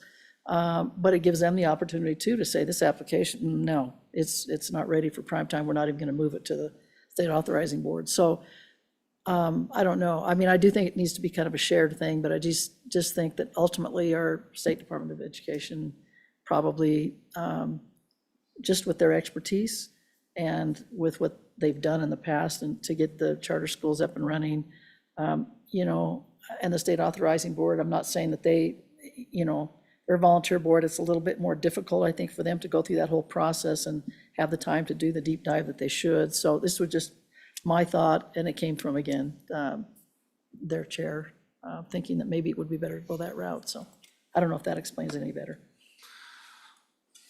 Madam Chairman, if you want to go down that route, let me suggest that have a bill draft where there's an initial submission to the State Department of Education, which they review for quality and completeness and have a limited time period to do that in, can give the charter school feedback on recommendations for improvement, but can't forbid the charter school from going forward. That's a good plan. I would be fine with that amendment. I can That's support that. friendly amendment, Good idea, absolutely. Charlie. Yeah, 90 days, something like that. Something like that. yeah. Does that seem reasonable to the State Department? Or did you hear that, a friendly amendment? Director Shaner. Mr. Chairman, through you, Madam Co-Chair, I did hear that amendment. I think maybe it's tricky to throw something out on the fly here right now, but the timeline is an important thing to get, I think, getting that out of statute. And I do know that there is this, what was articulated yesterday, where the department's role is simply, is the application complete or not, with no ability to take a more detailed analysis of the quality of it. So this sounds like one solution to deal with that issue. Is someone willing to restate the effect of the previous friendly amendment that was on the table? Go ahead, Senator. What I would do would be to propose that there be an initial submission to the State Department with a deadline. My instinct would be 60 days, but that's, you put any kind of deadline in it, you can then amend that.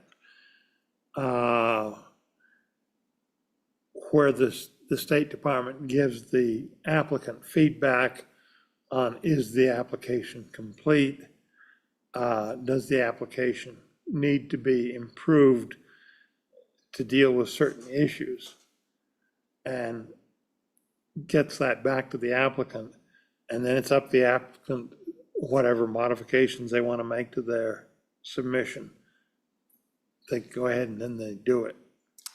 Senator Scott, so if they decided, we don't care, we want this to go to the authorizing board to make the decision, they could do that, whether that be a good decision or Or not they for can them. say, you know, they were right about this, we'll change this, but we ain't going to change that, they want us to change. Okay, So the applicant has control over the final application.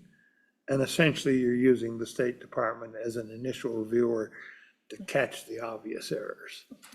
thank you for going it in a over that nutshell. again. I understand how that could be beneficial and also remain with, this concept of an independent authorizer, not subject to.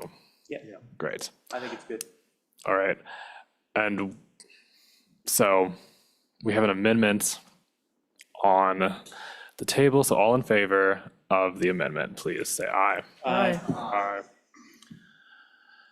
Any further discussion or amendments? Director Shaner. One question, Mr. Chair. Did the amendment have a 60-day timeline for us to give the feedback?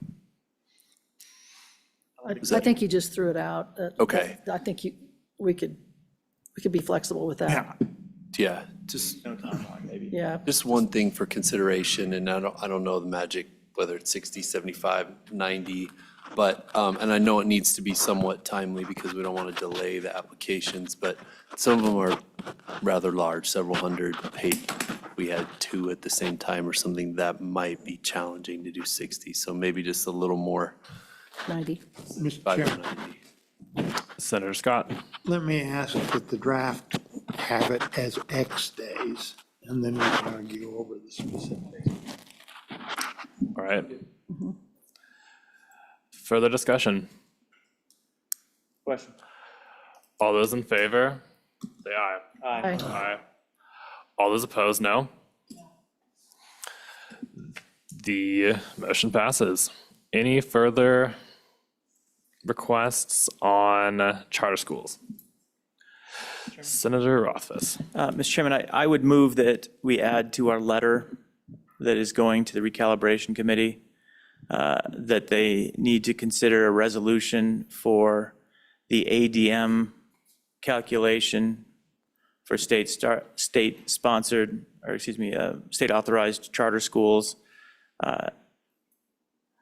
in district ADM calculations. In other words, addressing the concern we had yesterday where when you're counting the charter in the district and the charter schools enrollment is going up dramatically and the districts is going down, the charter school can overwhelm the district and lead to a cliff effect, which wasn't intentional. So send a note to recalibration to fix that problem.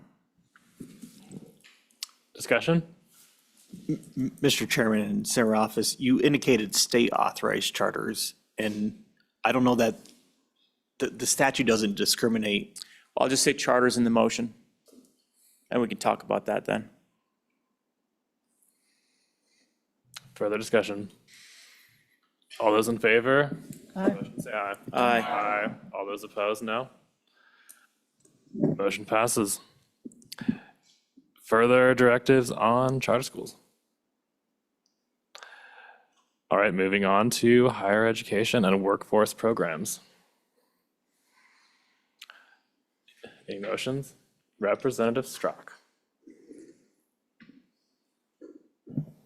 I would just have a motion that we be able to look at the Hathaway scholarship or be able to bring in that be used for our other private higher education or a draft? Bill draft. Oh, I need a bill draft. Sorry, so what do I? I'm asking. Bill draft, Okay. yes. And be able to use it for our private education and for some, like your, oh my goodness, why am I drawing a blank? For, Representative Strzok, are you talking about accredited Yes. private institutions of higher education? accredited higher education.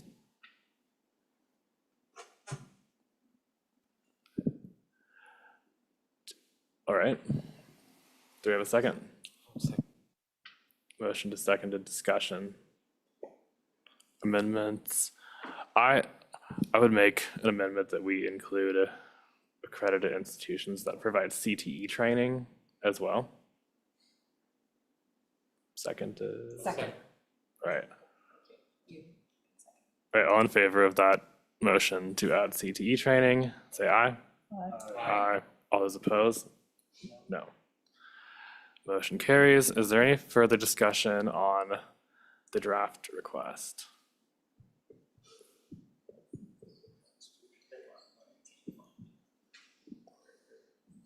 Representative Williams. Thank you, Mr. Chairman. Remind me, when we dealt with this before, wasn't it the, our main obstacle was the constitutional challenges that we have with such a bill draft? Was that what we dealt with last session? Remind me how that went. Representative Williams, I voted to take that out, at least personally, because it didn't work within the language of the bill itself. And the bill just didn't work. So we cleaned up the bill, figuring that the rest of it was still important. And at least that's why I personally voted to take it out at the end during the House floor session. So I don't know what everyone's reasoning was, but. Mr. Chairman. Senator Rothfuss. Thanks, Mr. Chairman. And I do have those concerns, and we've had this conversation probably for as long as I've been in the legislature, 15 years, about whether we want these funds to go to these private institutions and haven't done it. And a big part of it is because of the constitutional concerns. So, not the first rodeo on this bill. It won't be probably a hard draft, but those concerns will continue. And then there are some other policy concerns that I have with the Hathaway, right? The state is obligated to fund the university, and the state has taken on an obligation to fund the schools, our colleges. And so money flowing from the Hathaway endowment to those institutions effectively helps to pay for those institutions. It's sort of an indirect operations payment. It goes kind of through the student, but at the end of the day, it's still bouncing to these publicly funded institutions. So as we move that money into our institutions, we're effectively, it's almost like JAC budgeting money from Hathaway to our publicly funded institutions to keep the lights on. If you divert that stream, and we're not even paying, as Senator Scott said a few minutes ago, we're not paying enough, right? We should be raising dramatically our Hathaway payments, but that's been constrained based on the amount of revenue we generate from Hathaway. If you take any of those dollars outside of that stream, we're going to have to make up for them with appropriations from the general fund. That's just, it's complicated, circuitous math, but at the end of the day, that's what happens. So it's a concern I have, and I won't support the motion, but it's certainly one that, you know, we've talked a lot about, and I understand the interest. Further discussion? Mr. Chairman, Representative Lawley online. Representative Lawley. Hey, thank you, Mr. Chairman. I would just say that I do think there may be some constitutional concerns, but partly it would be and could possibly be avoided through how it's constructed. And so, as you recall, we had testimony from the head of the only private four-year, the Catholic University, I believe it is, and he spoke also kind of in connection with Wyotech, for example, too. So he seemed to be sort of representing their interests as well as your amendment seemed to be covering. But his points, he gave about 3 different options to consider. So again, I would make the suggestion that if we're going to go forward with the bill drafting, that we have LSO draft some options related to those suggestions, so we can sort of hash out some of the potential constitutional concerns and whether or not some of those options might help address those, alleviate some of those. So, you know, I think if we want to do it, we should heed some of his suggestions that could help on that issue. So.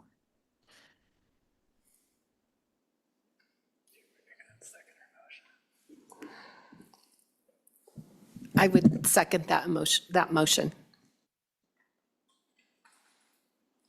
All right, so the motion is to draft a second option that allows the University of Wyoming or community colleges to work in partnership with these private institutions such as Wyotech or Wyoming Catholic College or any other institution in those categories.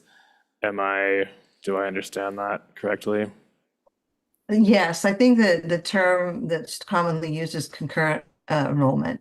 But yes, you have captured it pretty well.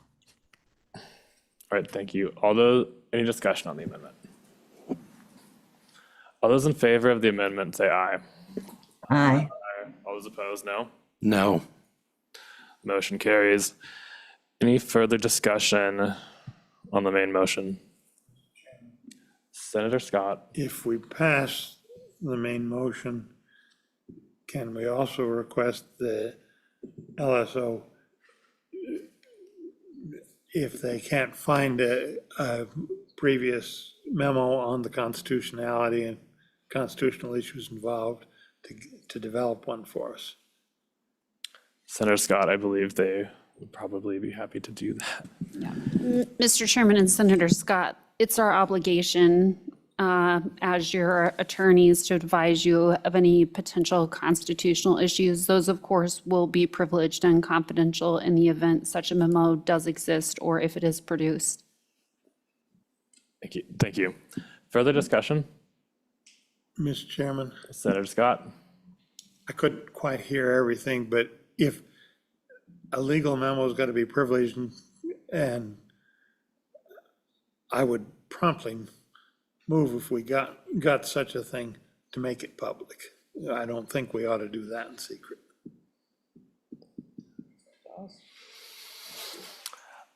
Senator Scott, I think that is probably a motion we would make at that time. Yeah. Am I correct about? All right. Further discussion on the draft request. All those in favor say aye. Aye. Aye. All those opposed, no. No. Motion carries. Further Division? division having been called. All those in favor, raise your hand.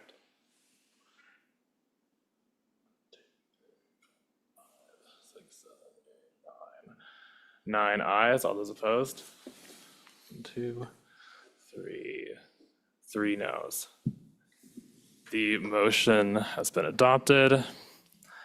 Any further draft requests on the higher education workforce? Senator Rothfuss. Thanks, Mr. Chairman. I would request that we draft what I'll call a Hathaway fungibility bill, but it's basically bringing back and I'm sure it'll need some updates and revision, but it's the draft that was done for the Wyoming Tomorrow Task Force on Hathaway payouts, where it provides full flexibility. It's almost like your Hathaway becomes a debit card where you can use that for credits at any Wyoming institution. So instead of having this 8-semester requirement where you only want 1 year of community college, but here's your 8 years that you have to spend your Hathaway over, and therefore you only use 1/4 of it, you have the opportunity to utilize your Hathaway for that certificate or that 2-year associate's program as is appropriate, provide more flexibility. And I believe that draft also provided more flexibility for timelines so that you don't have to have continuous education and all of the other requirements that are there. So it just turns it into a more user-friendly experience where your Hathaway dollars are available to you as you need them instead of as the state tells you to spend them. And we already drafted that several years ago, but honestly, it was right before COVID, and we never really ran that bill. I don't think it ever made it to the legislature. So we can take a look at it. And I don't know how much revision it's going to need. It doesn't change any of the dollar values, but it just changes how it's done. The one thing I will say about it, the biggest challenge it had, I recall, was just a float problem. And we can talk that through. As I recall, when you make the transition, you end up with like a little transient additional cost before it reaches steady state. But right now, we're so far below our annual revenue on the Hathaway Trust that I think this is a good time to do that transition before we raise what the Hathaway value was. We've got the ability to absorb it, I think, right now. So anyway, that's my motion. We can take a look at it and discuss it, but it was wildly popular in the community college and the university, and the CTE folks loved it because it lets you get your certificate instead of, basically waste your Hathaway. So it was a good tool. Senator Scott. Mr. Chairman, has some real advantages to it, but we're in a circumstance with the Hathaway where we're not able to pay. It's going to cost more. It's not a free lunch thing. And we're unable to pay an adequate percentage of the tuition and fees right now. So I would suggest if we do a bill draft, that it include a provision that it goes into effect only if the Hathaway Scholarship Endowment Fund is increased by, and I'd put an X in the number of dollars, so that we have a trigger that we can't go spending more money until we've put more in. Yeah, Mr. Chairman, I don't know whether we need that. We can discuss that next time, but we haven't increased it in a long time. I think the Hathaway's at 700 million right now.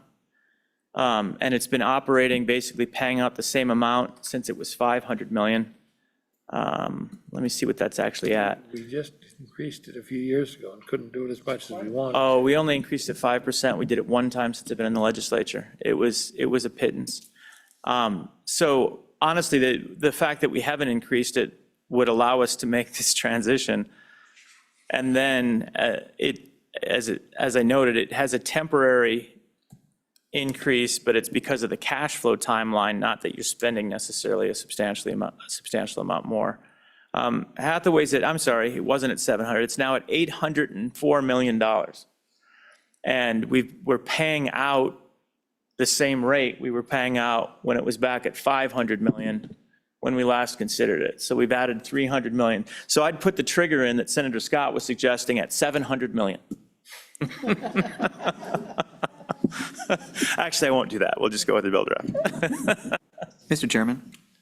Representative Singh. Thank you, Mr. Chairman. So I'm sitting over here and I'm considering after this motion to make a motion to amend the length that one would be able to use their Hathaway scholarship from 6 years to 8 years. And I'm wondering if the current motion would encompass that.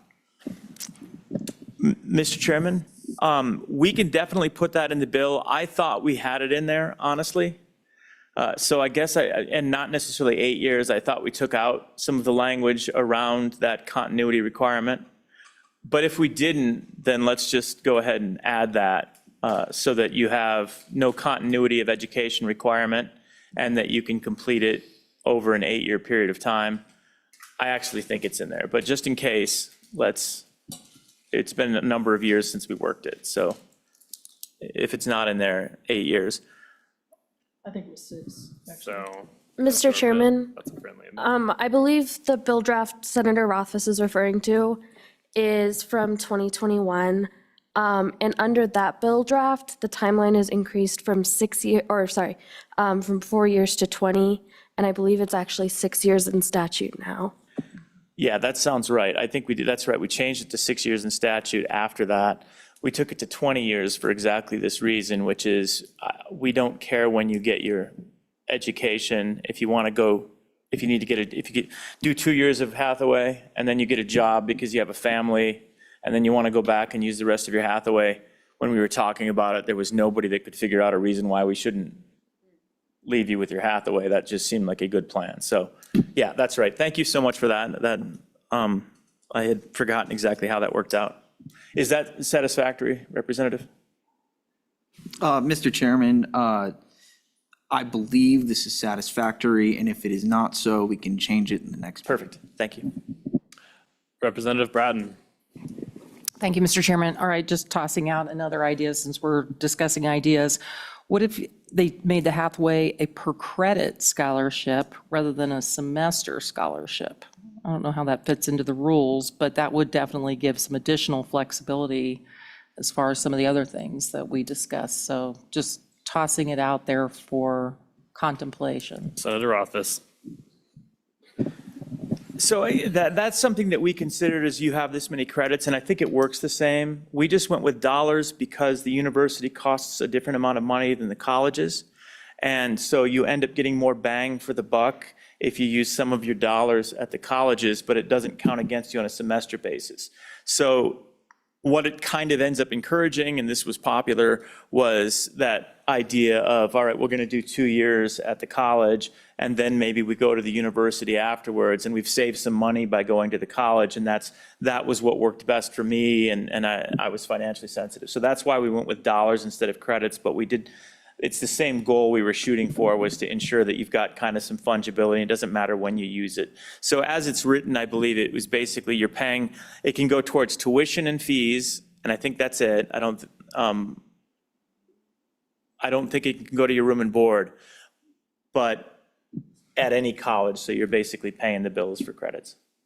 And I don't think it was credit bearing, but it may be, which is an interesting question based on that discussion we had, Mr. Chairman, about our colleges struggling with when they've got their certificate programs. Now, a lot of those aren't credit-bearing courses, even though they should be, right? They have boxes they have to check to get it to be credit-bearing, and they haven't done that for all the programs.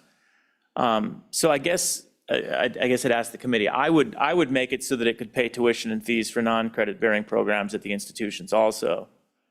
I don't know whether it does that or not. Is everyone okay with that?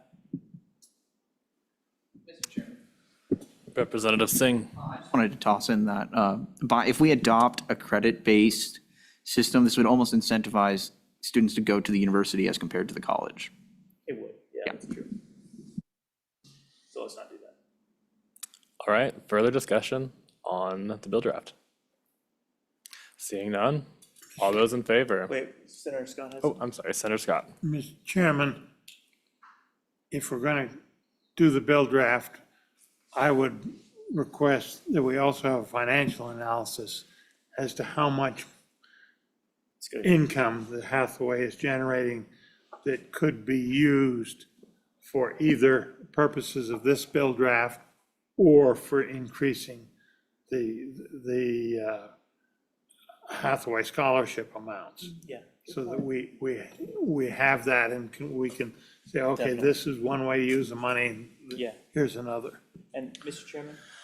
Senator Roth. You know, I think that's a good idea to get that analysis. What I would say, I sort of hinted at it, is we should have a substantial surplus right now in terms of our revenue versus our expenditure. And the additional cost here is mostly a one-time cash flow cost that allows it to start up. And then after that, it shouldn't cost substantially more unless you just do have a much better uptake in our opportunity and provisional, where right now you have people that are dropping out and they might utilize it in its entirety instead of dropping it after 2 years. So there might be an increase associated with that. I don't know how we would anticipate that. I guess it would get to what we asked Dr. Ballard for with the longitudinal studies, where maybe we can get a hint at that anyway. But then afterwards, we could still potentially increase the Hathaway. Once we stabilize, we might have additional revenue available. So we could potentially do both, is the take home.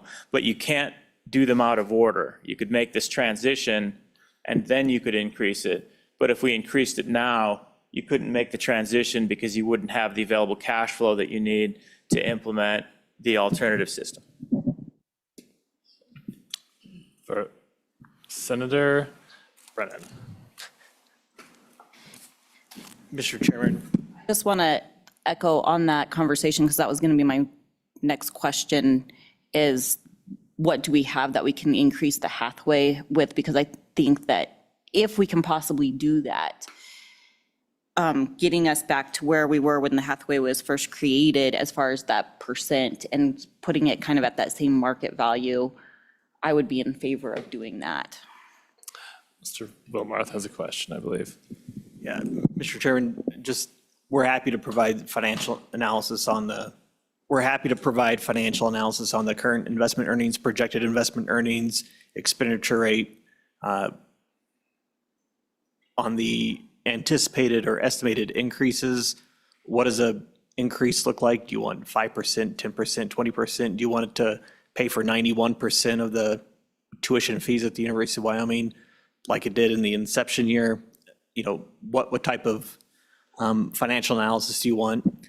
Regarding the concept of front-loading a student's Hathaway scholarship, I mean, you potentially on the honors, there is no additional cost because the need-based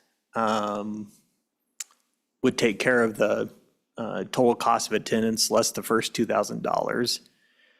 But for those other scholarship amounts, you potentially will expend more. The concept of the current statute shields the state from expending dollars when students lose eligibility because they don't meet grade point average requirements. So there is a potential cost. I don't know that we can measure that, but we can certainly look at the retention rate of those students. It'll be complicated we can certainly work with the Community College Commission and the Department of Education to look at those data. Adding on non-credit bearing courses, I think Senator Office is correct that the current statute does not provide for that. So students who have to remediate for their English or math courses, that isn't covered by the Hathaway. And so if the student wants to utilize their Hathaway now, I think that's what the bill will propose. I don't know how much we can project on that, but I'm sure there's data on how many students have to remediate. It'll be complicated analysis.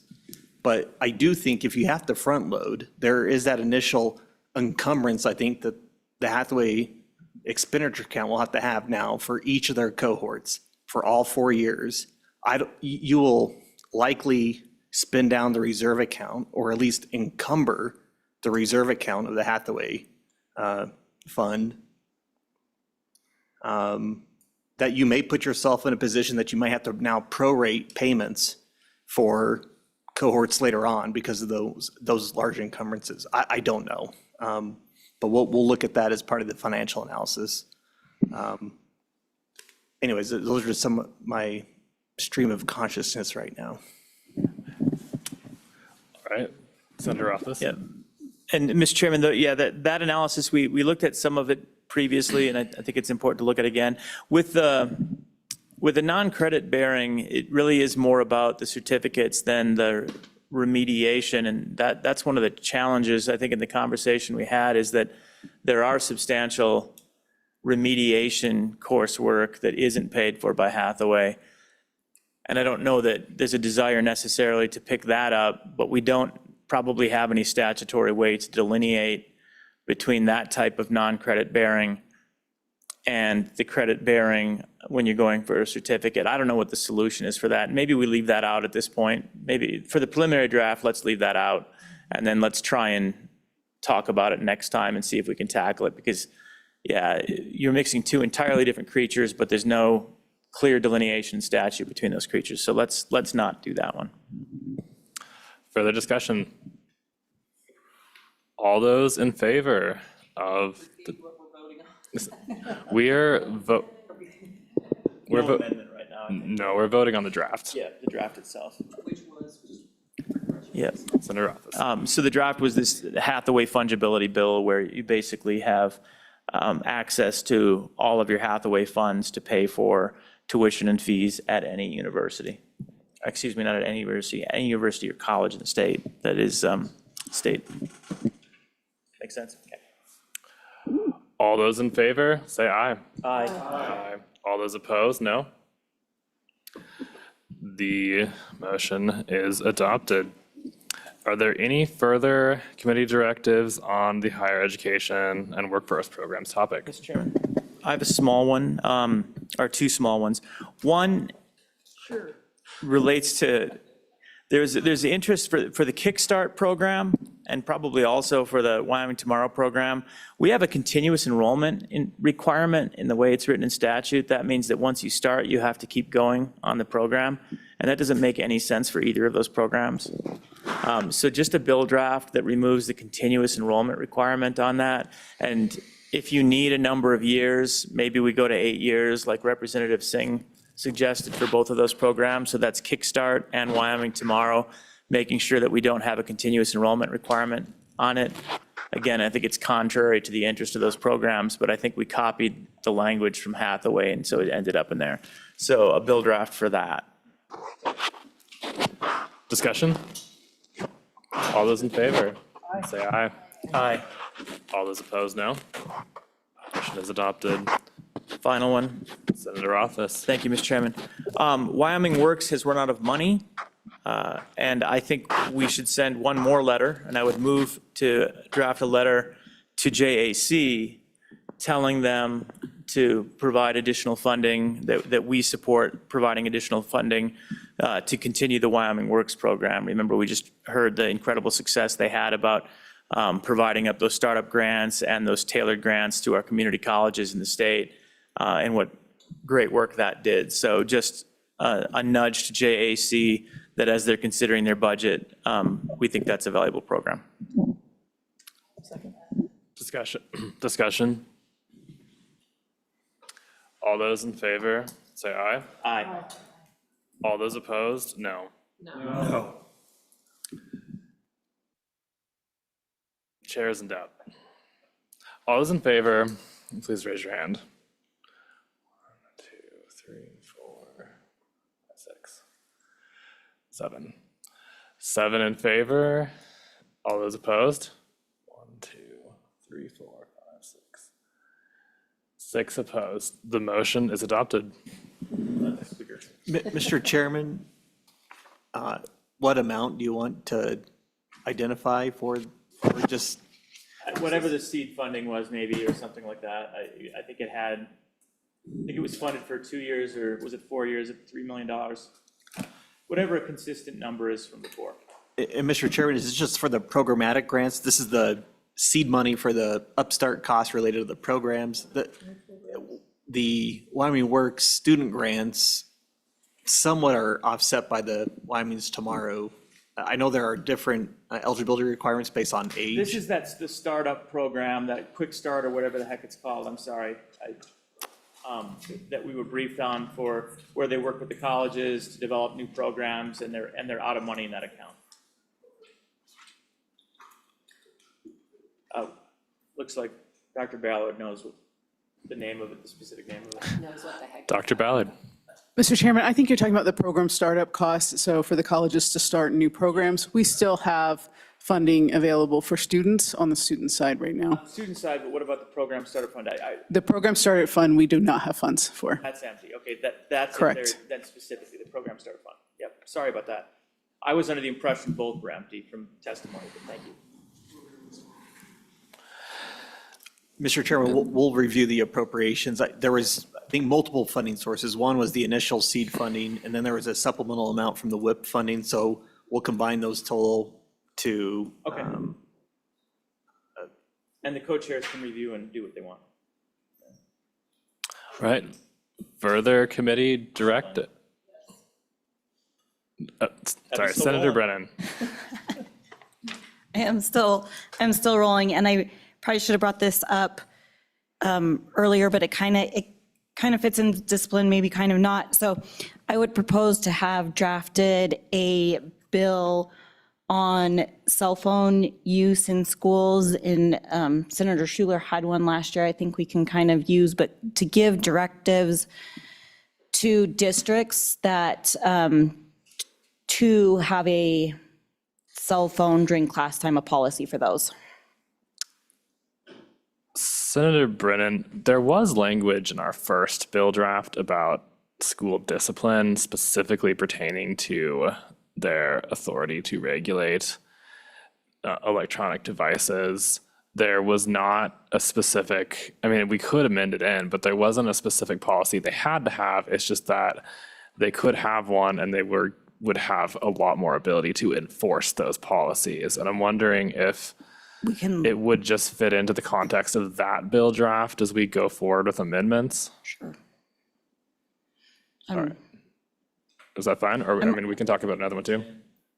You Madam don't think it fits Co-Chairman. in? No, I don't think it Mr. Chairman, I mean, I'm going to vote against it, but in the interest of, I know what Senator Brennan wants. I don't think it fits in that bill because this would be a directive for policy, where the other would be effectively a series of allowances for policy. And I do think it's very, very different. And I think it would need a bill draft to do that, I think. Madam Co-Chair. Yeah, thank you, Mr. Chairman. Senator Brennan and I talked about this a little bit last night. It could be part of the school discipline issue, but we still have a number of districts that don't have anything in place. And so we talked about the fact that wouldn't it be nice if we could just grandfather in the districts that have something and say, all right, you've got a policy, great, you're off the hook, and just make sure that everybody else has a policy in place. We could make it very flexible, just like my bill was, maybe even more so. And I know that the State Department of Education, the state superintendent, she's been in favor of this, and I think the governor has as well, just because they know that these are issues that we're having, with a variety of things, not just cyberbullying and mental health issues, but, even test scores. And since we do put a little bit of weight on that, the states that have gone to something, maybe not necessarily what we might be looking at, are seeing huge increases in test scores and achievement, and they're seeing decreases in mental health issues. And so I think we need to keep it at the forefront, and I agree with Senator Rothfuss, even though he'll vote against it, that I don't know that what we have in the first bill with school discipline would cover it necessarily, but I would be happy to second that. All right, motion has been seconded. Do we have any further discussion, amendments? Representative Singh. Thank you, Mr. Chairman. I'm going to have to respectfully voice my opposition to this bill draft. And I'm pretty sure I was the only person who was in high school with a cell phone on this committee. That is true. So other than you, Mr. Chairman. Yeah, so I understand the intention here to protect our students, but I'm not sure if the heavy-handed top-down approach is going to be the most effective way to do that. So thank you, Mr. Chairman. Senator Brennan. Thank you, Mr. Chairman, and I appreciate those who can respectfully disagree with me and vote against my ideas. However, when we look at the research and when we look at what the cell phones are doing, not just in the classroom, but we heard somebody talk about the rewiring in the brain and the dopamine hits that you get off of the cell phones, and it will do the same. It can be harmful to the students, and I get the want to have the cell phone on you all the time, and I get the desire to have pushback. I think we're looking for something that says you need to have a little bit of a policy within every district to give that flexibility to a teacher to say, this is class time, and we're gonna learn during that class time. If we're honest, us adults don't always manage our cell phones well. There's no way that we can expect our students to completely be managing their cell phones well either. And if the job of the education system is to educate, let's empower the teachers and help them there to do what's best for our students, which is to be educated in the classroom. And there will be ideas that will come up about, well, I need to get a hold of my kid, or what about safety? What about medical? We can make provisions for the medical. Every school office has a phone in it and a way to get a hold of students.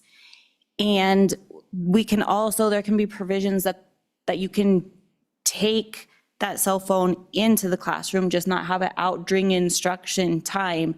And so I think that this is one really important step that while we think, oh, well, this is we call it a phone, but what we actually are carrying around is microcomputers in our hands. And so it's time that we set the distractions aside, or at least empower our teachers with that ability and give our kids the opportunity to be in a classroom fully engaged so that they can reach their potential in learning. And we can strike a balance between that and our safety and medical concerns if done right through this bill. And I think that down the road, I think we'll have a generation of kids that says, thank you for that. Further Mr. Chairman? Representative Kelly, I saw first, sorry. Thank you, Mr. Chairman. I don't think anyone here is debating the detrimental effects of cell phones, the distractions. I think the issue at argument here is whose job is it at this point? It's first and foremost the teacher. All teachers already have this authority to have that classroom policy. If they can't handle it at that level, then they have a principal to back them up. If the principal won't, a superintendent, a school board. I'd really like to see these decisions localized and tailored district by district. Again, I concur with the damage being done by cell phones, but I don't think the state apparatus is the correct one to start with. Representative Lawley. Thank you, Mr. Chairman. I echo a lot of what Senator Brennan said. I recognize the concerns about local control here, but there's always going to be a balance there. And so a lot of this, what comes out with this bill draft and what we work on next meeting is going to be about these very issues, how we wrestle and balance both of them. Because one, at the end of the day, and first of all, I want to respond to, I appreciate Representative Singh and his youth, and I think that's important to add to the conversation. But I will tell you, I have a granddaughter in middle school who, when she heard about Senator Schuler's bill last session, she was very excited and supportive of the bill and wanted to go look up who Senator Schuler was. So I'm just saying, not all students in this right now in the school system like the fact of the distraction of how much the distraction the cell phones have become. So that's not a monolithic. We don't really know. We haven't. Many of them do want that cell phone because they live and die by it. But it is a big issue. But it kind of, one of the things I think we have to consider, especially as we're in the midst of recalibration and we're talking about a lot of funding issues for education, is this. The state spends a tremendous amount of taxpayer money to fulfill our constitutional obligation to educate children. The evidence is overwhelming, the effect the cell phones is having in not only the mental health area, but more specifically in the ability to deliver on our obligation to educate these kids. And there's a lot of evidence on that we already have from other states. And so that's a crucial thing to me, is that, look, this is what we're to spend this money, this taxpayer money on education, when we are allowing a known distraction to say, well, that's just for the local folks. We need to set at least guidelines. We need to give some model policies and let districts make some decisions of what works best for them. We can do both. We've done it in other areas, but it starts with us setting the priority on the education of the kids and recognizing that the cell phones are interfering with that process and that obligation. So that's kind of where I stand on it. And I do support having a bill draft so that we can begin to get into these nuances and have some local control. But we do set policy, and educating children is our constitutional mandate as the legislature. So with that, I'll just say I support the Madam Co-Chair.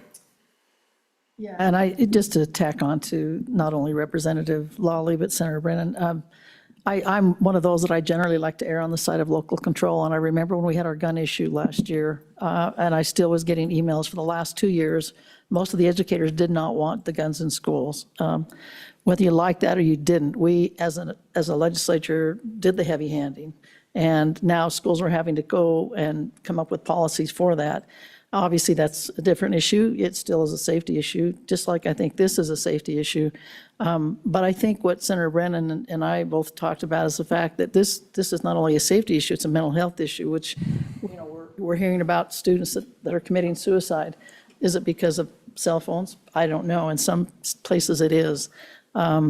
We've seen data all over the place, and all you've got to do is read some of the data, and it's just scary with what kids are getting into. And I know even as a teacher, my last few years, it's like, it didn't drive me nuts because I took care of it, but it was proliferating throughout districts because we'd have one school, maybe one middle school would say, yeah, you can have yours. Another middle school would say no. The high school would say yes. High school 6 miles away, no. And that's what local control is all about. But all this is asking for is for every district to have a policy, just to have a policy, just like you would have a discipline policy. Yours could be quite different. Some of the states that have gone with, the whole hog with it, they have bell-to-bell policies. They have policies that are quite stringent. But I think what we're asking for here is let's just ask each district to have a policy, because a lot of them don't yet. And we want that. We want them all to have a policy of some kind. And we don't have to be heavy-handed about it. We can be very flexible, I think. And that's something, maybe if this goes through, that we can really work on that and maybe come up with a better thing than maybe some of the other states that have gone to this. I think when I started working on the bill, there were about 11 states. I think now there's about 18 states that have policies from the legislature, maybe more than that now.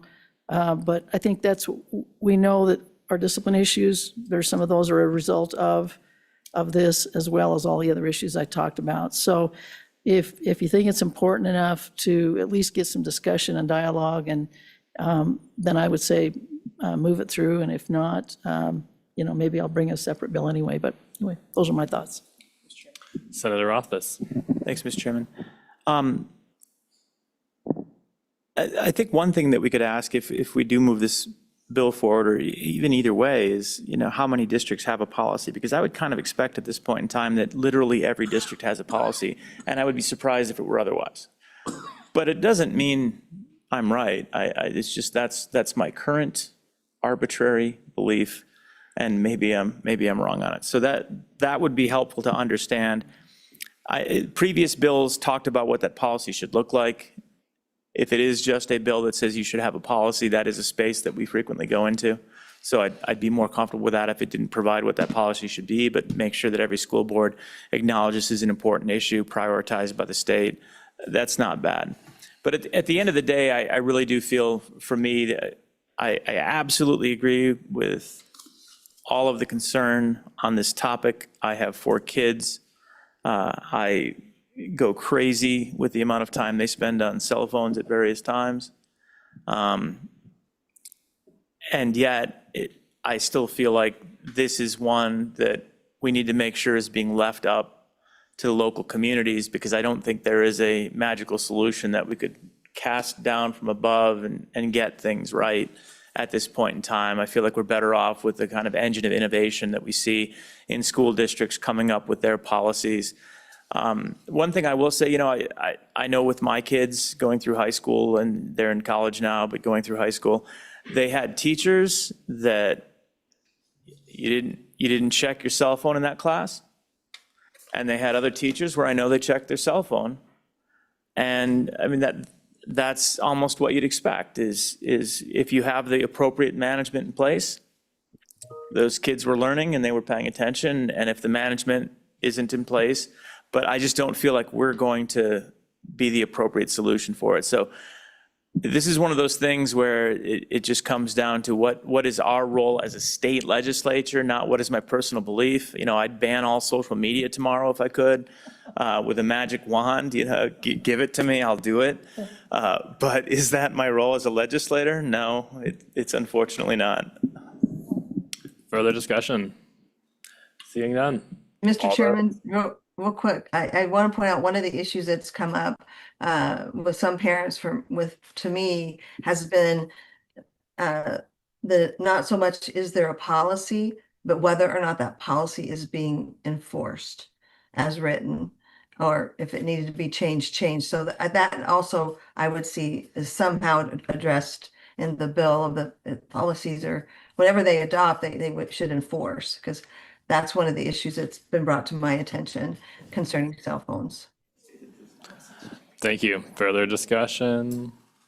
All those in favor of the motion say aye. Aye. All those opposed, no? Goodness.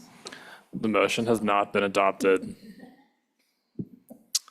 All right. Further,